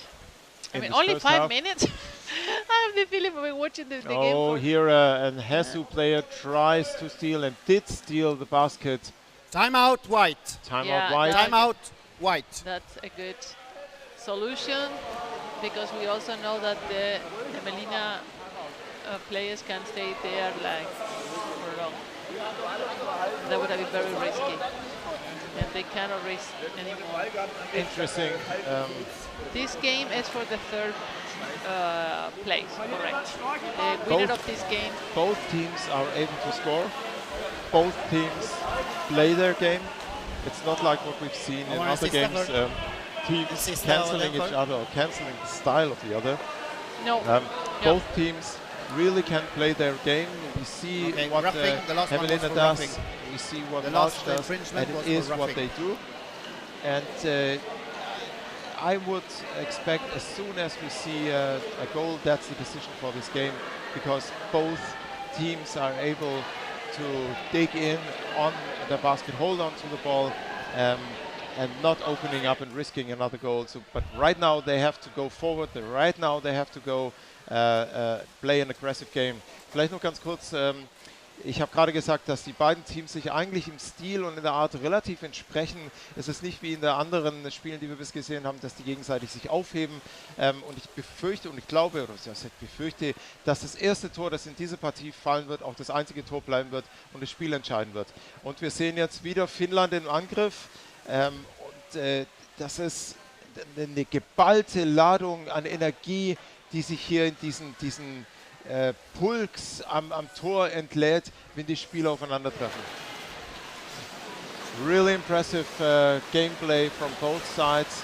We have a cluster now on the surface, and both teams are interlocked with each other, and they are not moving, and Malch is in defense and waiting for Hämeenlinna to come down.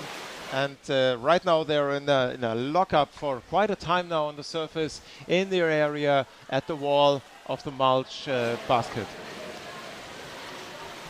Yeah, I'm a little bit speechless. I'm still recovering from the last game. Let's see when the ball drops. Okay, the Finnish team got it, but a good snatch from the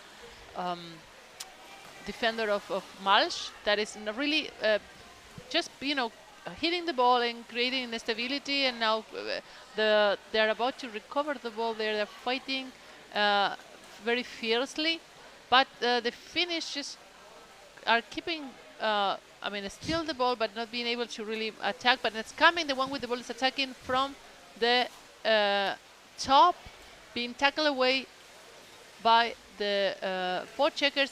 Next Finnish player just grabbed the goalie and kept him apart, and now they stole the basket. They are fighting now for the basket back again. Malch got the basket back, and now this is getting really it was very risky for Malch for a moment there, but counter-attack. Good for Malch to be able to get out of these attack waves and they are not even waves, they are constant pressure that Hämeenlinna put on the Malch basket, and kudos to the defense of Malch.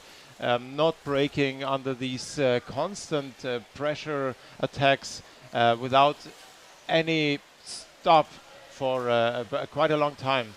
Very well defended here by Malch, and good for them. They were able to break out, and we are now in the surface in the Hämeenlinna area in the corner. And there's a cluster. Ball goes down, call from the referee. Pushing down on the head. White free throw. Attack on the head. Pushing down on the head. White free throw. Ich habe es gerade gesagt, unglaubliche Verteidigungsleistung von Malch hier gegen diese konstanten Druckphasen. Es waren nicht mal Phasen, sondern es war ein konstanter Druck für eine sehr lange Zeit auf das Malcher Tor. Und Malcher Verteidigung hat Unglaubliches geleistet hier. Diesen fahrenden Brocken irgendwie, ich meine, die Malcher sind auch Brocken, aber diesen erfahrenen Finnen hier Widerstand zu leisten. Die sind wirklich so massiv in Dauerdruck reingegangen. gute Arbeit von Malch und großes Glück für Malch, dass sie es geschafft haben, jetzt rauszukommen und selber angreifen zu können auf das Team, auf diesen Korb der Finnen. So yes, we are still with the German team, and they're going now from the open side, and that was a good chance for the German player from the open side to go on the goalkeeper, but he was a little bit unprepared for the first pass that reached him. The second attack he did was pretty good, but there he was already on attack from a defender, and call from the referee and penalty. Okay, penalty. So now Malch has the opportunity. Penalty. So this is something Wedging that happened. with the shoulder. Wedging happened with the shoulder. Penalty. in the team in the play Malch against Colombia. There was a penalty against Malch. Because the Colombians were forcing it so much. And this is what happened. I mean, when you have these waves of attacks. Jetzt haben wir die umgekehrte Situation, die wir im Spiel Malch gegen Kolumbien hatten. Blue. Timeout Blue. Die Malcher haben sich einen Strafstoß erkämpft.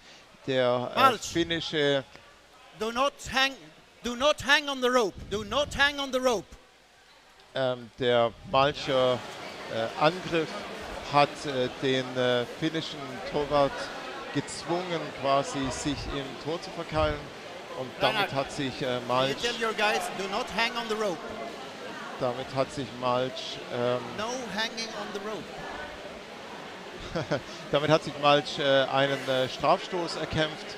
Und das ist so eine umgekehrte Version jetzt, wie sie es im Spiel gegen die Kolumbianer hatten. Ja. Und eine Chance für sie, das Tor zu schießen, das meiner Meinung nach die Partie entscheiden wird. So timeout blue. Apparently there was the Finnish player had the shoulder in the basket. Sometimes that's happened. I'm a goalie myself, and when you have such a strong attack and you're trying to fight to put some resistance, but also you get a little bit destabilized, and sometimes you can just go down with the one shoulder underneath just because you're trying to fight. So ready? Yeah. So let's see the numbers. We have Jim Holmbeck is on the basket here. A very experienced player from Finland. No, it's not him. It's number 6. 6? No, it's no, 9. 9. It's number 9. Yeah, but Jim is 15, so the number 9 is not Jim. And Tom is 5, so the 9 is Jan. No. Jari. Number 9 is Jari. Sorry.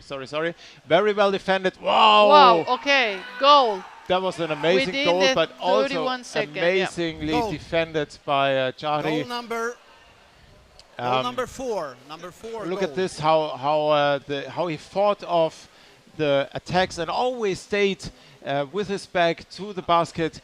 But then the push over the head came really fast. Yeah, fantastic how he moved the body, I mean, away from the goalie, from the basket, and then over. I mean, he was very quick.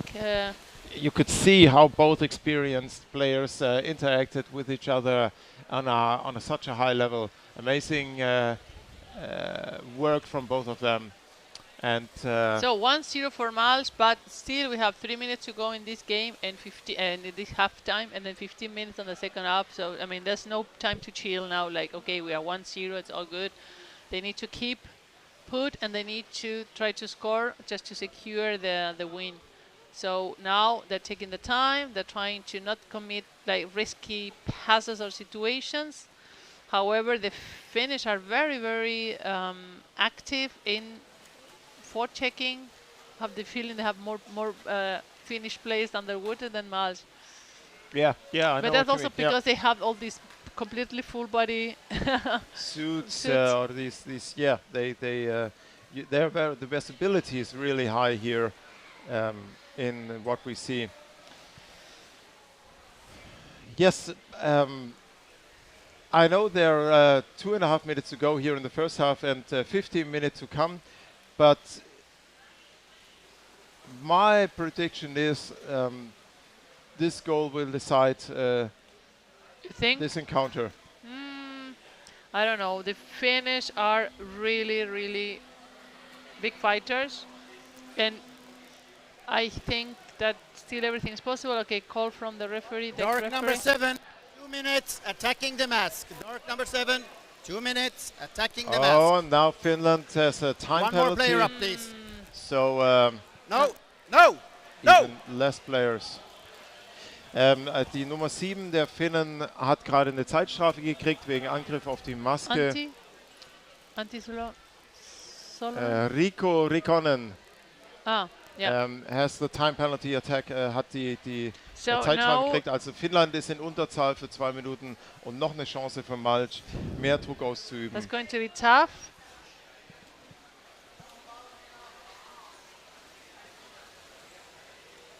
Number 4. We have a cluster on the surface. Time play for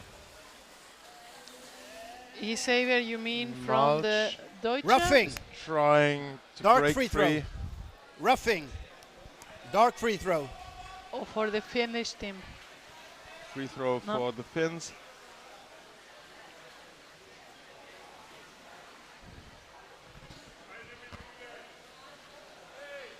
So Finland is taking their time now. Time is working in their favor, considering they are playing with 1 player less. And you can always get some seconds out of delaying free throw a little bit. And all these players have enough experience to do that. So You're too close. You have to give 2 meters. 2 meters. I mean, the opponent has to be at least 2 meters away for the free throw. 30 seconds left. So the Finnish team has a free throw. The player got the pass, but he had 2 German players on top of him trying to end free throw again. Dark free throw. End of first half.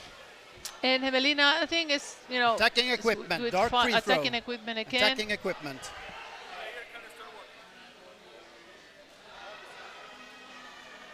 Three minutes break. And half time. Change sides. 15 minutes to go, and the player from Hemelina that was out has still 5 seconds to be out, but we can say that Hemelina will start almost with a full team again. And I think we have seen it in other Champions Cup that the Finnish team had 1 player less and they still were defending very, very good. And, yes, I totally agree. Finland is totally able to deal with 1 player less. But what we've seen so far in this encounter of these 2 teams, they the way they played, it was on an equal level, and look that penalty. It's fantastic how he pushed it and then goes quickly. I mean, that's really... The goalkeeper did an amazing job here. We see the replay of the goals. Ja, liebe Zuschauer zu Hause hier in Deutschland oder vielleicht ja auch deutsche Zuschauer im Ausland.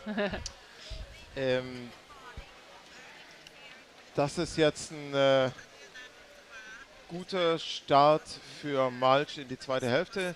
Sie können ihre Strategie jetzt an 1-0 ausrichten. Das ist natürlich kein dickes Polster, aber trotzdem gibt es ihnen die Möglichkeit, sie ein bisschen mehr zurückzuziehen, ein bisschen mehr in die Defensive zu gehen und dicht zu machen. Und sie müssen nicht mehr so weit rausgehen. Sie können auf eine Chance warten. Natürlich werden sie angreifen, natürlich werden sie eine Chance ausnutzen und sich versuchen, so viel wie möglich am finnischen Tor aufzuhalten. Aber sie müssen eigentlich nur den Ball behalten und laufen lassen. Und nur, ist natürlich einfach gesagt gegen ein Team wie die Finnen. Aber es ist einfacher, als aus einer Position heraus zu spielen, in der man selber ein Tor schießen muss, um das Spiel zu gewinnen. Und die Finnen haben jetzt ein ganz anderes Problem. Sie müssen theoretisch 2 Tore schießen, um diese Partie für sich zu entscheiden. Und das ist gegen Malch, die genau das Gegenteil vorhaben, nämlich dicht zu machen und kein Tor reinzulassen. Weil sie eben führen, sehr, sehr schwierig. Also ich bin gespannt, wie beide Mannschaften jetzt mit diesem 1-0 von Malch umgehen werden und wie sie in die zweite Hälfte reingehen. Thanks a lot. That's a little bit of German for the Malch team. I would love to do some in Finnish, but my Finnish is not so good, let's say. To be honest, I would love to speak Finnish, but... It sounds very beautiful. Yes, it does. And I would love to do it. but please, please, please don't teach me now at the winners' party tonight, because I was having a beer with the Finns the last time on the party, we have a warning and I think they on the tried to white teach team. me. Warning the white team for interfering with the free throw. Okay. When the free throw is in the middle of the field, you know where the free throw will be. You are not allowed to swim through there. You should move out of there immediately. If you are there once more, it will be 2 minutes. You have a warning for this. Manuel, der Schiedsrichter, der Hauptschiedsrichter gerade hat die Malche verwarnt, dass sie bitte nicht beim Freiwurf in den 2-Meter-Kreis um den Ausführenden reingehen. Die Malche haben gerade geguckt, als ob jemand die Speisekarte vorliest. Sehr lustige Blicke. Entweder haben sie es akustisch nicht verstanden oder das Englisch war nicht so ganz verständlich, aber die Blicke waren gerade wirklich, also, was? Well, they got a warning, so that means if the next time they are not in these 2 meters away. Yeah, in the free throw area, so the one executing the free throw has an area around himself of 3 meters that are not allowed to be entered by the opponent. Yeah, the thing is in Germany, we tolerate the presence of a player within the 2 meters area if they are not active. I know, but that's like that's Olga celebrating their match against Germany.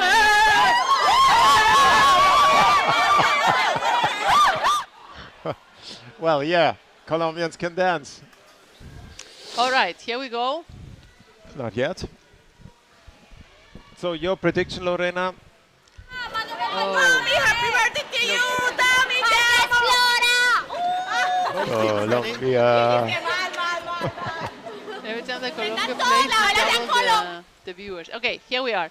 My prediction is everything is open, and I know the Finnish are great, amazing fighters, and I've seen recover in other games. So look at that, already Finland the goalie comes was pulled up. in really forceful here on the really March dangerous. basket with a lot of strength, and again and again. What we've seen already in the first half, they go in with pressure and not in waves, but with a constant pressure.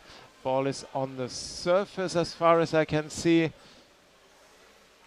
And players from Hämeenlinna are really close, so it's not like they take their distance and go in waves, but they stay close, stay next to the basket as much as they can. And the next player is coming also from half altitude and pass it to the other one that had already the goalie, and they get the goalie away and the next goalie replaced, but you know that can be very tiring. And another attack from the open side.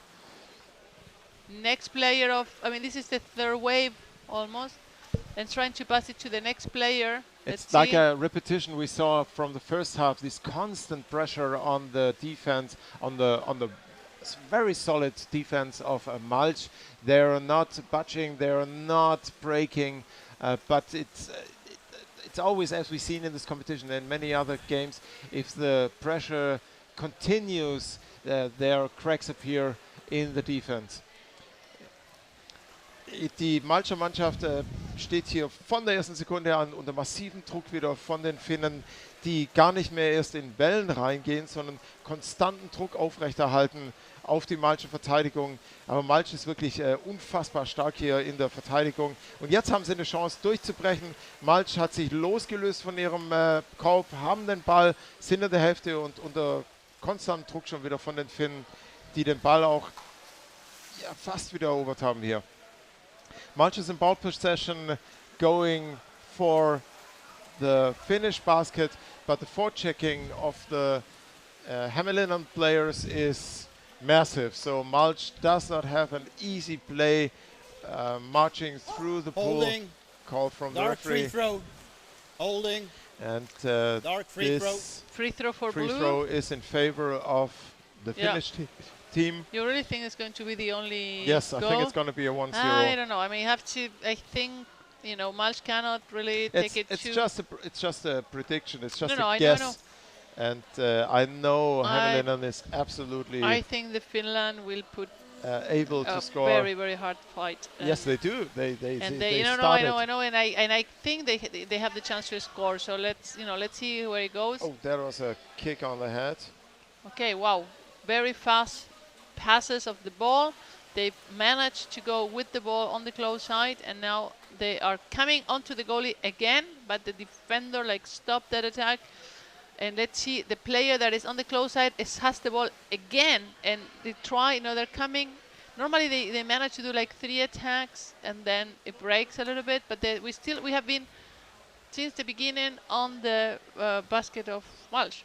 And the problem is, again, the same way that the Malch team forced the penalty, forced a mistake, it could happen to them. Yeah. And it happened to them yesterday with the Orcas, so that's why they need either to... that, or they score directly, because like pressure creates cracks. Finland still in ball possession in the second half. Malch didn't manage to and we have the go to the finish side, but like I said, it's probably not even their intention. They dug in and tried to keep Finland as far away as possible. That's bone crunching what we see here, the attacks from bone Finland. Crunching. Yes, you hear it. You can almost hear the sound when these players collide. On the surface in the close corner. Let's see, and Finland still in position of the ball. 5 minutes, almost 5 minutes left. Oh, great recovery here. from Malch. And the, Call okay, from the something Holding. holding without ball. So free Dark free throw. throw, Whoa. holding. Okay, Dark all free right. They're gonna dance a ball or something. Finland You is think trying there? to steal the basket from Malch, and both players look like they're stuck with their heads in the basket. Yeah. So good recovery from Malch from that. And now 3 meters away from their basket, we have the attack.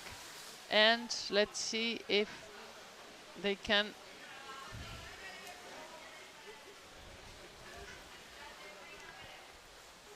Coming from the open side, number 14, trying to pull the goalie past it, then to the next finish, and the next finish. They're keeping really the ball possession, the pressure going into the defense with everything they have. They have experienced players that have been playing also in the EuroLeague, so they know what they're doing, and they keep coming. I mean, you always see the same amount of play underwater. That's Jim Hornbach with the ball right now, trying to break through the defense, trying to open up the space for some of the teammates to score. And it's 9 minutes left, and still. I'm fascinated by the defense from Malch. You see how hard Hämeenlinna works into the defense, and until now, not a single mistake I saw from the Malch defense here. It's holding on. Don't jinx them. Yes, sorry. Yep, Malch in ball possession, trying to break free. But that's the other thing. The Hämeenlinna forechecking comes like a lightning bolt directly after they lost the ball, and the Hämeenlinna players are rough. on I mean, spot. it's really It physical. is a physical game, definitely. Like bone crunching, like I said. 8 minutes left.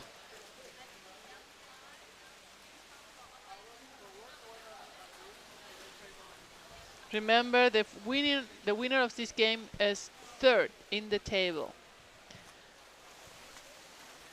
Malch still in ball possession in the corner of the Finnish basket at the wall. They're trying to hold on to the ball and looking for a possibility to get closer to the basket, but Hämeenlinna really is attacking fiercely, and it's no hesitation. No, I mean, their condition they're following is great. up. They're focused, they're concentrated, they're doing their game. Really. Both, it's amazing. And it looks, I mean, both like teams. Malch just free throw for Malch. They're out of their basket now. They have 7 minutes. I mean, second half of the second half. And now they need, I mean, not to do it in the risky or silly, situations, but to keep trying to attack to secure this win. So we have another player from last attacking from the open side. Is onto the goalie, and it was pulled up by one of the Jim Holbach. And something happened. Penalty again? No. Call from the referee. Penalty? Can't see it. Oh. Yeah. Once more, penalty. Penalty. Yeah. Penalty because the Penalty, shoulder. wedging with the shoulder. Penalty, Yeah, I mean, by the wedging pressure with the this shoulder. player put. Very, but this is an advantage for wedging. of Mulch. They forced another penalty in their favor. Yep, good job. And yes, sir. Yes, sir. Yes, sir. As a goalkeeper, I didn't see the shoulder, but from the position where we are here, we can see nothing when you have this amount of people on top of each other.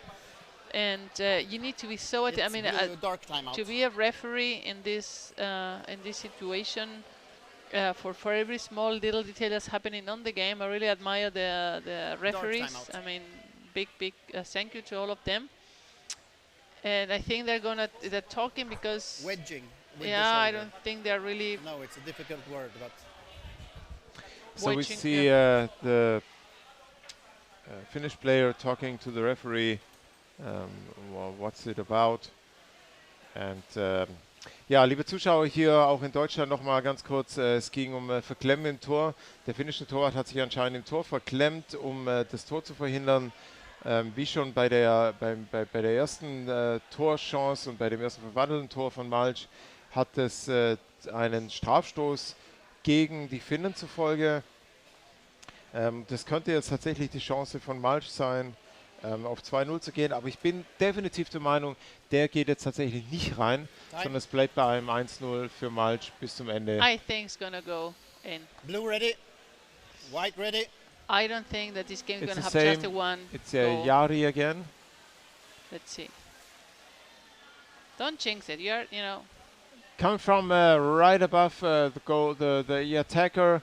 Oh. Great job on really getting the goalkeeper dizzy and to keeping him away from the and then going over the head. Number four again, Martin Schott-Müller. Look, I mean, really great job, just pushing to embrace and then put his body in between. I mean, really good job. So 2-0 for Mulch. Okay, I was wrong with my 5 prediction, minutes. and I totally accept it because it was just a guess. So a 2-0, but 5 minutes left, and Hämeenlinna now, yeah, has to. Let's see, they go directly. He was trying to do a pass and there was no action. player there. Yep. So let's see, coming on the goalie, they are with the ball and the goalie, and the one got the pass, and that's getting really, it was really close. Was a very good attack from Hämeenlinna, and this is what I meant with the, the Finns are incredible. I've seen them recovering from games and scoring and turning ways around, games around. Free throw. So free throw for Mulch. And right now Hämeenlinna has absolutely nothing to lose, so they can go with everything they have forward and try to at least score once. Right now Mulch is winning 2-0, meaning it's the third in the male competition. We have one of the players of Mulch getting into position to attack, and that ball got lost. And wow, there was a blind pass that went wrong. So the next Mulch player is going against the defense and got tackled away by two players. Hämeenlinna now recovering the ball, being tackled away by Germany, and they're just, still, we've seen this a lot in this game. Let's see who recovers the ball.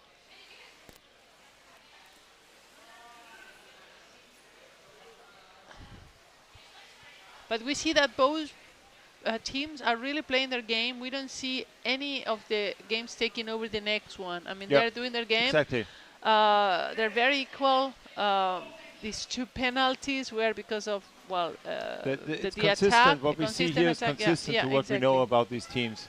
Out of bounds. 3.5 minutes Dark left. free And throw. Out of bounds.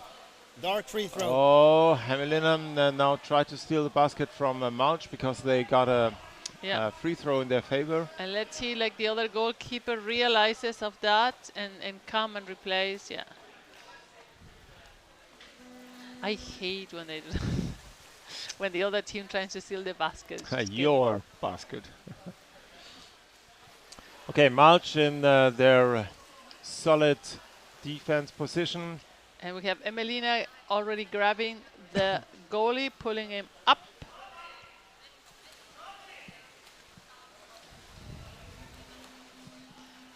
And they stole, no. Pushing down on the head. Ball was dropped. Call from the referee. Right free throw. Free throw for Pushing Mulch. down on the head. Wide free throw. 2-0 for Mulch, 2 minutes left. And I would also say that Mulch will win this game now in 2 minutes. Even the Finnish team don't think that can achieve 2 scores, at least 2 forces, 2 penalties. And even less if the Germans have a free throw and might try to keep the possession of the ball until the end of the game. Oh, that was a pass that went to no one. Jim recovered the ball and is trying to swim away, being stopped very heavily by one of the Mulch players. Dark free throw, holding. Holding, Dark free so throw, free holding. throw now for Hämeenlinna. Still 2 minutes to go. Let's see if Hämeenlinna can maybe use this last free throw to maybe score. Holding, number white Again 30. and again. Holding, 2 minutes. 2 minutes for one of the Mulch players of Mulch, and now we the have basket is one. stolen by the Hämeenlinna player. All right, so number 13 from Mulch is Timeout, white. Yep, Christian that's Joseph. definitely And Mulch thing asking to for do. the timeout. They didn't have a timeout before? Yeah, but they have 2. They have 2 now in this game. with these 2. Yeah. So, liebe Zuschauer, falls ihr es gerade nicht mitgekriegt habt, wir haben eine Zeitstrafe von 2 Minuten für einen Spieler von Mulch. Gleich darauf hat einer der finnischen Spieler den Korb geklaut. Und wie es üblich ist, wenn man eine Zeitstrafe kriegt und noch ein Timeout hat, hat Mulch das Timeout genommen, um sich ein bisschen zu sortieren, wenn ein Spieler fehlt, da rumzubasteln mit den Spielern, die man hat, mit 5 Spielern die Verteidigung umzustrukturieren, je nachdem, welcher Spieler gerade draußen ist. Und Can you please calm down, or I'll give you another 2 minutes. All right, Manuel okay, is now. der Mulch-Spieler scheint nicht begeistert zu sein. Und Manuel, der Head Referee, hat ihn gerade nochmal an Land verwarnt und hat ihm gesagt, er soll sich bitte beruhigen, sonst gibt er ihm nochmal 2 Minuten. Holding. We ready? We have a dark free throw here. Free throw for Hämeenlinna. The last 1.5 minutes left. Mulch with 5 players, and this is the moment that Hämeenlinna has to really at least score once, just for the sake of it.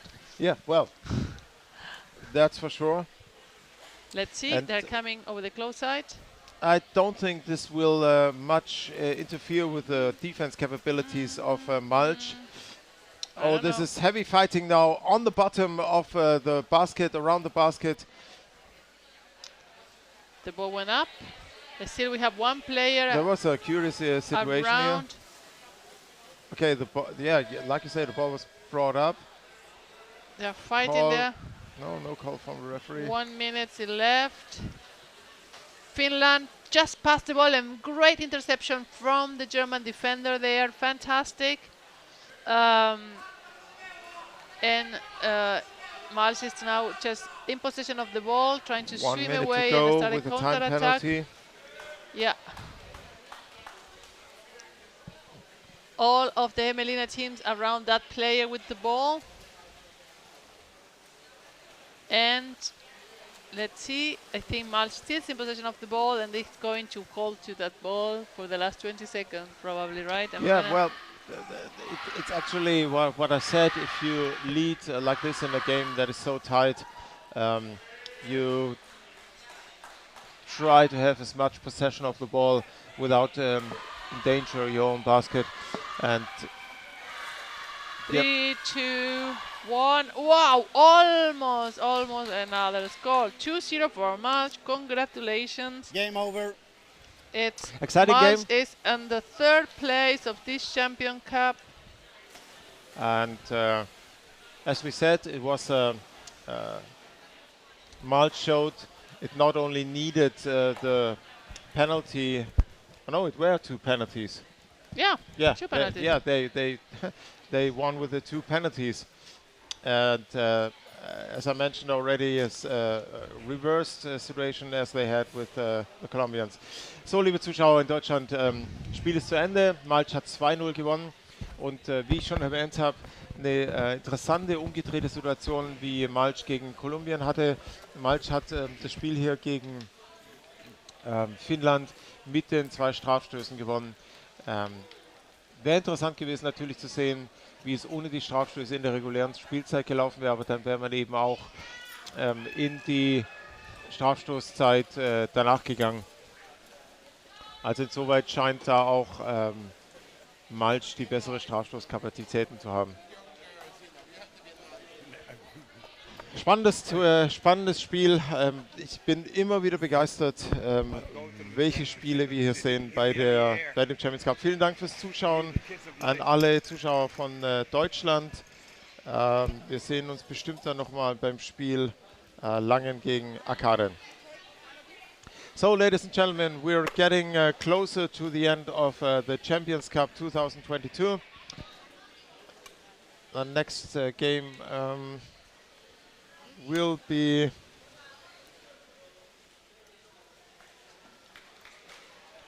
let me see, Espirolana against Amager.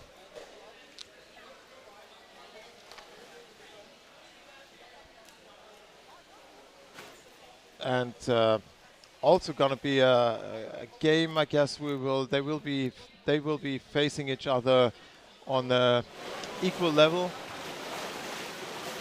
So those are always the exciting games when you see 2 teams, how they try to find the weak spots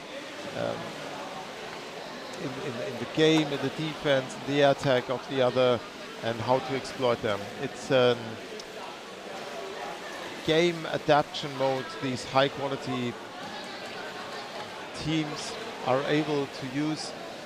And I guess the highest level of this adaptation I've seen with the Colombian so far, and it's part of their philosophy, which is not to have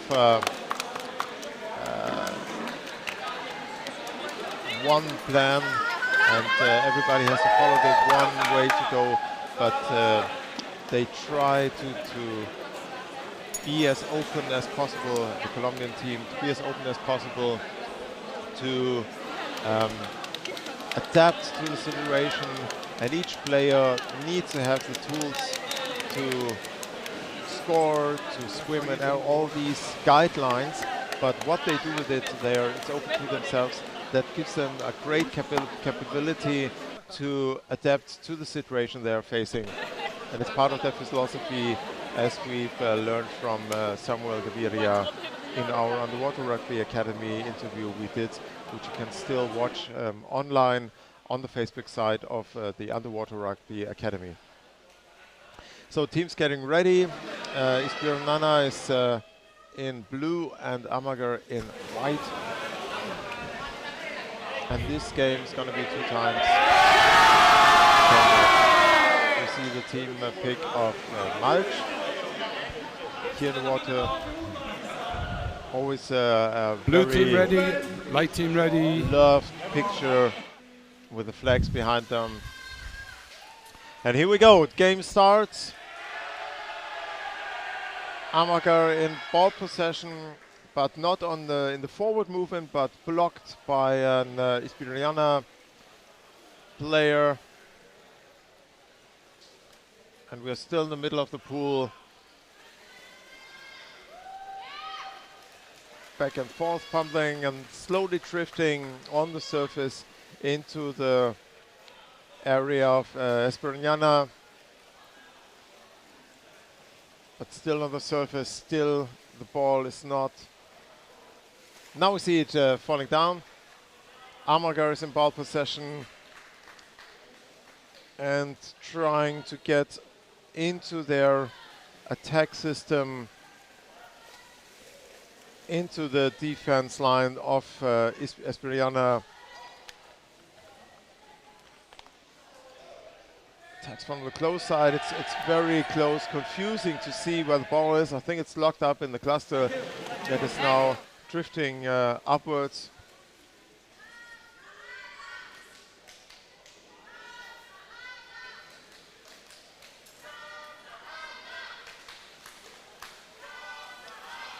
A lot of locked ball situation with no free ball, but still in the part. No, we are now in the middle, but still surface fight, surface locked ball. Players waiting under these locks to receive the ball, and ball drops down in the hands. Next lock is up. Haven't seen that a lot so far in the Champions Cup, not for this long time. So the first 2 minutes we almost spent totally in a locked ball on the surface.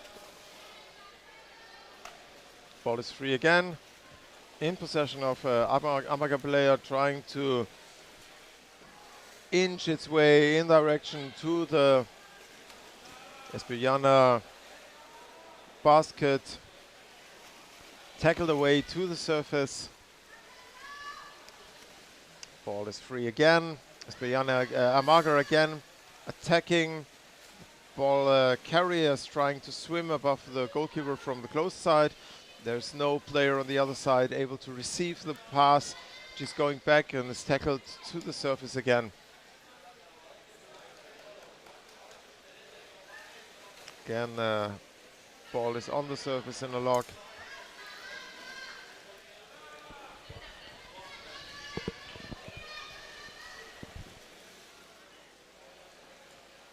And still the ball is in Amager possession. The forechecking of Esperiana is not... Bye-bye, thank you, Niels. Player from Luxembourg, originally from Dresden. Just said goodbye. So same situation here, and not much change. Amager tries to get into the defense of Esperiana, but don't get really that close, and in the end is tackled to the surface. And now Esperiana got the ball. Now there's a change, but cannot break free all the way. We're in the middle of the pool already. The player is locked and stopped by Amager. Slowly the cluster is drifting, and we have called from the referee. Roughing, a white free ball. So on the surface there was rough play, and Amager has a free ball, which brings us to the same situation we had for the first 5 minutes here in this encounter of Esperiana against Amager. Amager tries again, coming from the open side, from the close side, into the defense. Amager players to position themselves under the basket from the close side. But immediately, as we've seen before, the player with the ball is tackled away to the surface without being able to get the ball to the player waiting under the basket.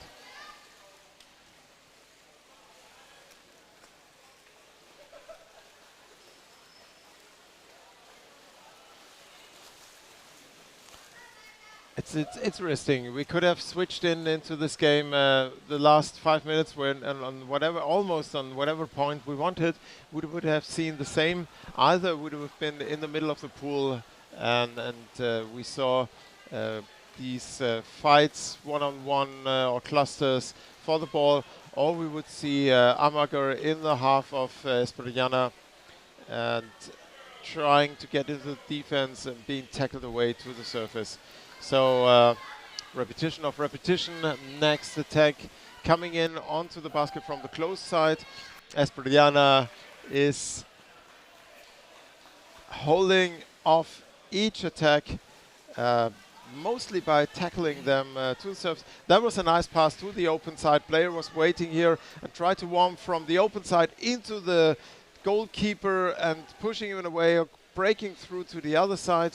Don't see really now what's happening, but guess Espriana did the same what they did before, tackling up to the surface and stopping the attack.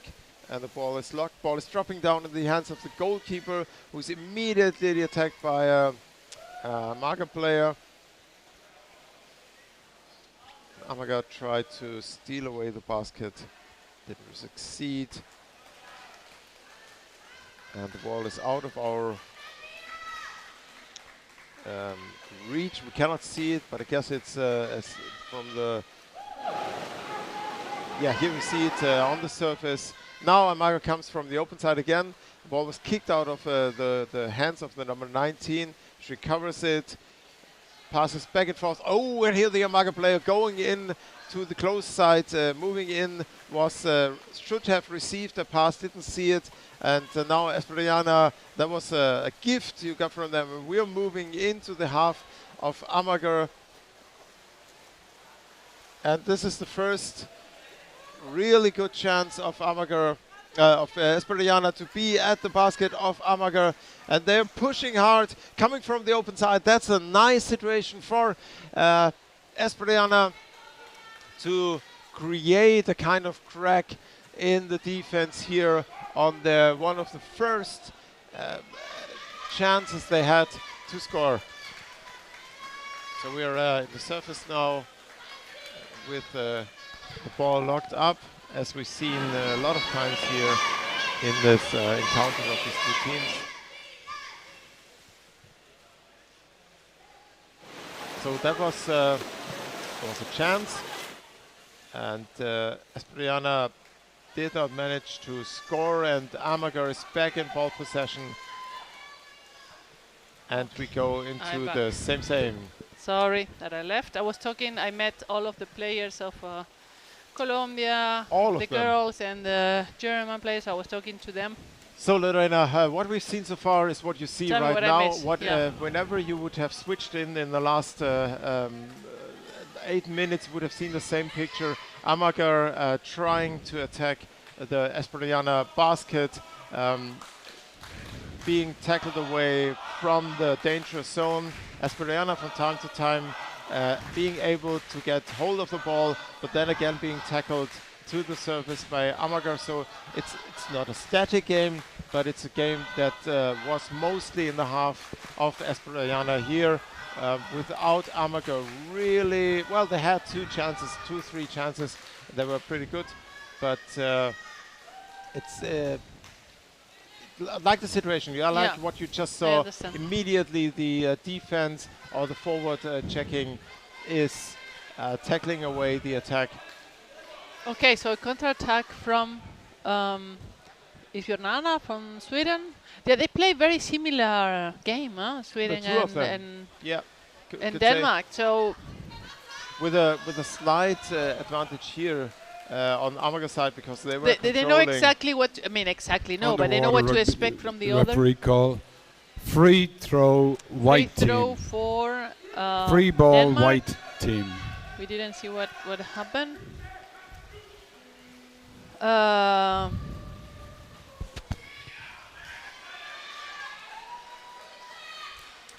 4 seconds left, and this first half is over. Remember that this is the second game of Amager. Amager played just a little bit ago at 11:15. And the first half. 2 hours and a half ago. And this is the first game of Ifjornarna. So it could be both. Sometimes when you play already, you are more in the game, right? But sometimes you're exhausted. So, and let's see. Oh, okay, a heavy attack over the basket of Amager right now. That's a replay. Ah, the replay. Okay, sorry. Halftime break. Yeah, I'm having my second coffee, so my other half of the brain. So my analysis of this game and my prediction for the second half. Normally, I would say if a team is in constant ball possession and attacking basket, I'd say it's a question of time, like our emitter, until they manage to find a crack and the dark team substituting the defense. But it's this case.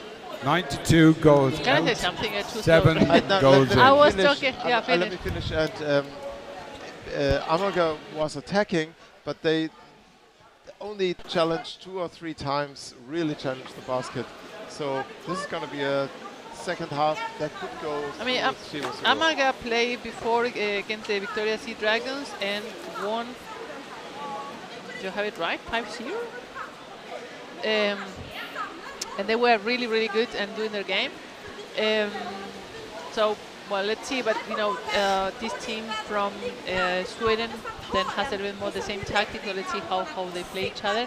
Nevertheless, I was talking to the girls of Colombia that won 4-0 against Langen just a little while ago, and Langen, and yeah, they confirmed what we were saying at the game, that they could not come together and to really play their game. This is in case of the German, because Colombia had disrupted so much the game that they could not build up. So this is what they're trying to now put their heads together. They have to play against Akkaren in the next game after this one. It's going to be a totally different game than against Orcas, and that could be in favor of them. They play at 12:15 and they're going to play again at 2:15. So not even, I mean, 2 hours, a little bit less than 2 hours in between, which again could be good because you are good worked up with warm. Yeah.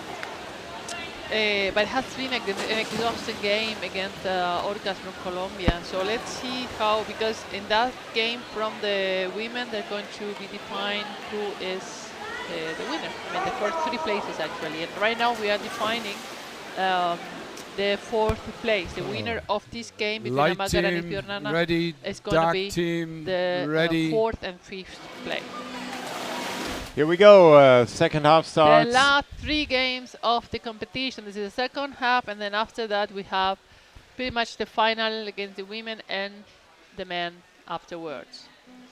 So, let's see. Call from the referee. Guess the ball was out of bounds. And free throw against Amager. So, Esperiana has to manage to leave their own half and stay more in the half around the basket of Amager if they want to turn around the game.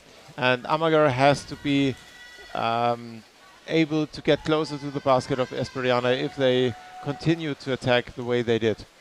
So here we see Esperiana going in from the close side, from the corner, under a heavy forechecking attack from Amager.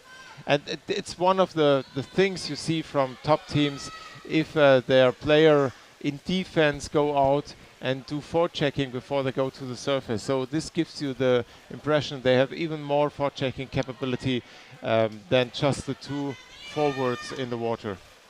Let me see. And Denmark is having only 11 players. And we're talking with Lisa about it, that we are always surprised because they come always with 9 to 11 or 12 players, and they're always about the position 4, 5. I mean, they do a great. I mean, it's hard to have such a competition with not a full team. And by a full team, I mean 15, and not even 12. They don't even have, you know.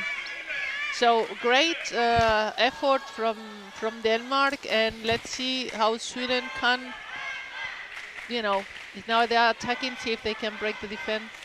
What happened?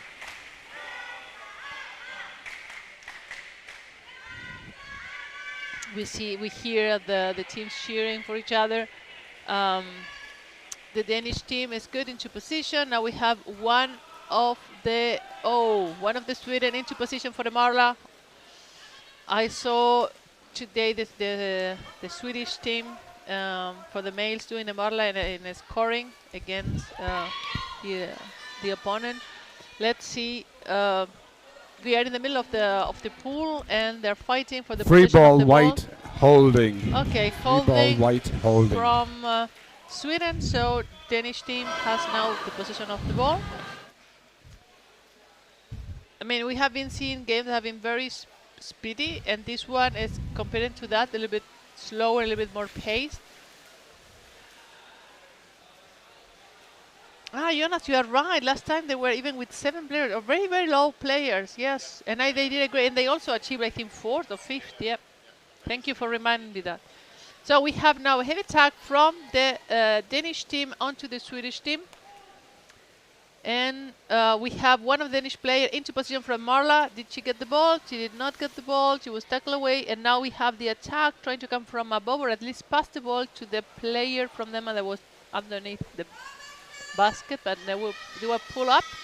They are fighting from the ball. They are being pulled away from the area of the Swedish basket.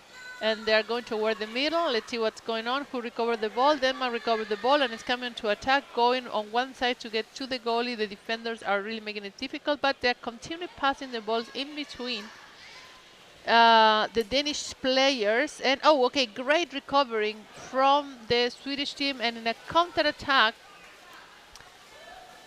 It was at the beginning 2 Swedish teammates, but then it was just the one girl going through. And they're now in the corner. And I mean, the Danish team has like a dark green, but I mean, it doesn't get that dark in the water, so sometimes I confuse them a little bit with the Danish white. Free ball, white. White free ball. There's not that much change I see here in the compared to the first half.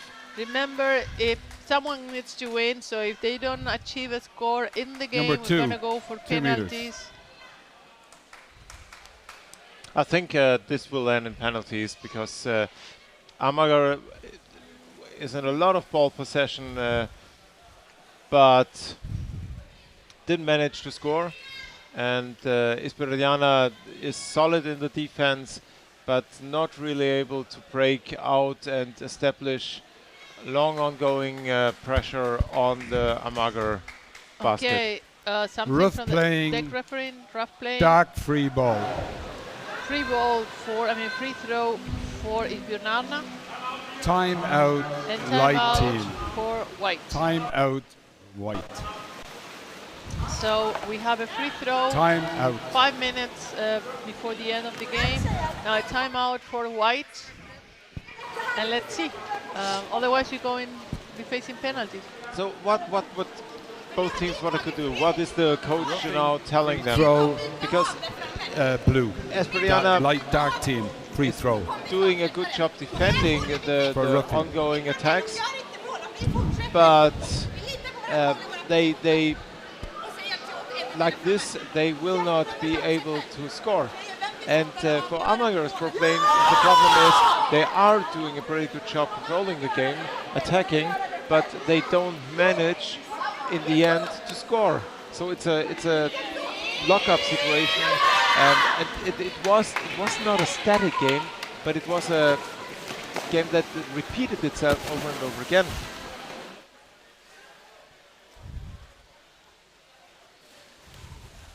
And this will not change within the next 5 minutes, I guess, because seen from the outside as a coach, I wouldn't know what to tell my teams, neither Esperiana nor Amager, what to do here. Both doing a good job, and they interact in a way that stops the game. Yes. So let's see, maybe. Here we have Amager in the defense, and Esperiana probably trying now harder to keep the ball in the half of their Amager team and putting pressure and more decisive attacks on the basket. Here we go. This is a attack from above, immediately tackled away from an Amager player. We see the reverse kind of constellation for most of the first part of the game. And now there's a counter-attack. It's one Esperiana player against two Amager players, and it's goal! Goal from the Danish team. This is the But exactly, they are so good on the counter-attack, and they were not managing to achieve great play by the Danish team. 79. Surprising goal, change. 79. Great, I mean, really counter-attack with two players. Yeah, and but this was definitely Time the only Time possibility out, for Amager, as we've seen so far, to score here, to do something they haven't done in the last part of the. Well, but we know that because they're good. I remember from the time I was playing that it was really, we had to be very, very aware of any of the counter attack from any of the Nordic teams. I mean, and Denmark was always very good at that. The same way Akaren is good at that, and Sweden. So because Esperiana was defending so well all the time, and now they have been in the attack and started the attack, and they totally were overrun by the fast switch of the Amager game that switched into the attack, and two Amager attackers scored here. Mike, yes, but I have to defend Baltic. He said if they continue like this, that it could be difficult because they were playing such a tight game. But we know that, with the advancing of the game, sometimes, players get a bit tired, then mistakes happen, and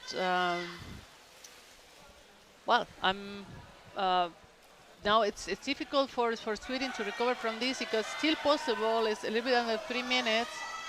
But because we said that they had such a tight game, to break through with a mistake like this, let's see if it's normally when the games are this tight, it goes on the mistake from the first team, right? Look, we have here the Danish girls coming onto the basket of the Swedish girls again. Losing, or the Sweden recovered the ball, and now they are counter-attacking. And let's see, I mean, this is 2 minutes. Let's see if they can achieve a score to have it tight at least and then go to penalties. I think it's still possible. 2 minutes, it sounds like not a lot, but it can be a lot of time if you are defending. And Esperiana really does what they should do now, go forward with everything they have and force a goal with all their capabilities, and to get at least into penalty, to get a chance in penalties. But Amager knows it the same, and they will do everything to stop Esperiana from getting too close to the basket and score. So well, but let's see again. It's about if they commit a mistake. If for I don't know, if a player change and like now, for instance, you have one-on-one. It's been taken away by one of the defenders, but sometimes it happens that the defender doesn't get on position on time, or the goalie lays a gap, or stuff like that. So little mistakes. Amager is in ball possession. Amager almost on an empty basket, but she was being stopped. I mean, good recovering from the Swedish team. Still 1 minute to go, and I guess Sweden was about to recover the ball, lost it again, and Denmark is coming towards the basket again. They are more consistent when they attack, and they come really with everything they have, the Danish team, a little bit more than the Sweden, I have to say, with the moment that they also had to attack with the ball on the Danish basket. So yes, this was the solution. I haven't thought about doing a fast counterattack because we haven't seen Amager doing this in the first half, or trying this. So this was the perfect solution to the problem Amager was facing. They couldn't score in the continuous game we had in the first half, but they did with the counterattack. And now the time is counting down, and Esperiana Dark team needs free to ball. break free. Free throw for Time Sweden is ticking down, and that's it. Okay, end of the game. Amager won from Game a great goal from a counter attack. And I have to say it's very much earned, because Amager was controlling this game most of the time, and controlling the ball flow, stopping Esperiana from attacking them. So if you look at the overall ball possession time, play time, Amager earned that goal definitely. So Amager is 4th in the position. The final position we have 4th place Amager from Denmark, 5th is Esperiana from Sweden, Sea Dragon from Australia's number 6, 7 is Hammerheads from the US, number 8 is Vienna from Austria, number 9 is Barcelona from Spain, number 10 is Helvetia from Switzerland, number 11 is Phil Salis from Italy. And now the top 3 places of this tournament for the women are going to be decided in the next game between the German team of Langen and the Norwegian team of Akaren. For the viewers that were not connected this morning, I want to remind you that Akaren, Orcas and Langen are in triangulation for the first place, first, second and third, of course. And then Akaren won against Orcas this morning at 8:30 from 1-0. Then Orcas won against Langen 4-0. And so now let's see what happened between Langen and Akaren. If Akaren wins, then they are champions again for the 6th time. They Sixth time it is? Yeah, they won 5 times until now. Berlin won 4 times back in the day. Now it's ancient history almost. You with the Berlin, with the Berlin spot, teams, yeah. with the Akaren TCP here. won the last time the 5th time. If they win again, it will be the 6th.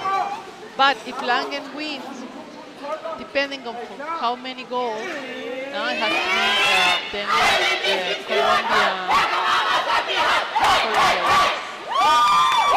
depending on how many amount of goals, or Langen. I mean, depending on the amount of goals. And remember, Orcas did So 4 the goals. Orcas can become champion. Yeah, they can. So if we see dark-skinned Langen. players with Akaren, the Orcas are playing there. It's so confusing for me, this triangulation, because it's depending on the scores and the goals. I mean, of course, first on the winning.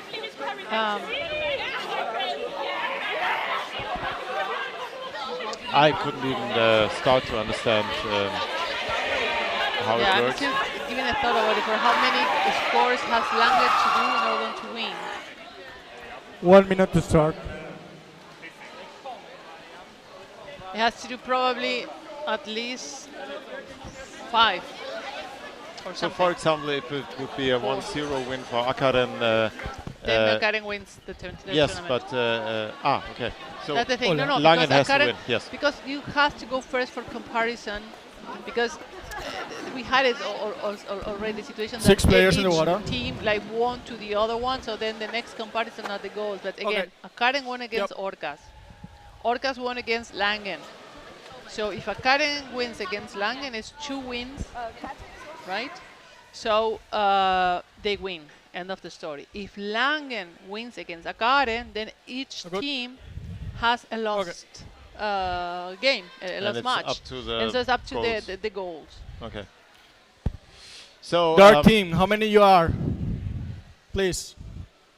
Okay, liebe Zuschauer zu Hause, die jetzt gerade für Langen hier in den Livestream gekommen sind. Ready? Ready? Langen gegen Akaren. Und das Spiel beginnt. Können wir bitte, danke, aufs Wasser umschalten.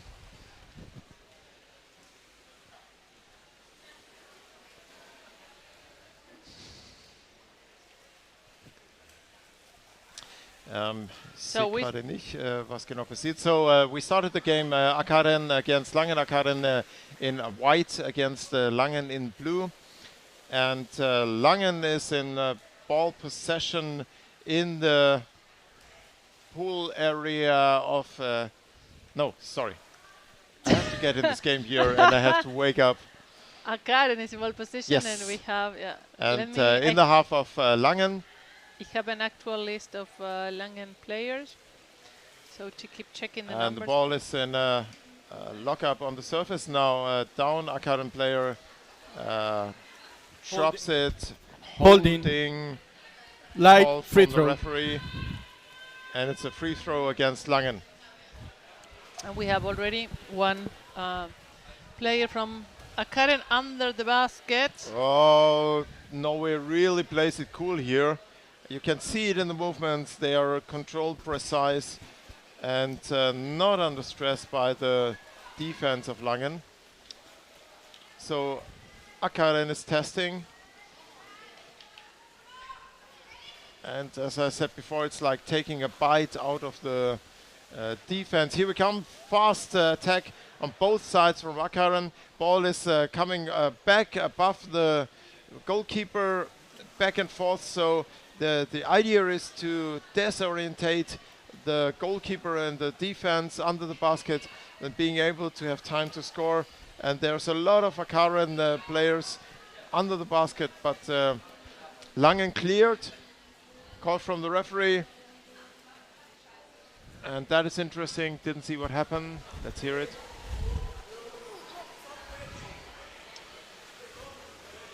There is a call, but we don't know yet. Light free throw, wedging. So it's a free throw for Akaren because the Langen player was wedged in the basket. Okay, but there was not attack. No, I mean, there was an attack, yeah. Yep. Already Akaren is around the basket, blocking the defense of Langen. But Langen solved it pretty good, and they are moving out of the danger area around their basket. They are still in the middle. I mean, there's still no clear team that is, you know, being on top of the situation here, on top of the game. I mean, even Akaren is more on the German side. Still, they haven't been really risky attacks. So let's see. I mean, the forecheckers of Langen are doing a good job. There's Laura, which is the defender, got the ball and is trying to pass it farther so they can start the counter attack, and that's where you go. Interesting. It looks like Langen is dealing better with Akaren than they did with the Colombians. Now we have a counter attack. And whoa! One of the Langen players stole the basket. That was a little bit too slow. Oh, that's so should have pity, thrown that because ball. they had stole the Amazing basket. how I didn't how see did they recover? Yeah, I don't know when Langen players steal the basket, but that was a really good tactics to go this way forward, steal the basket and waiting for the team player. But Akaren is coming back, and these counterattacks from Akaren are really dangerous, and we can see it here. The defense of Langen is under stress from the attacks, and they trying to deal with the attack from Akaren. So, liebe Zuschauer in Deutschland, das war gerade wirklich eine tolle Szene von Langen, wie der Korb von Akaren von den Norwegern geklaut wurde und wie die Spielerin von Langen durchschießen wollte. Sie ist leider das Ganze ein bisschen zu langsam gewesen. Sie hätte unter Umständen in dem Moment werfen können und hätte dadurch vielleicht diese Mikrosekunde gewonnen, um die Spielerin auf dem Korb anzuspielen, damit sie sich umdrehen kann. Aber in dem Moment, wo die Spielerin, die den Ball geklaut hatte, sich umdrehen wollte, wurde sie schon blockiert. Toller Spielzug, richtig aus dem Nix rausgekommen. Yes, and again, Germany. Here we see it, hier sehen wir es nochmal. Yeah. Yes, why? How couldn't she? Because she was, I mean, they got their holding arms, the ball, but yes. still, I mean, it was so close. That was really close. I mean, all Colombia is for Langen today, I'm telling you, because depending on how, if they win, if they don't win for enough difference. Sehr überraschender Spielzug, wahrscheinlich auch für Akaren. Yeah, we're back in the same situation. Akaren is attacking, Langen is defending. And Langen is more in their game than they were against the Orcas. Like I said, it seems like they're it's somehow easier. It's easy said, but easier to deal with for them deal with Akaren than they did with the Colombians. And the attacks from Akaren are not that dangerous yet, but they're coming in more and more waves. waiting for this little crack, and there is always a Akaren player stationed under the basket from Langen, and that makes it dangerous. If there is any kind of mistake in the Akaren defense, in the Langen defense, Akaren will exploit it. I'm thinking, actually, I mean, this triangulation makes me crazy. I think if Langen wins, it doesn't matter for how much. Orcas wins because Orcas won against Langen. This could be the goal, but very good save by the goalkeeper. She got hold on the ball, even passed it on to her teammate, and now Langen tries to break free. Oh, dangerous situation. Oh, great recovery from the German team that is going in a counter-attack. Stopped by the forechecking of Akaren. Call from the referee, free throw, holding free throw against Akaren. Holding, dark free throw. Holding. Yeah, I think that Orcas wins regardless for how many goals Langen does, because they won against Langen for direct comparison. Here. And if Akaren wins, then go back. Thank you. Akaren wins. Is the winner. So we have 2 times 15 minutes, so we have already only 8 minutes left here in this first half. And Akaren is dominating the game so far in controlling the ball, but this counterattack has been really dangerous for Akaren. We're now in the Akaren half. Langen is trying to dig in the corner of the close side and starting their attacks from there. Akaren received the ball, recovered the ball, and is going really fast to the German basket. Stopped, and Langen is back again on the way to the Norwegian basket. There was a little bit of attack on the equipment. Yes, saw that too, but I think where the referee went for advantage. Yeah. And Langen is sticking in now in the corner on the closed side, starting from there. This is that's a kind of mistake you cannot allow.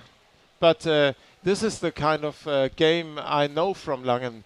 This is different than what we saw playing against Colombia, and Akaren is not under stress, but there is pressure. They're not in the game either completely. I mean, we see Akaren being a lot more effective in tactically speaking, and Germany is doing a great job disrupting and just being on their basket as well. Oh, fast counter-attack here from one Akaren player. Defense is in place. Langen closes their basket. And now they're on top. Yeah, they're on top of the basket of Germany. And let's see. Oh, okay. The Norwegian team just got the ball and is trying to attack, but it's being pulled away by one of the players from Germany. Great game from Langen here. Yep. The more I'm surprised what happened against Colombia, but Langen really is up for it here and intercepts the passes. Oh, this is dangerous. 3 players from Akaren under the basket of Langen, and there's a change of the goalies and there's attack from the open side. Yeah, and here's the goal. Goal from Akaren. That was really, I mean, a good attack. I mean, they stay there and continue. You see it here, the player 21 on the open side. She had the time and the space to push the goalkeeper away with the ball and to push the ball in the basket. Let's see, but still, I mean, Germany has 20 minutes to change things around, and the beginning, I mean, they had a good opportunity. Now they got the ball, and they got slowed down by one of the forecheckers of Norway. Let's see if they can go into the corner and start getting into position and see. But they are much more in control in this game than they were when they play against Colombia. And let's see how it develops. Right now, 1-0 for Norway, but still everything is open. Langen is fighting a a good game, a better game that they had against Colombia earlier before. And let's see, they are able to play their game a little bit more often. Let's see if they can keep up with this. And what they cannot allow themselves is to let the goalie alone with the Norwegian players. I mean, let's see, we have 3 against 2 here fighting. The ball is being taken away by one of the defenders. I think it looks like Germany is recovering the ball. Let's see if they can swim away with it, or if Norway recovers them. We can see they're fighting in the surface.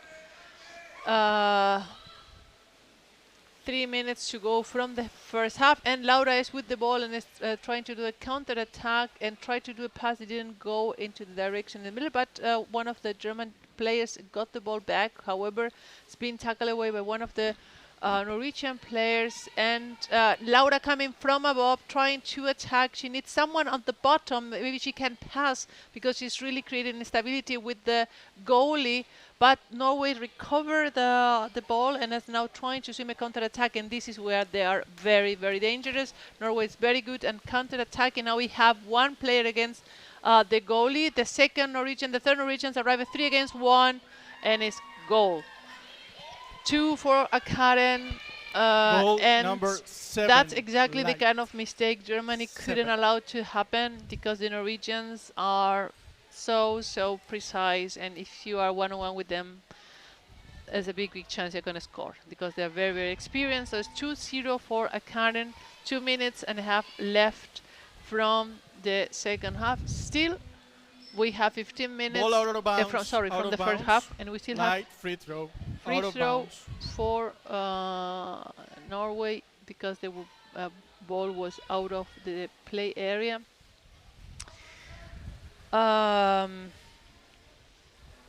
There's a couple of players from Langen that couldn't be here today. That probably, I mean, it's so difficult to watch, you know, your team and you cannot be there supporting. So my heart is also with you. And let's see, but still they have time, and they haven't been able to play a little bit their game. So let's see if they can manage to recover from these 2 goals. We have the German team fighting in the corner, trying to keep the ball there and see if they can start the attack from the close area. But Norway is doing a great job to disrupting and being there in the way.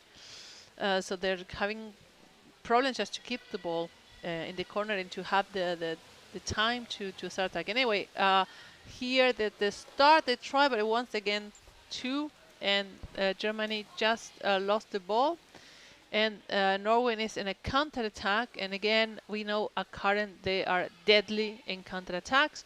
We have, she passed the ball blind. Amanda, I think that's the number 10. There was no player. Normally, there should have been another player there, and this we know a lot. I mean, how they counter-attack with 2 or 3 players, and they then attack the goalie alone because they arrive before anyone else's. Anyway, great defense from Germany.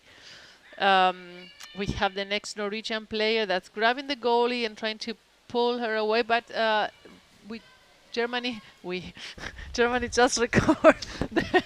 You're Argentinian, Lorena. Yes, I'm Argentinian, it's true. Germany just recovered the ball and is trying to counter-attack. Laura again trying to attack from above and trying to destabilize the goalie, but lost the ball in the process. However, she stayed there put and trying to recover, just for checking. Great save from the German team, and they're still within the 3-meter area of the basket of Norway. However, Norway doesn't need, I mean, there's something. Half-time. Okay, half-time. All right, 2-0 for Akaren. If this continues like this, Akaren is the winner for the Champions Cup for the women. And Colombia is second and Germany third, but still there are 15 minutes to go. And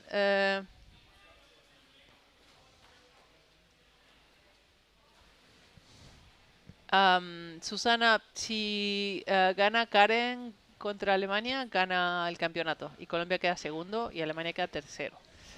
Yeah, I mean, it's 2-0. it's not easy to turn 2-0 around, for above all not against Norway, but Germany have been able to play much better than against Colombia. I mean, with Colombia, we saw that was not possible to turn the game around because Colombia was disrupting so much that really it was really interesting to see. But against Akaren, I don't know. I mean, what do you think, Bob? I will answer in German for the German spectators here. The question was what I think. I think Langen is doing pretty well compared to the game against Colombia, and no surprise here is Akaren is in the lead, but it's not like Langen is being destroyed by Akaren. It's well, but 2-0 is already quite. Yeah, but it's Langen is doing their game. They play as a team in this encounter.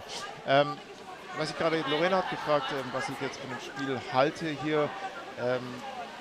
Ich bin der Meinung, das ist eine andere Langen-Mannschaft, als wir sie gerade gegen Kolumbien gesehen haben. Es ist nicht überraschend, dass Akaren der fünfmalige Champions Cup Meister. Akaren hat 5-mal bis jetzt gewonnen. Genau, und der wenn die das jetzt fünfmalige gewinnen, Champions Cup Meister hier 2-0 in Führung liegt. Aber nach dem Spiel, was wir gegen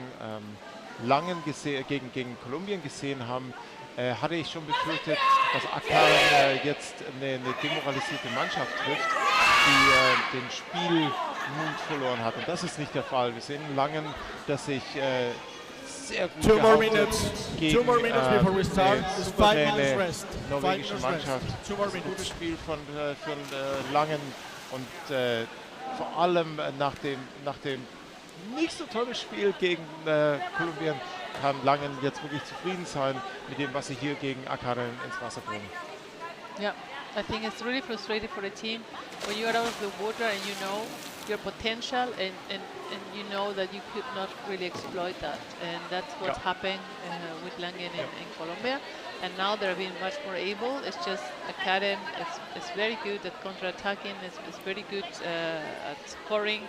So right now it's not that they cannot do their game. It's just Akaren has pushed some mistakes, but they still can play the game. So it's not. And I would say it's not as frustrating. Still to lose is yes, not. But what's your view on Akaren? I don't see these scoring machine in motion.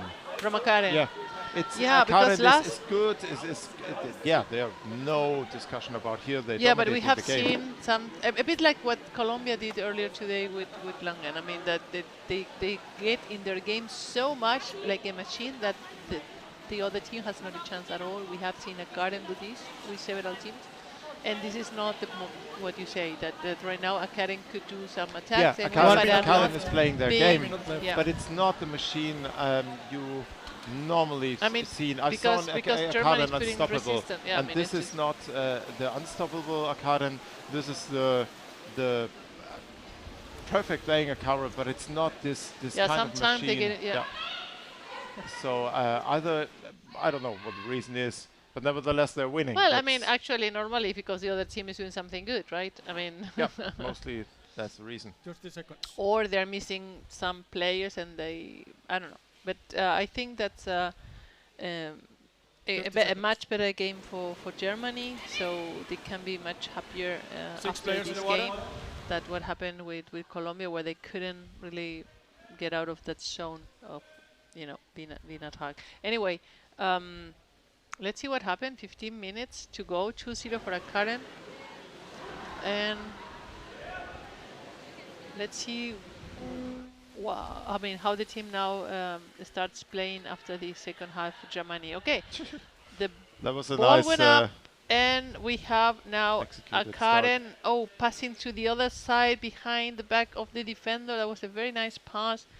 And they're still continuing the ball possession, and they have, okay, that was a miss pass, and then Germany is trying to recover the ball, and they come with a lot of intensity. Norway, we were talking about the intensity was not as much as, and now in the body tension, you see they're playing faster, they're playing more aggressive somehow. Akaren goes with a lot more force into the second half here, and it's like they said, okay, we are better than the first half. We have to play our game. We have to do it even if they're winning 2-0, but yeah. So Langen is defending pretty well here in these first seconds, and there was a real decisive attack from Akaren on the basket, and Langen, no, I don't say they had difficulties, but they were under pressure. And now Langen tries to get the ball out of the hands of the Akaren player. There's a tight cluster, but the ball is dropping down into the hand of the Langen player. Rough game. Call from the referee, roughing. Okay, free throw for Germany. All right, so I mean it was also they just had got the ball, but well they have a free throw now, which please, gives you. Go back here. Okay. The referee is saying the executing Ready? team has to go a little bit backward. To respect the 2-meter zone, and now Langen is coming into an attack, passing the ball, try to come into position. We have 4 players underwater. Let's see. I mean from Langen, and we have the defenders from Akaren in position as well. So let's see how this plays out for Langen, if they can achieve the score or something. But Norway just tried to recover, but that pass went a little bit farther away, and the German player could recover. So Germany now, even if they're in the half, they're in position, still in possession of the ball. And the player just lost the ball, and they're too close to their goalie from Langen, and that's a little bit risky because when you have all this hectic, close to your own basket. Langen was not really under pressure here, but the lost ball, or the ball was stripped out of the hands of the Langen player from Akaren player, and this is dangerous. Was dangerous close, and now the ball is on the surface. Akaren is in ball possession, going into the corner on the surface, passing down from the corner into the deep corner on the bottom, and now 2 Akaren players go in from the closed side above the goalkeeper. Intercepted by Langen, stripped the ball out of the hands of the Akaren player, and we have 1 Langen player forward with the ball, second comes behind her, third coming in, and there are 2 players now at the Akaren basket. First ball carrier trying to come from the close side, stopped and pushed up to the surface, and Akaren received the ball, stripped the ball out of the hands of the attacker from the corner from Langen, and is already back in the corner of Langen and already starting their attack now from the open side. And this is this is score a goal. Yes. Again, yes. 3-0 for Akaren. This is the thing Akaren is famous Goal for, counterattacks that don't hesitate but go from the counterattack into the basket and pushing hard to score. Nicely done by the 3 players from Akaren here around the Langen basket. Langen was not ready yet, and the forechecking was still, the Langener forechecking was still in the middle of the pool. So, liebe Zuschauer, in Deutschland auch noch kurz hier eine Zusammenfassung. Wir hatten gerade genau die Szene, die man von Akaren kennt, aus ihrer eigenen Verteidigung.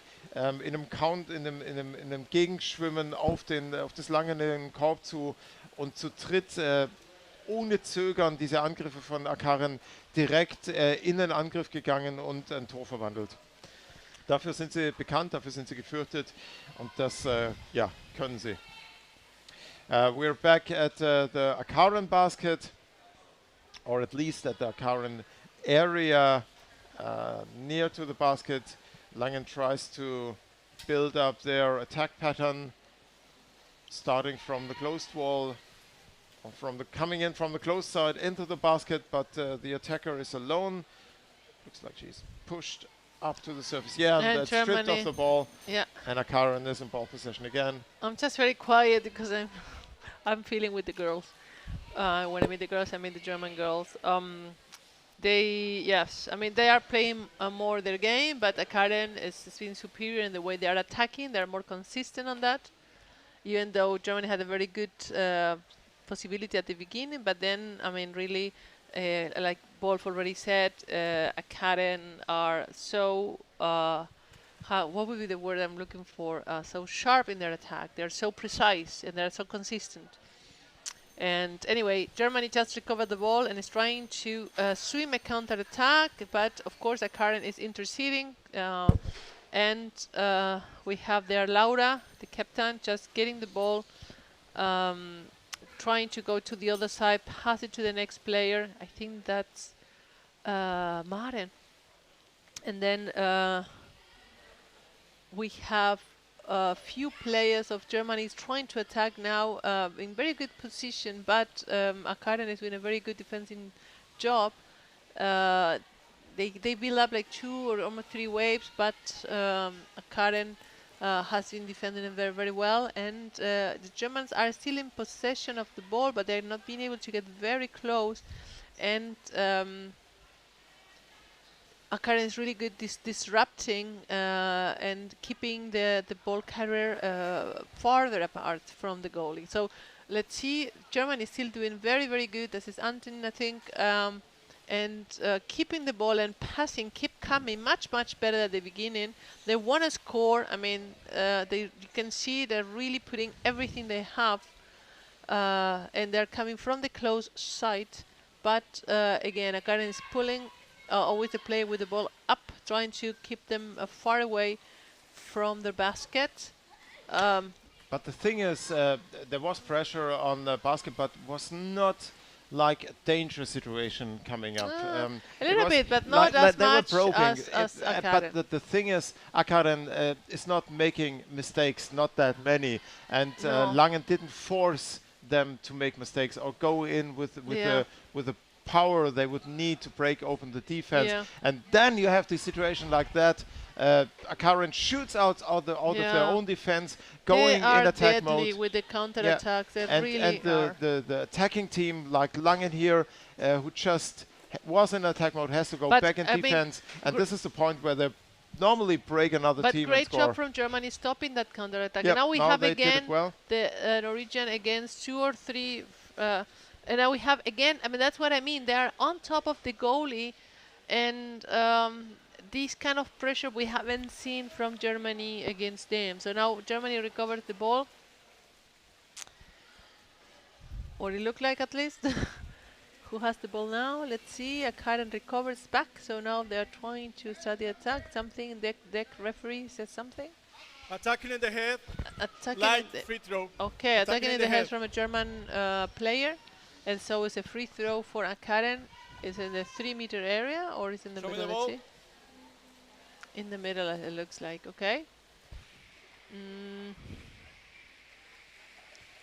And here comes Karen, but Langen is doing a good job to prevent them from going directly to the basket. Dangerous situation now with all the Karen players around the basket and in the hands of a Langen player. Counter attack. Stopped in the middle.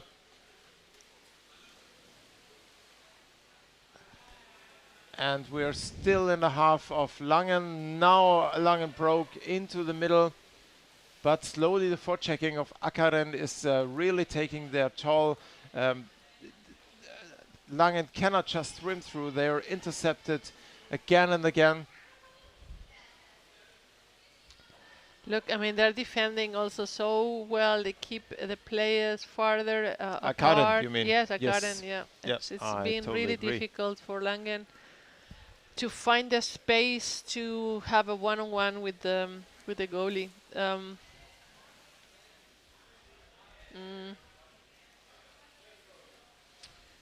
Yeah, it's a comfortable is a strange word for underwater rugby, but it's a Karen's game now, and they keep holding the basket with a very tight defense, and Langen works hard, and suddenly, like now, Karen shoots out of their defense into the defense of Langen that is not prepared for the onslaught. Oh, but that was very well served here from the Langen defense. was out Maren, of yeah. their own defense. Now they return the favor and do the same as Karen ever does. But no, that was really nice. We almost made it to the basket. Steffi, Laura, Maren, I mean, the three of them just managed to do that counter-attack. And let's see if they can get energetic. a score. Sorry, I want to... Well done, this attack.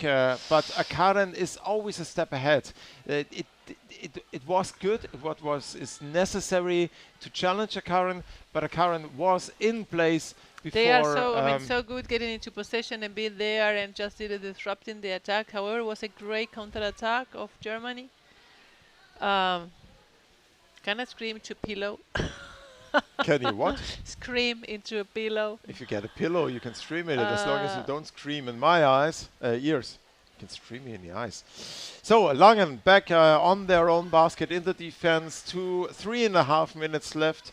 And Akaren is leading 3-0, so it's... and that's another attack now underneath the goalie. Dangerous position. And Akaren is ready here, tackled away to the surface in a big cluster of many players, right above the Langen basket.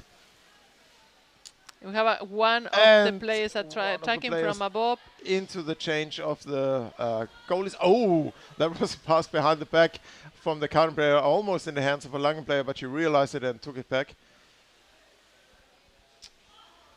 Nicely defended by Langen here. Very well done. But the 3-0 lead that Akaren brings into the second half is enough for them to play safe, to attack when they see the need to, but there is no real danger here for the Akaren game in the last 3 minutes. So 2 minutes from the end of the game, 3-0 for Akaren. Akaren attacking the German side, but Germany doing a good job keeping until now, where you have two players of Akaren just underneath the goalie. I think there was the ball was just dropped, and the player from Germany didn't see it, so the Akaren recovered it and is attacking the goalie. I think it's Ria that just recovered for a little bit the ball. And now we have two more. Amanda trying to attack from the bottom, and really Langen giving everything they have, fighting very, very strong just to keep the players from Akaren away. And now they recover the ball. It's 1 minute 20 seconds.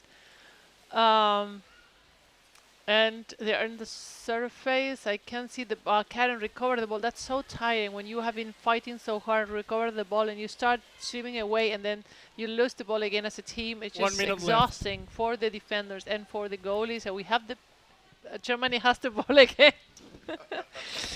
Sorry. Yes,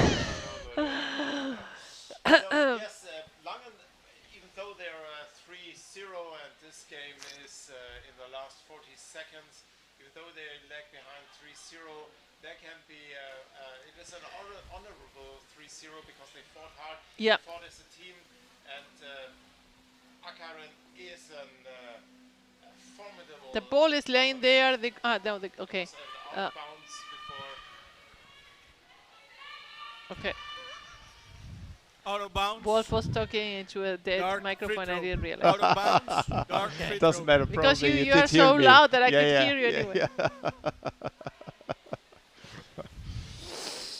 So yes, like I said, Langen lost this game here against Akaren, but it was an honorable lose because they fought really hard, and it was not like they were overrun or at any point out of their depth as they had been against Colombia. Christian, I miss you. This is the first post I read from you. Where have you been?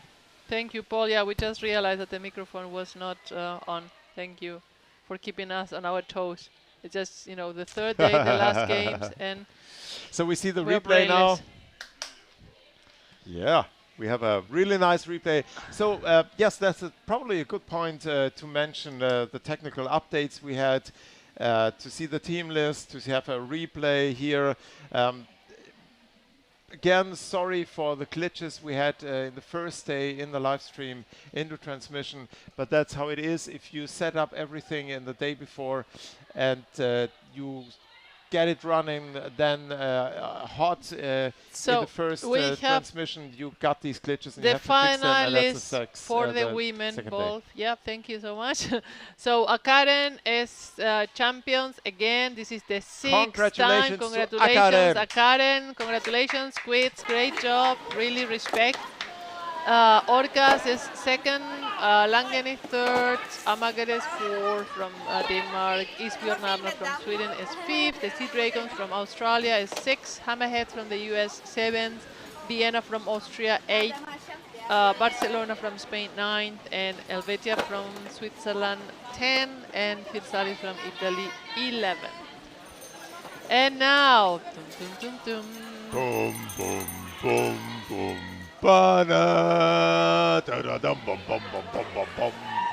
That constellation we will face now is legendary.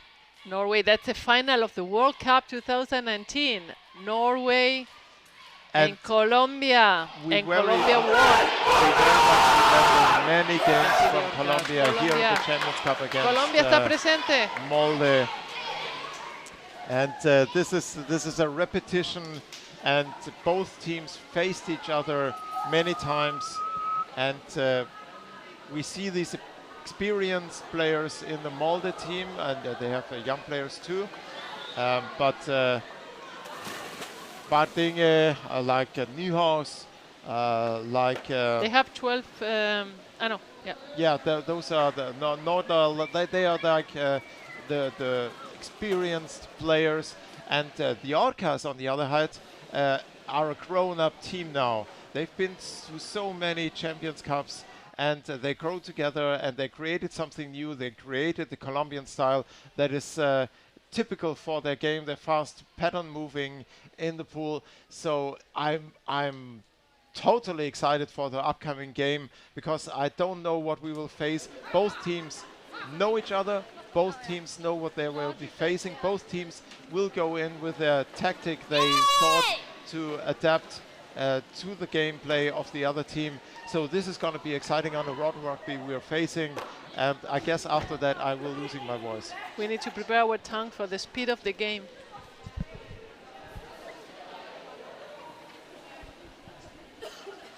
So just a few more minutes until the game starts.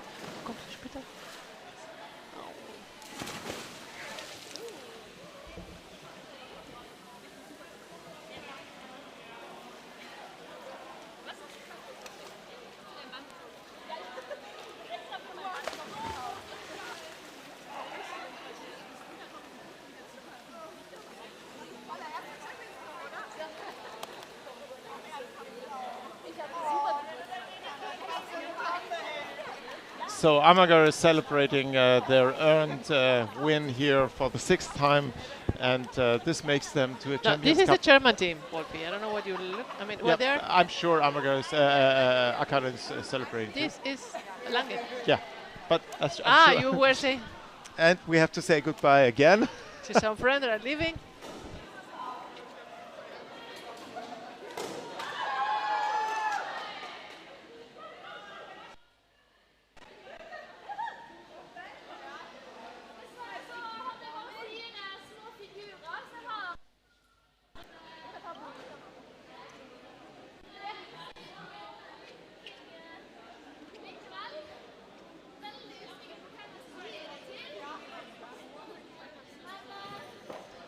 All right, so we are here getting ready for the final of the Titans. Norway, Molde from Norway, and Orcas from Colombia. We have 380 viewers. Do we have Norwegian viewers and fans? Colombianos están presentes para la final. Orcas contra Molde, es la misma final del mundo. Final, and congratulations to the Norwegian female team. Akaren celebrating here their win for the 6th time champion of the Champions Cup. I think I'm going to remove some of the plates there so it looks Congratulations. No. Amazing team, legendary team, and they will go into the book of the Champions Cup as one of the legendary teams here. Amazing underwater rugby, amazing players. Thank you very much for this. Yeah. And now we see, Moldes and Orcas. Orcas has won twice the Champions Cup in 2018, 2019. Molde has won it. We stopped counting.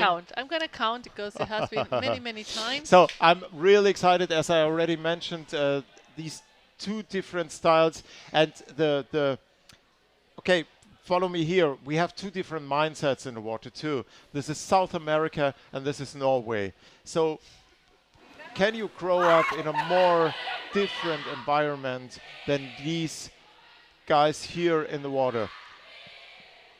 I guess no. And this tells something about the way the game is played. So how can you put it into a picture? It's like 10 times I counted. 10 times could and be.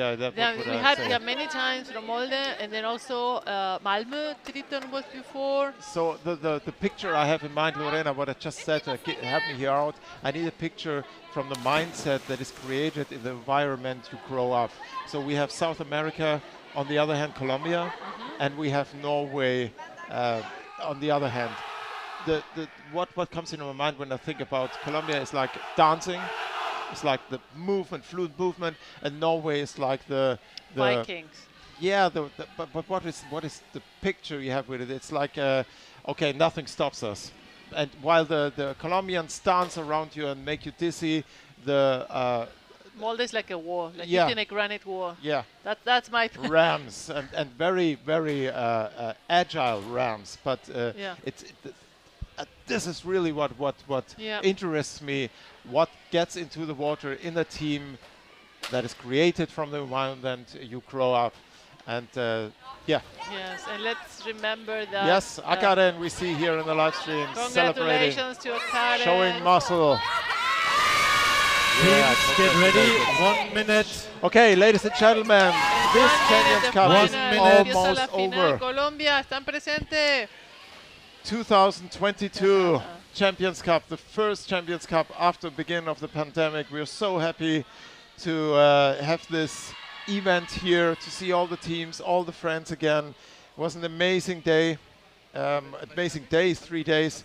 And this is the final of the men after we've seen Akaren winning the women. You're going to talk in English, I'm going to talk in Spanish, okay? All right, and that's what we're going to do. Yo voy a hablar en español, chicos. A ver, ya tenemos 432 that already went from 300 to 432 viewers. So, Colombia está presente. A ver, chicos. So, Norway, get into the chat and let us know you're watching. Otherwise, this chat is going to be owned Estoy nerviosa ya. A ver. by the... Está por empezar el partido. Okay, teams.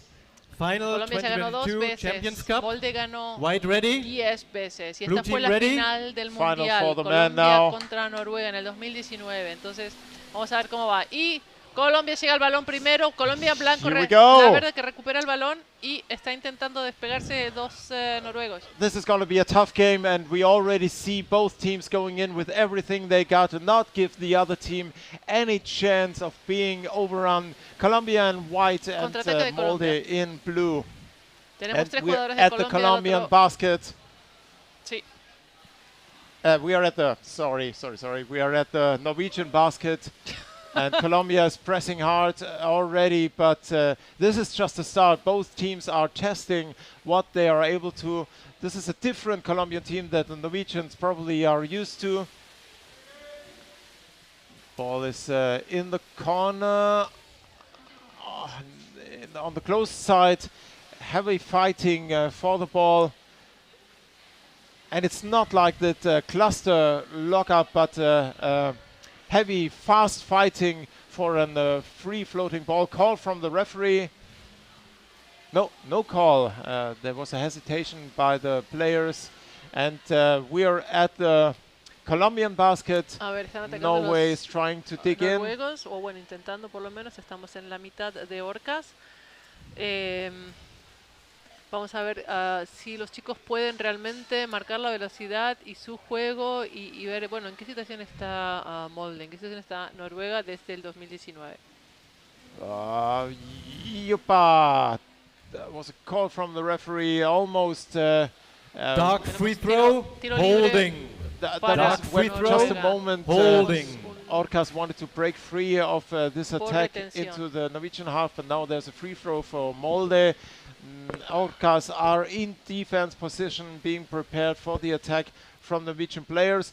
Orcas que recupera el balón, pero todavía está peligrosa la situación. Colombian player managed to get the ball, but is immediately attacked by a Norwegian, and a Norwegian player stole the basket from the Colombians. Sí, pero bueno, Colombia pudo mantener el balón lo suficientemente lejos por el tiempo para poder recuperar la portería. Ahora tenemos a los orcos posicionados en defensa y bueno, Noruega que está intentando empezar con su ataque. Samuel que está intentando recuperar el balón. Remberg que acaba de recuperar el balón y está en un contraataque con la velocidad característica de los orcas. ¡No! ¡Wow! Have you seen that? That was. ¡Ay, Remberg! La puta madre. Por favor, esas cosas. Ahí tiene que haberla puesto adentro. Amazing to see an empty basket of the Molde team, but that was such a fast counter-attack from Remberg, and he was there before the goalkeeper, and he threw the ball because he was stopped by a Molde player. Sí, but that was very close, and that was a wake-up call for Molde. I never seen an empty Molde basket. Wow! Light free throw out of bounds. A ver. Okay, great save from Norway. That was a close one. I just wanted to say Molde is controlling the first minutes here of the game, and that was where the counter-attack from the Orcas came, and bam, jinxed it. I think this is a wake-up call for Norway, to be a little bit more on the toes. Sabemos que la velocidad de Colombia es increíble. Sabemos que los noruegos también son capaces de este tipo de contraataque, pero bueno, a ver si ahora los noruegos se han despertado un poquito y tienen que prestar más atención para poder llegar a tiempo. Bueno, una pena que no se ha podido convertir ese gol. And heavy fighting around the Norwegian basket. The attacks coming from the close side, now from above. Colombians trying to get in are tackled away. Now Colombia is on the top of the goalkeeper. How do the Colombians see each other in this melee of bodies? It's just a chaotic game, but they rip the ball free back and forth here around the Norwegian players. And the Norwegian players are actually in this moment lacking behind the ball play of the Colombians, which is a tick faster than other interception tryings of the Norwegians, and the Colombians even use the wall to play. It's amazing. Goal para Colombia. And it was forced. That was not a lucky goal. Number 10. That was a fast goal. Let's see the replay here again. No pude ver, estaba la verde ahí que es realmente, pero vino el ataque por el lado de la cabeza. Fue por el lado de la cabeza. No pude ver, había mucha gente ahí metida en la portería. Bueno, gol de Colombia. Didn't see what happened. No, because it's on the other side. So, a ver, 1-0. So 5 minutes in the first half, and we have a 1-0 lead of the Colombian team against Molde. 1-0 para Colombia en los primeros 5 minutos del primer tiempo. Y tenemos a Pacho que tiene el balón, se lo pasa creo que al Calenio. Están los dos haciendo un contraataque. Y estamos de nuevo en el lado noruego. We already saw two major mistakes here of the Molde team. One was the empty basket in this counter-attack, and this was a heavy pass, a direct pass into the hands of a Colombian player. So is Molde under pressure here?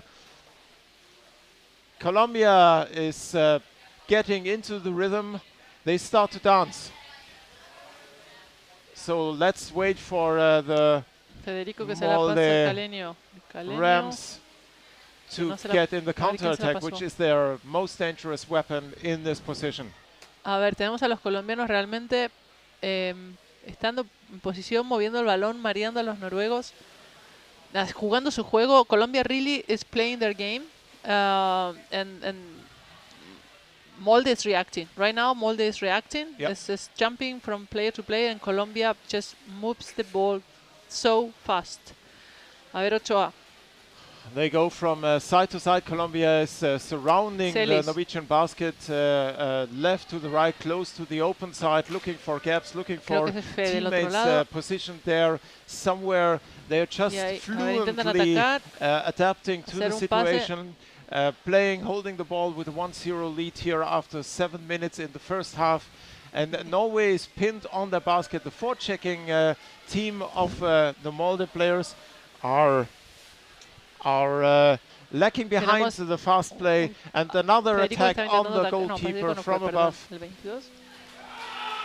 Gol, gol de Colombia, segundo gol, también ahí, o Light sea, goal, number 11.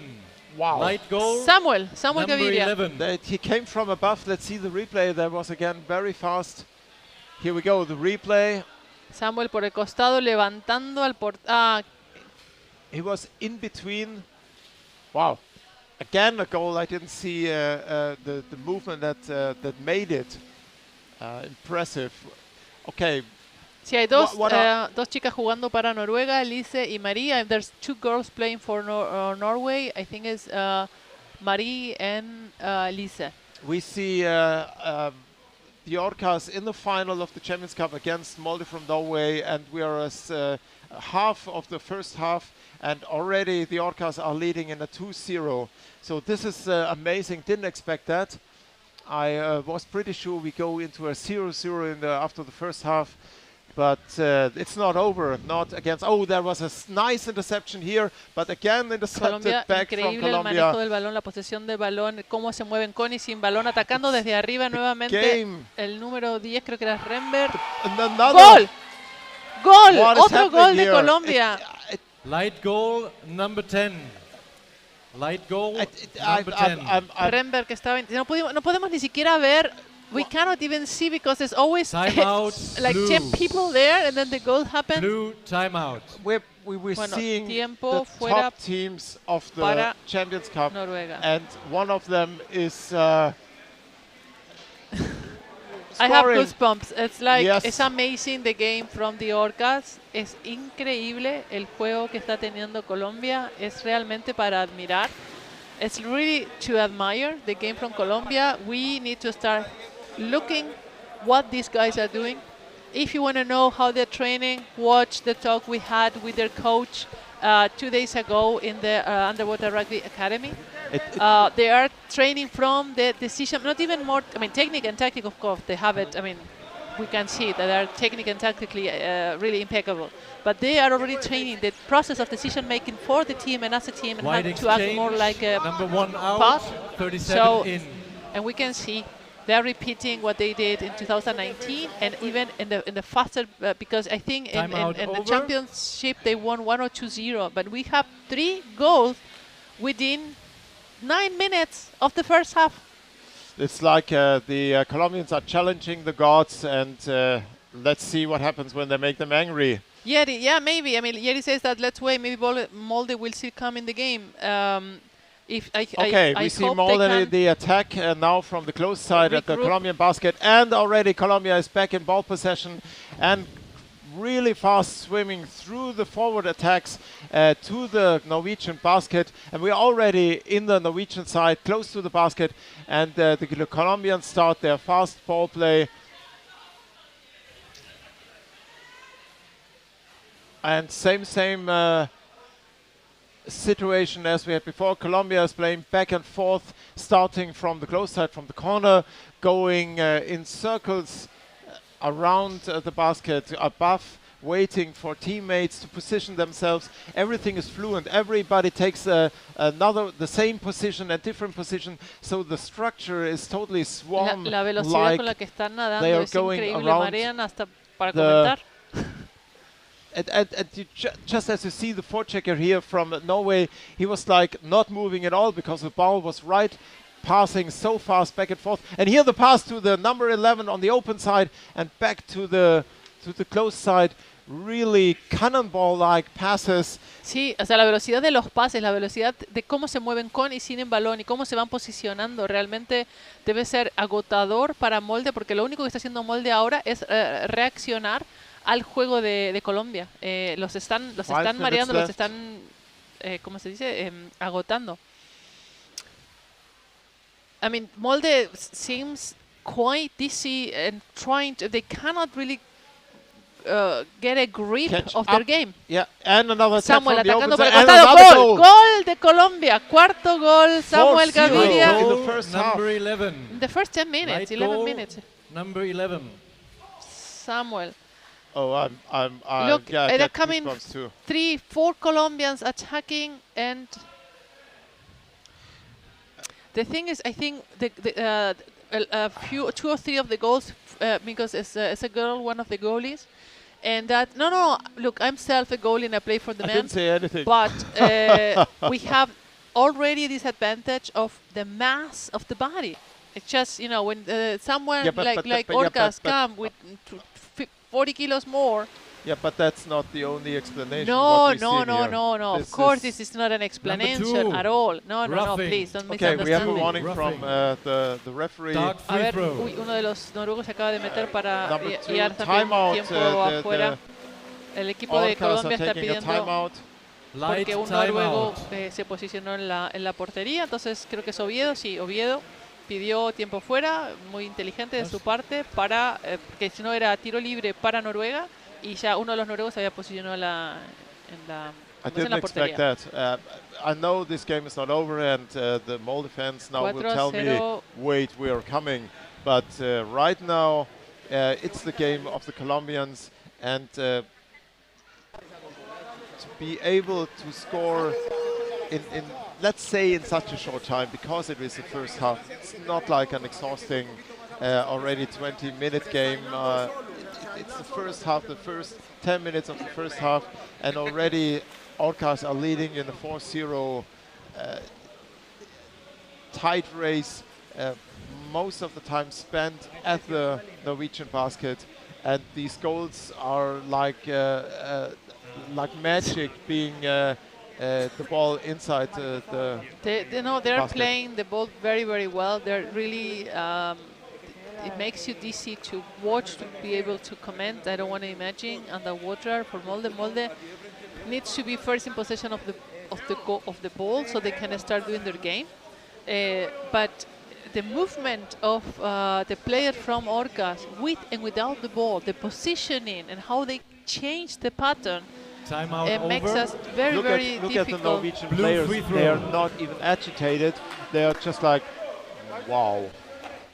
Because we saw angry Norwegian players, but they are not angry. They're just a little bit like, Bueno, tenemos el tiro libre para Noruega dentro de los 3 metros de la portería colombiana. Free tenemos throw a los for chicos ya Norway, and that posicionados was a para cannonball going down, and now Norway is todo el coming mundo bajo el in agua. numbers around the Norwegian, the Colombian basket, in position, already a play. But out of this whole attack comes a Colombian player owning the ball, and we are already on a fast move. Nope, and that was intercepted by Norway. Here we go. Norway is going on the counter-attack. Referee is going up to the surface. There's a call from the referee. 2-minute penalty. Blue.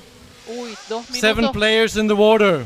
Uy, Molde tenía un error en el... Tenían 7 jugadores en agua, entonces va a salir uno. Can you imagine Van a estar con 5 state jugadores en Molde el agua. must be in to make an exchange mistake? I didn't know this is possible for Molde. No sé qué jugadora, bueno, ese es el tema, como tienen 7 en el agua, pueden decidir qué jugador sacar, bueno, veremos. Ahora tienen que estar con 5 jugadores en el agua. Center. Y ahora es tiro libre para el equipo de Orcas, desde la mitad.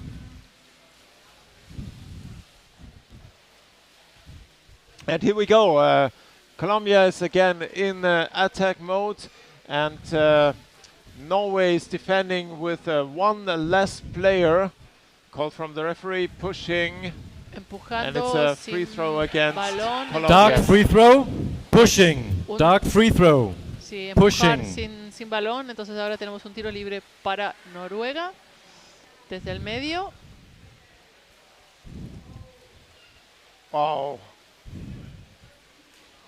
It's like Twilight of the Gods. All right. Molde is coming down. Oh, no, they're coming in force. This looks really like angry movements going now through. And the game is really fast and decisive, tough. And Colombia is attacking with 3 Orca players from all sides.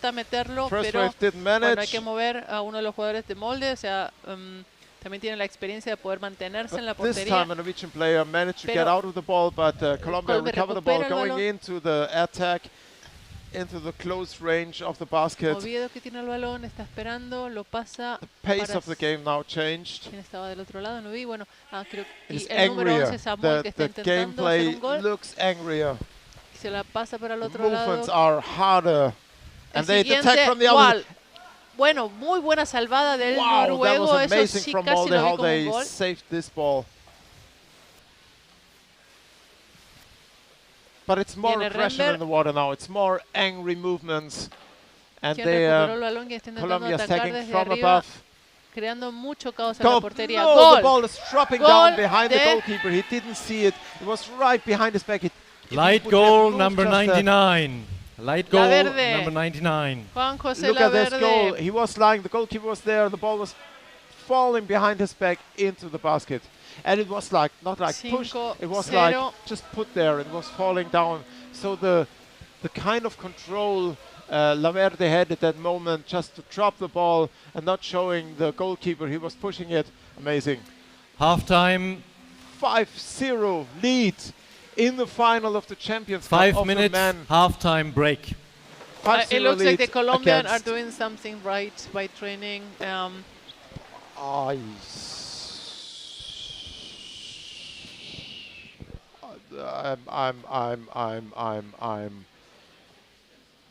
Look, the pressure Laverde was in that moment, and how cool he. Christian managed to do Schäfer. it. Well, he says that Molde has been overperformed when you think about the team they have in this Champions Cup. Yeah, I mean, we don't know the team they have. They have a lot of new people. Christian, you can let us know.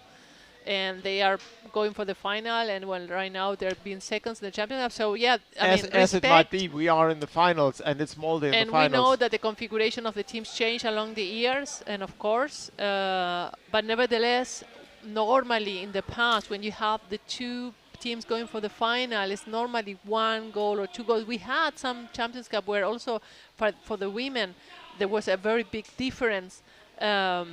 But for the men, normally we are not used to this difference. So, I mean, respect for all the effort of all the teams and all the games. It's just when we compare to what normally happens in a final, and normally when we compare to what we used to Molde, that's a comparison we're doing. So we don't want to be unfair. And Molde is in the finals But here. it's They had really to win their games to interesting, the get game there. that Colombia is So doing. they are a strong team here in this Champions Cup. Otherwise, they wouldn't have made it to the finals. And it's not like Colombia is facing second-tier team. It is a challenge, but the way Colombians are managing it is incredible. No, thank you, Christian, for just absolutely. giving the We information. miss you, Of course, Christian. I mean, we miss you. we don't have a lot of information from Norway. Most of the time, we comment blind on that, and we have more information from some of other teams from the south, Italy, Spain, even Colombia more. So When yeah, the we time need on you the to let clock us is know up, what's going we on. still Thank have you. 2 minutes break left. When the time on the clock is up, 2 minutes break left. The speed of Rember in this counter-attack when he threw the ball and hit the rim was just the speed from 0 to 100. Amazing. Amazing, and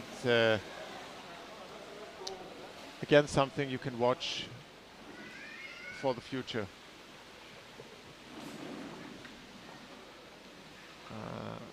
No discussion on the Molde bench. Pretty quiet.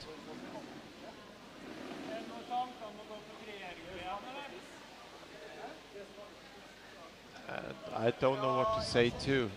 No, I'm reading the commentaries, but I cannot. Estoy leyendo los comentarios, pero son tantos. I mean, we went for having 200 viewers to now almost 600, and I would dare to say 380 are Colombians. Estoy tratando de leer los comentarios, pero no llego por la velocidad. Teníamos 200 vistas en el canal, y cuando empezó esta final hay 400 más, estamos casi con 600, y me atrevería a decir que 390 de esos son colombianos.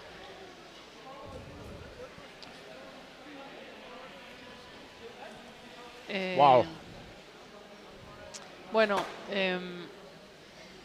5-0 para Orcas. Estamos esperando que comience el segundo tiempo. Esta es the last 15 minutes of Champions Cup 2022. I cannot imagine, Lorena, it's already over. Se está repitiendo la final del Mundial 2019, Colombia contra Noruega. We have the final between in the 2019 World Championship, Colombia versus Norway.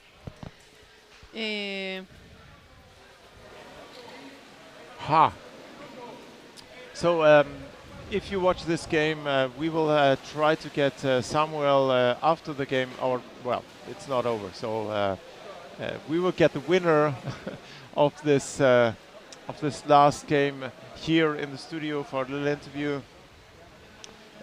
We will be online after the last game for some minutes to do the interview with the final. And after that, we pack our stuff together and wait. We will try for a to year. maybe do some Facebook Live when we're at the party. So stay tuned at the Facebook page, and we see we can connect a little bit and show you the halftime break over. Here. Light team ready, blue team ready. Okay, here we go. 15 minutes to go. Let's see what will happen. Okay, Colombia que llegó al balón, pero se lo llevó a las manos del Molde noruego, y ahora ball possession viene con going todo in para atacar. really fast. And wow, this Molde player is surrounded by Orcas, and Muy they're físico el caleño, look Celi at that. tratando de It's a sacar, pero bulk claro, of los people. sacaron fuera del área de juego, creo yo. A ver, ¿no? Sí. Free throw against Light free throw. Molde. Pushing. Hola, Benjamín. And again, we're back in the game. Molde tried to rip the ball off the Colombian players. There was a slight hesitation. Number 12. Looked like a kick. So Grabbed around call from the neck. referee. Hold on. Hey. A ver. Both calm down, El please. número 14, Oviedo, que se estaba ahí Roughing, un poco peleando. blue team, light free throw. Un tiro libre para Orcas. And here, free throw Se for the están Orcas. elevando un poquito los ánimos en el partido. There are Espero que a no lot se of peleen. emotions now in the Sí. water. It heats up. I'd say frustration on the Norwegian side, and the Orcas don't take it. So this is going to be a rough 15 minutes. A ver, bueno, estamos en el área de Molde, y Orcas está intentando ver cómo atacar, y a ver, está siendo presionado por uno de los jugadores de Molde. Sin embargo, bueno, los chicos se siguen posicionando, están acercándose, And y ahora fast bueno, pasan de un lado ball al game otro por around, sobre the el Norwegian portero. basket. And Molde que recupera one el player balón. tried to swim over the basket and push the ball in, didn't succeed, and the ball is now in the hands Creo que of the fue Molde Celis players que se lanzó para over recuperar their el own balón. basket. And back in the Colombian hands, they are pushing hard, going forward, swimming Tenemos back and forth, keeping the Molde Que player Molde no puede occupied, salir de su portería. going in and out of the defense of La Verde Norway. de nuevo con el balón, se la pasa a, creo que era Pacho ese. It's amazing how fast they play with each Samuel other. que se posiciona de este lado, pero el balón que no And llega. they really control A the ver, whole están atacando al game lado area cerrado, around interceptado the por el Molde noruego. basket. And we have a cluster going up to the surface. Not many seen in this game. Tenemos And, the referee 604 will closely personas watch it now. mirando, están peleando por el balón en la superficie. A ver, pero bueno, van hacia la portería, van en ataque hacia la portería de Colombia, cambian. Vale, Colombia posicionado a tiempo, bien. And we enter the Colombian basket area with Molde, who try to get into reach of the basket, but they are stopped by the Colombians. We have a cluster above. The ball is dropping down into the hands of the blue number 47 defender. Pushing on the head. El número 47. Your body was on his head. Presionó con el cuerpo la cabeza de uno de los Light jugadores free de throw. Orcas, así que hay un tiro libre para Orcas desde la mitad de la cancha. So warnings now are adding up for Molde. And it's a free throw for Colombia. Tenemos 618 personas mirando, 618 people viewing. 11 minutes left here in the second half. Nuevamente. Colombia going in numbers now all around the Molde basket, pulling up the goalkeeper. Where's the ball? I don't even see the ball. Tenemos como 2 o 3 ahí dando vuelta. There's a tight wrestling of two players, and you can see it's a fight with a little bit of anger. It's very forceful. In the corner. See, the last time in the World Cup, also like there was almost very rough playing because the emotions were very up. Yes. A ver. So no call yet. Ball is down again. We're still in the half of Molde, and Colombia is playing Celis, back and forth. Que recupera el balón y está esperando que venga alguien, se lo pasa. Norway is not able to intercept their game playing. Creo que es ese. And the Colombians are playing around really fast. Fast swimming, fast passing. Going in, going out. Pulling the defense off the danger area of the basket.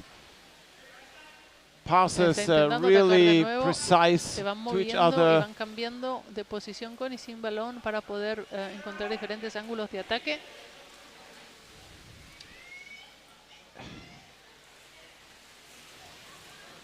It was amazing how long Samuel was standing there close to the wall, waiting for a team, one not attacked by Molde, and really Colombia is controlling the game more and more, and they're freer and freer to move Celis que pasa el balón hacia arriba. in the area Rember of que agarró el the balón. Norwegian basket. A ver, porque están tanto en la superficie, chicos, bajen.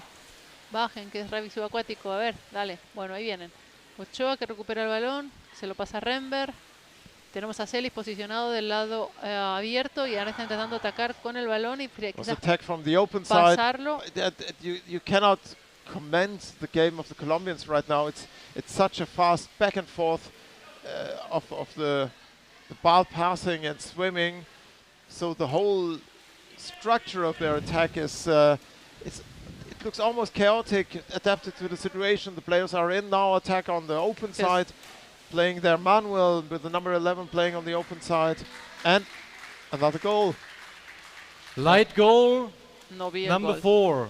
El Light número 4, goal, Daniel number 4. Arias hizo un gol. Ni lo vi. A ver, están atacando. Timeout blue. Timeout no, blue. A ver, claro, que lo hacen del otro lado ahí en este pues quitó a la portera y hizo el gol. Bueno, el Molde que acaba de pedir un tiempo fuera, es 1 minuto.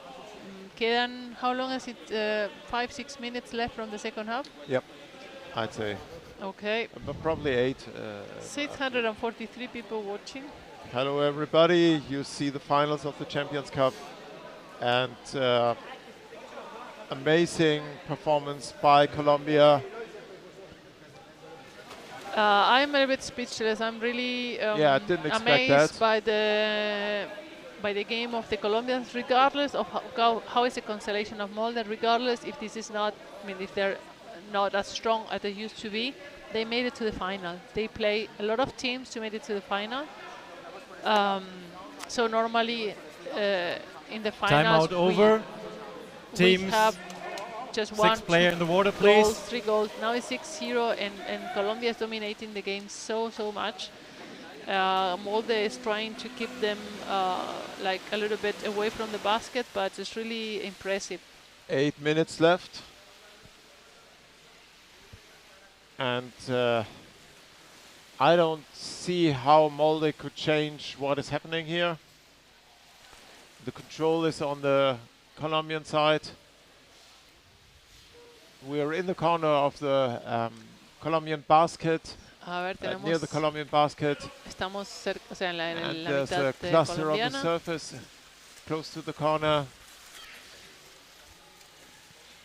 Y están peleando por el balón. Ahí todos hechos un bollo de gente ahí arriba que no puedo ver quién viene. Bueno, Your legs were around his body. He had no ball anymore. Pacho aparentemente ya Light no tenía free el balón throw, y holding. uno de los de molde lo estaba abrazando con las piernas. Entonces, bueno, nada. Retención de jugador sin balón. Entonces, tiro libre para Orcas.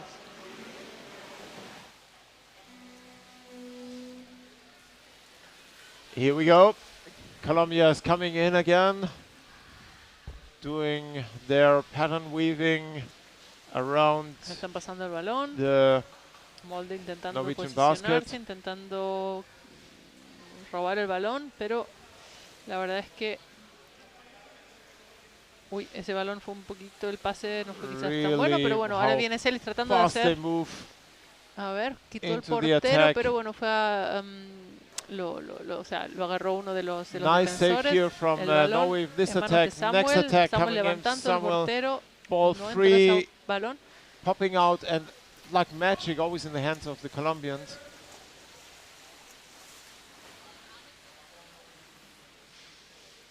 Norway is defending and holding on to their basket with their teeth. It's a possible ball. I don't know, it looks like.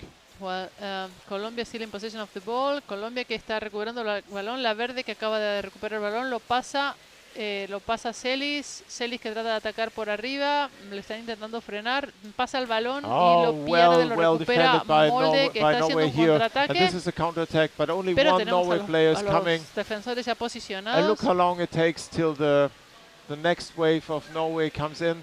This is I haven't seen that taking so long for a long time or never. And Colombia is in ball possession, attacked by the Molde players. They don't succeed, and Colombia is back in the Molde half. La velocidad con la que nadan, they're so fast when they swim, really es. A ver, están pasando el balón, derecha, izquierda, al centro de nuevo. Los jugadores de Molde realmente defendiendo. De nuevo pasan de la derecha a la izquierda. Simón. And they're coming in now from the close side. Colombia is acaban stole de the robar basket now. el balón, acaban de, Oh, the acaban ball de is robar dropping la down on the portería, a open ver side. si aguanta todavía un poco más. No, llegó tarde ese balón, lamentablemente. One player from Colombia lost his. Dani que no tiene ni máscara ni nada y no suelta el balón, pero ni con nada. But still, he got the ball to his teammate. He lost his mask, and now Norwegian player drops out Recuperan el of balón y están en contraataque. the fight and goes for the Tenemos Colombian al portero basket. en We have posición. less than 5 Javier minutes left here. intentaba pararlo al que venía atacando, pero bueno, ya tenemos a los jugadores que están en posición y están defendiendo. And ball is now in the corner here. The attack from the close side on the Colombian basket. Están intentando atacar. Ball is Creo dropping que uno de los down. primeros ataques a Colombia. La Back in pelota the la hands acaban de of Colombia. recuperar y viene un Colombia is going for a contraataque. One player uno contra directly dos. on the way to A the ver basket. Second player quién llega. comes Oviedo in. que He llega y gets the intenta ball hacer and he el gol attacks de from the costado. open side. No puede, pero a ver, Didn't succeed. lo pasó para el Well, otro well lado y defended, gol. by the way. And Gol de nevertheless, goal. Colombia. Light goal, 7 number a 11. 0. He Y went- Samuel, Light goal, otro gol de number Samuel. 11. He went over the basket, Y passed pase to to his Samuel that was on the other side.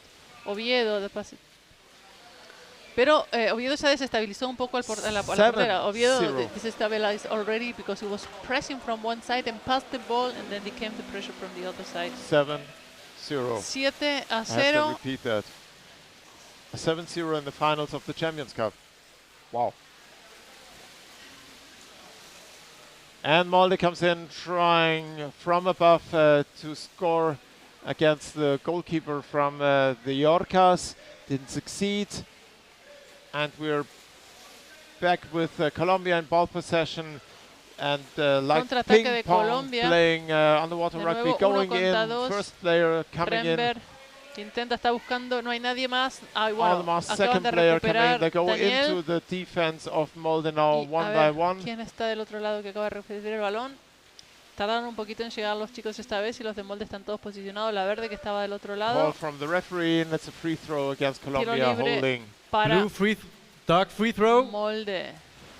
Holding. Y tenemos a Sebastián Ochoa que ya se posicionó porque sabe que los noruegos son conocidos por robar la portería. Y es más, ahí vemos a uno que se acaba de sumergir, quizás intentando robar, están peleándose ahí en la portería. Time out, light. Mira, tiempo libre, tiempo so, fuera para Colombia is Colombia. taking a timeout, a little bit to recover. They had a fast game going on here. Holy moly cannoli. Impressive.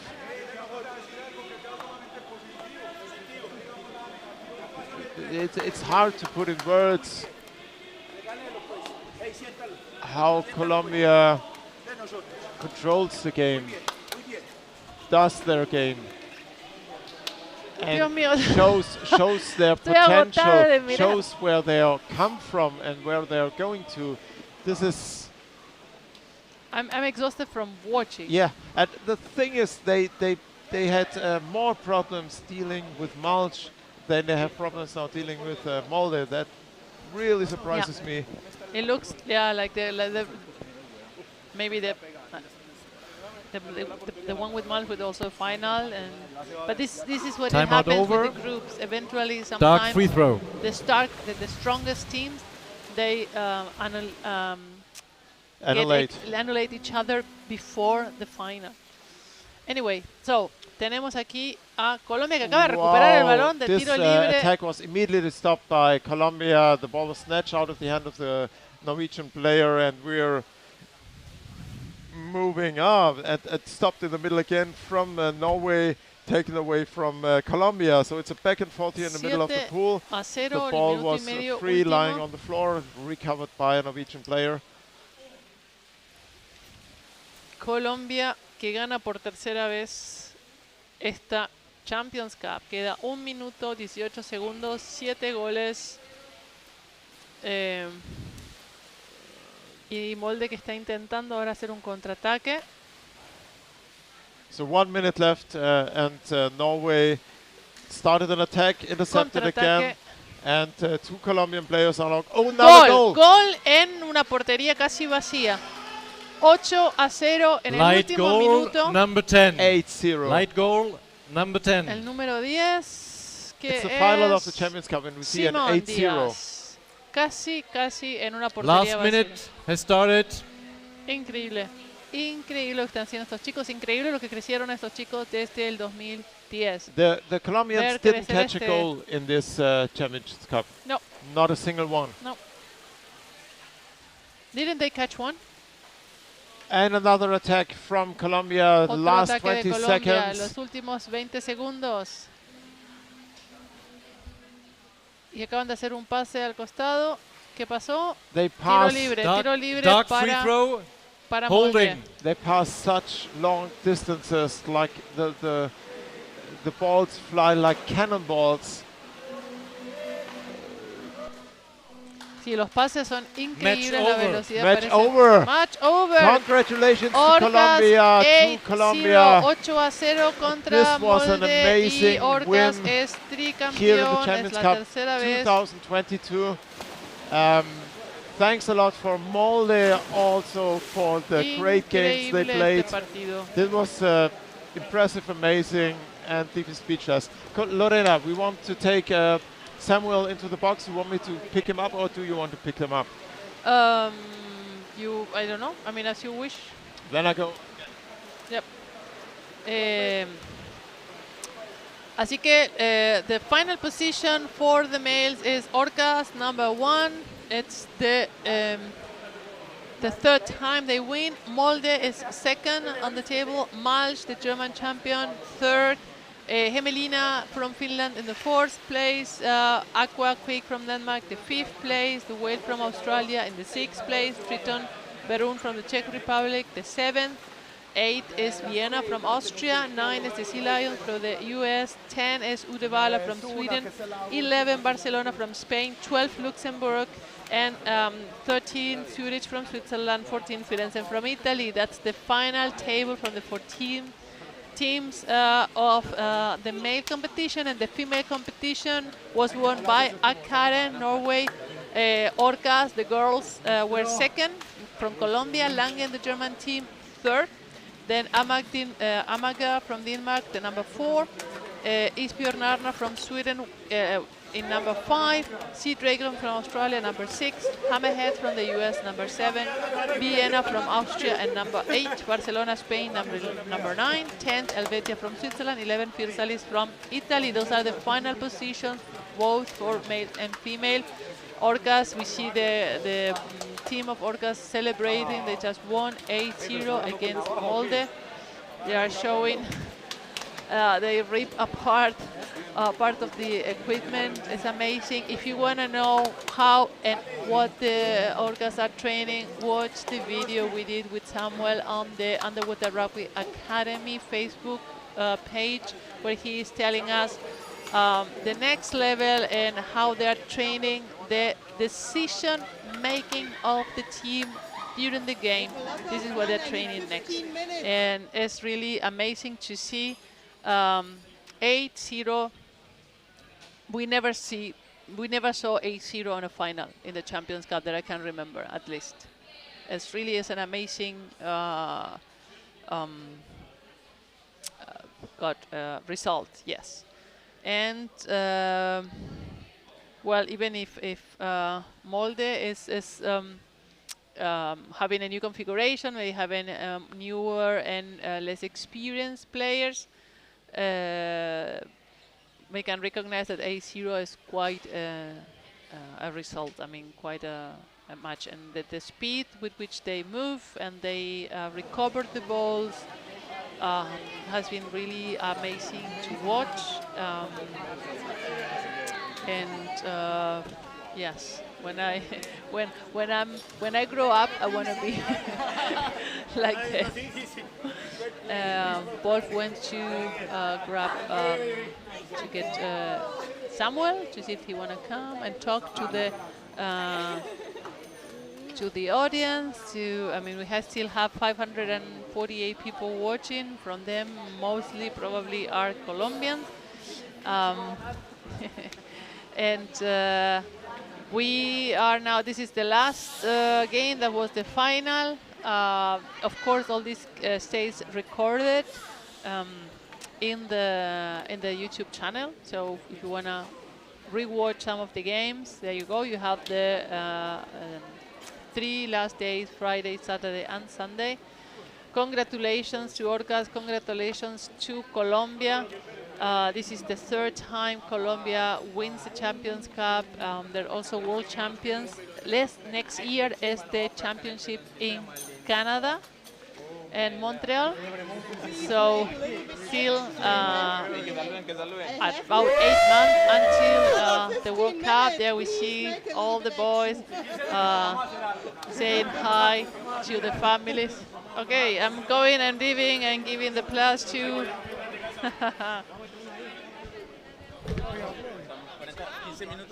ok, bueno, parece que quieren que haga yo la entrevista en español. Cuando sea grande quiero ser como vos, Samuel. When I grow up, I want to be like Samuel. Hola, ¿cómo están? Aquí tienen a su campeón, Colombia. Si quieren hacer preguntas. How was it? I mean, I was saying that it was amazing to see 8-0. We haven't seen such a result in a final Champions Cup ever, at least not that I can remember. I know that Christian was saying that Molde is regrouping. They have not as experienced players. Regardless, they made it to the final, and regardless of how new the players they are, 8-0. It was also the repeat of the final of the World Cup in 2019, when you also had to play against Norway, and also at the time, did you win 3-0 or something like this against 2-0. 2-0? So how was it? I mean, tell us how it felt. I mean, tell us, talk to us. Okay. No, I just say something before the match and to all my guys that this match will be for us. I know we have many people waiting for us, okay, but I just say this is for us. We've been working a lot for this and we just want it to be something like we showed today. You're making me cry. I was saying that since 2010 to see how the team grows, and I mean, it's so much harder. I always try to make people here in Europe understand it's so much harder for people coming from South America. We have, on top of all the problems, to train, all the economical situation, that doesn't make it easier for them to collect the money enough to come here, and they have to train so much harder also for all of the resources that a lot of us have and give for granted. So it's amazing to see how they grew, and I was repeating all the time that they want to know how they want to play. They can play like you, to watch our talk on Thursday with the academy, that you are past training technique, you're past training the tactic, you are already in the decision making, the process of decision making. And did you see change in the game? All what you have been training, do you see that really made this game happen the way it went?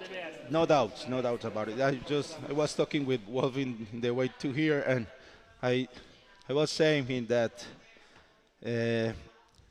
last night we watched the match against Malch, and we took many notes about it, and we say we don't want one more year for do the things we know we have to do. The day is today, and that's what we did. Ahora en español, que me están diciendo, es verdad, creo que de los 467, 460 son colombianos. Bueno. Así que repite eso en español. No, que lo primero que les dije a los muchachos hoy, que este partido era para nosotros, que sé que tenemos mucha gente que nos espera en la casa, que ha hecho muchos sacrificios por nosotros, que nos aguantan, pero que este era nuestro partido, que queríamos disfrutar una final para nosotros, y eso fue lo que hicimos.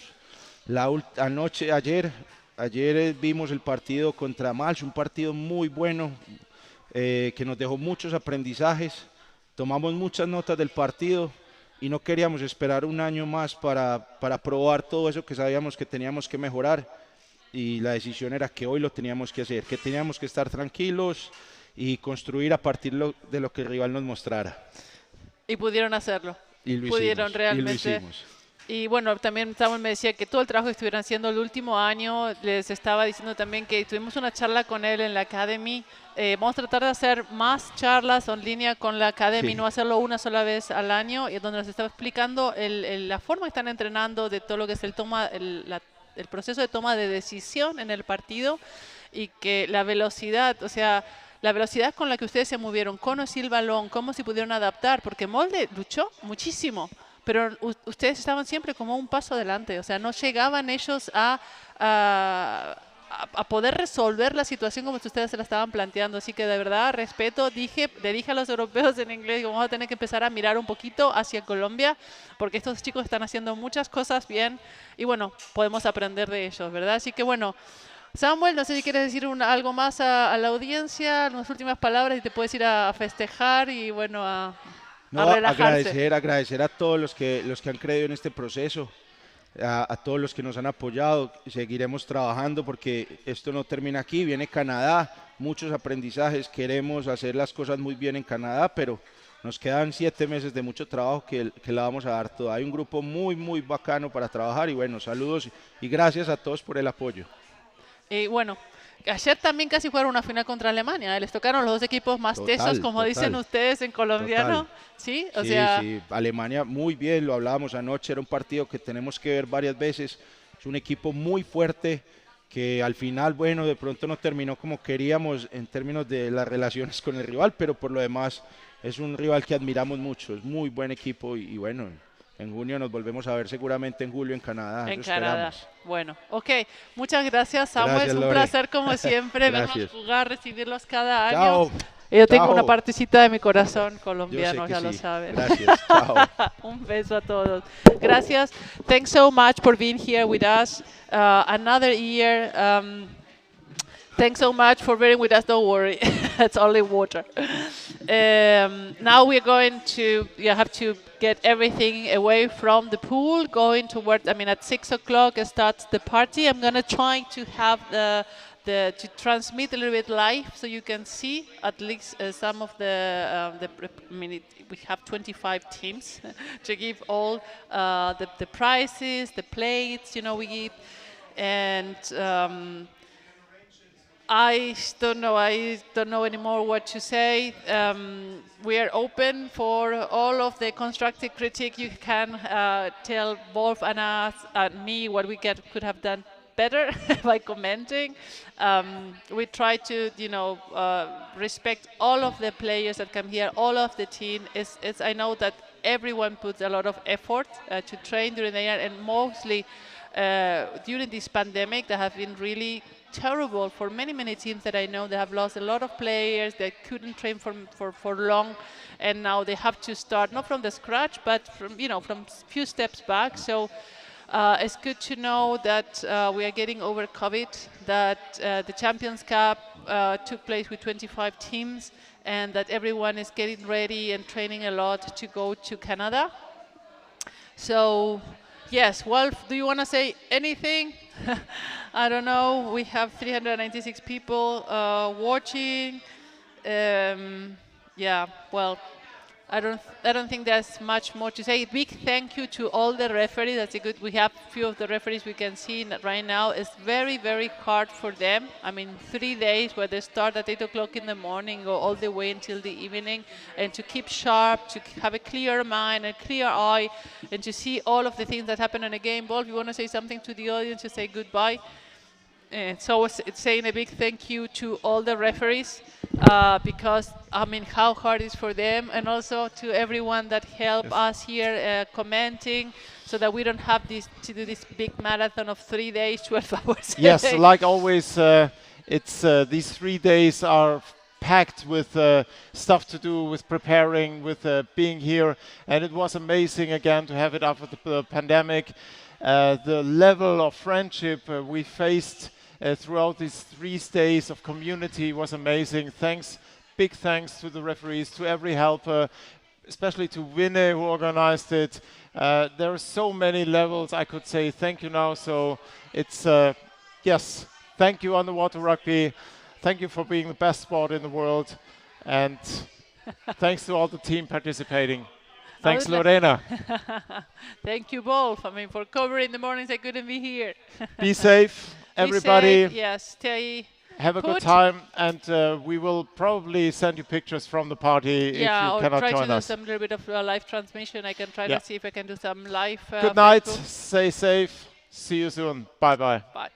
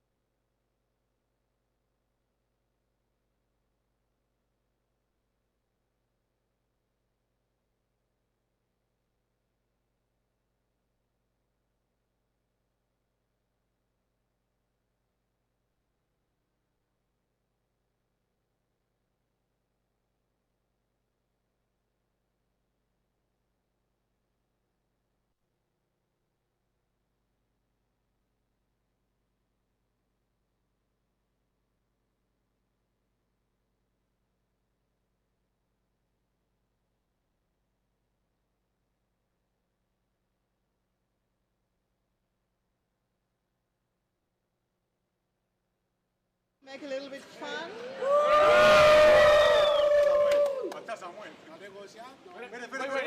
Ah, whoa, yeah. Very good. Thank you.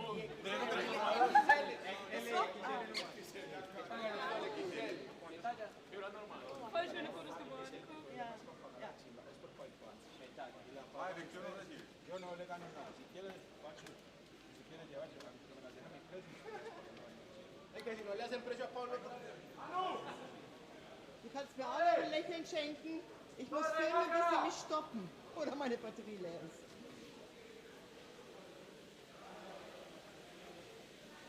Ja. Dann du nochmal. Auch nochmal. Die hat nichts gemacht. Gib mir mal für die zweite Seite, da steht noch keiner drauf. Kannst du gerade mal gucken.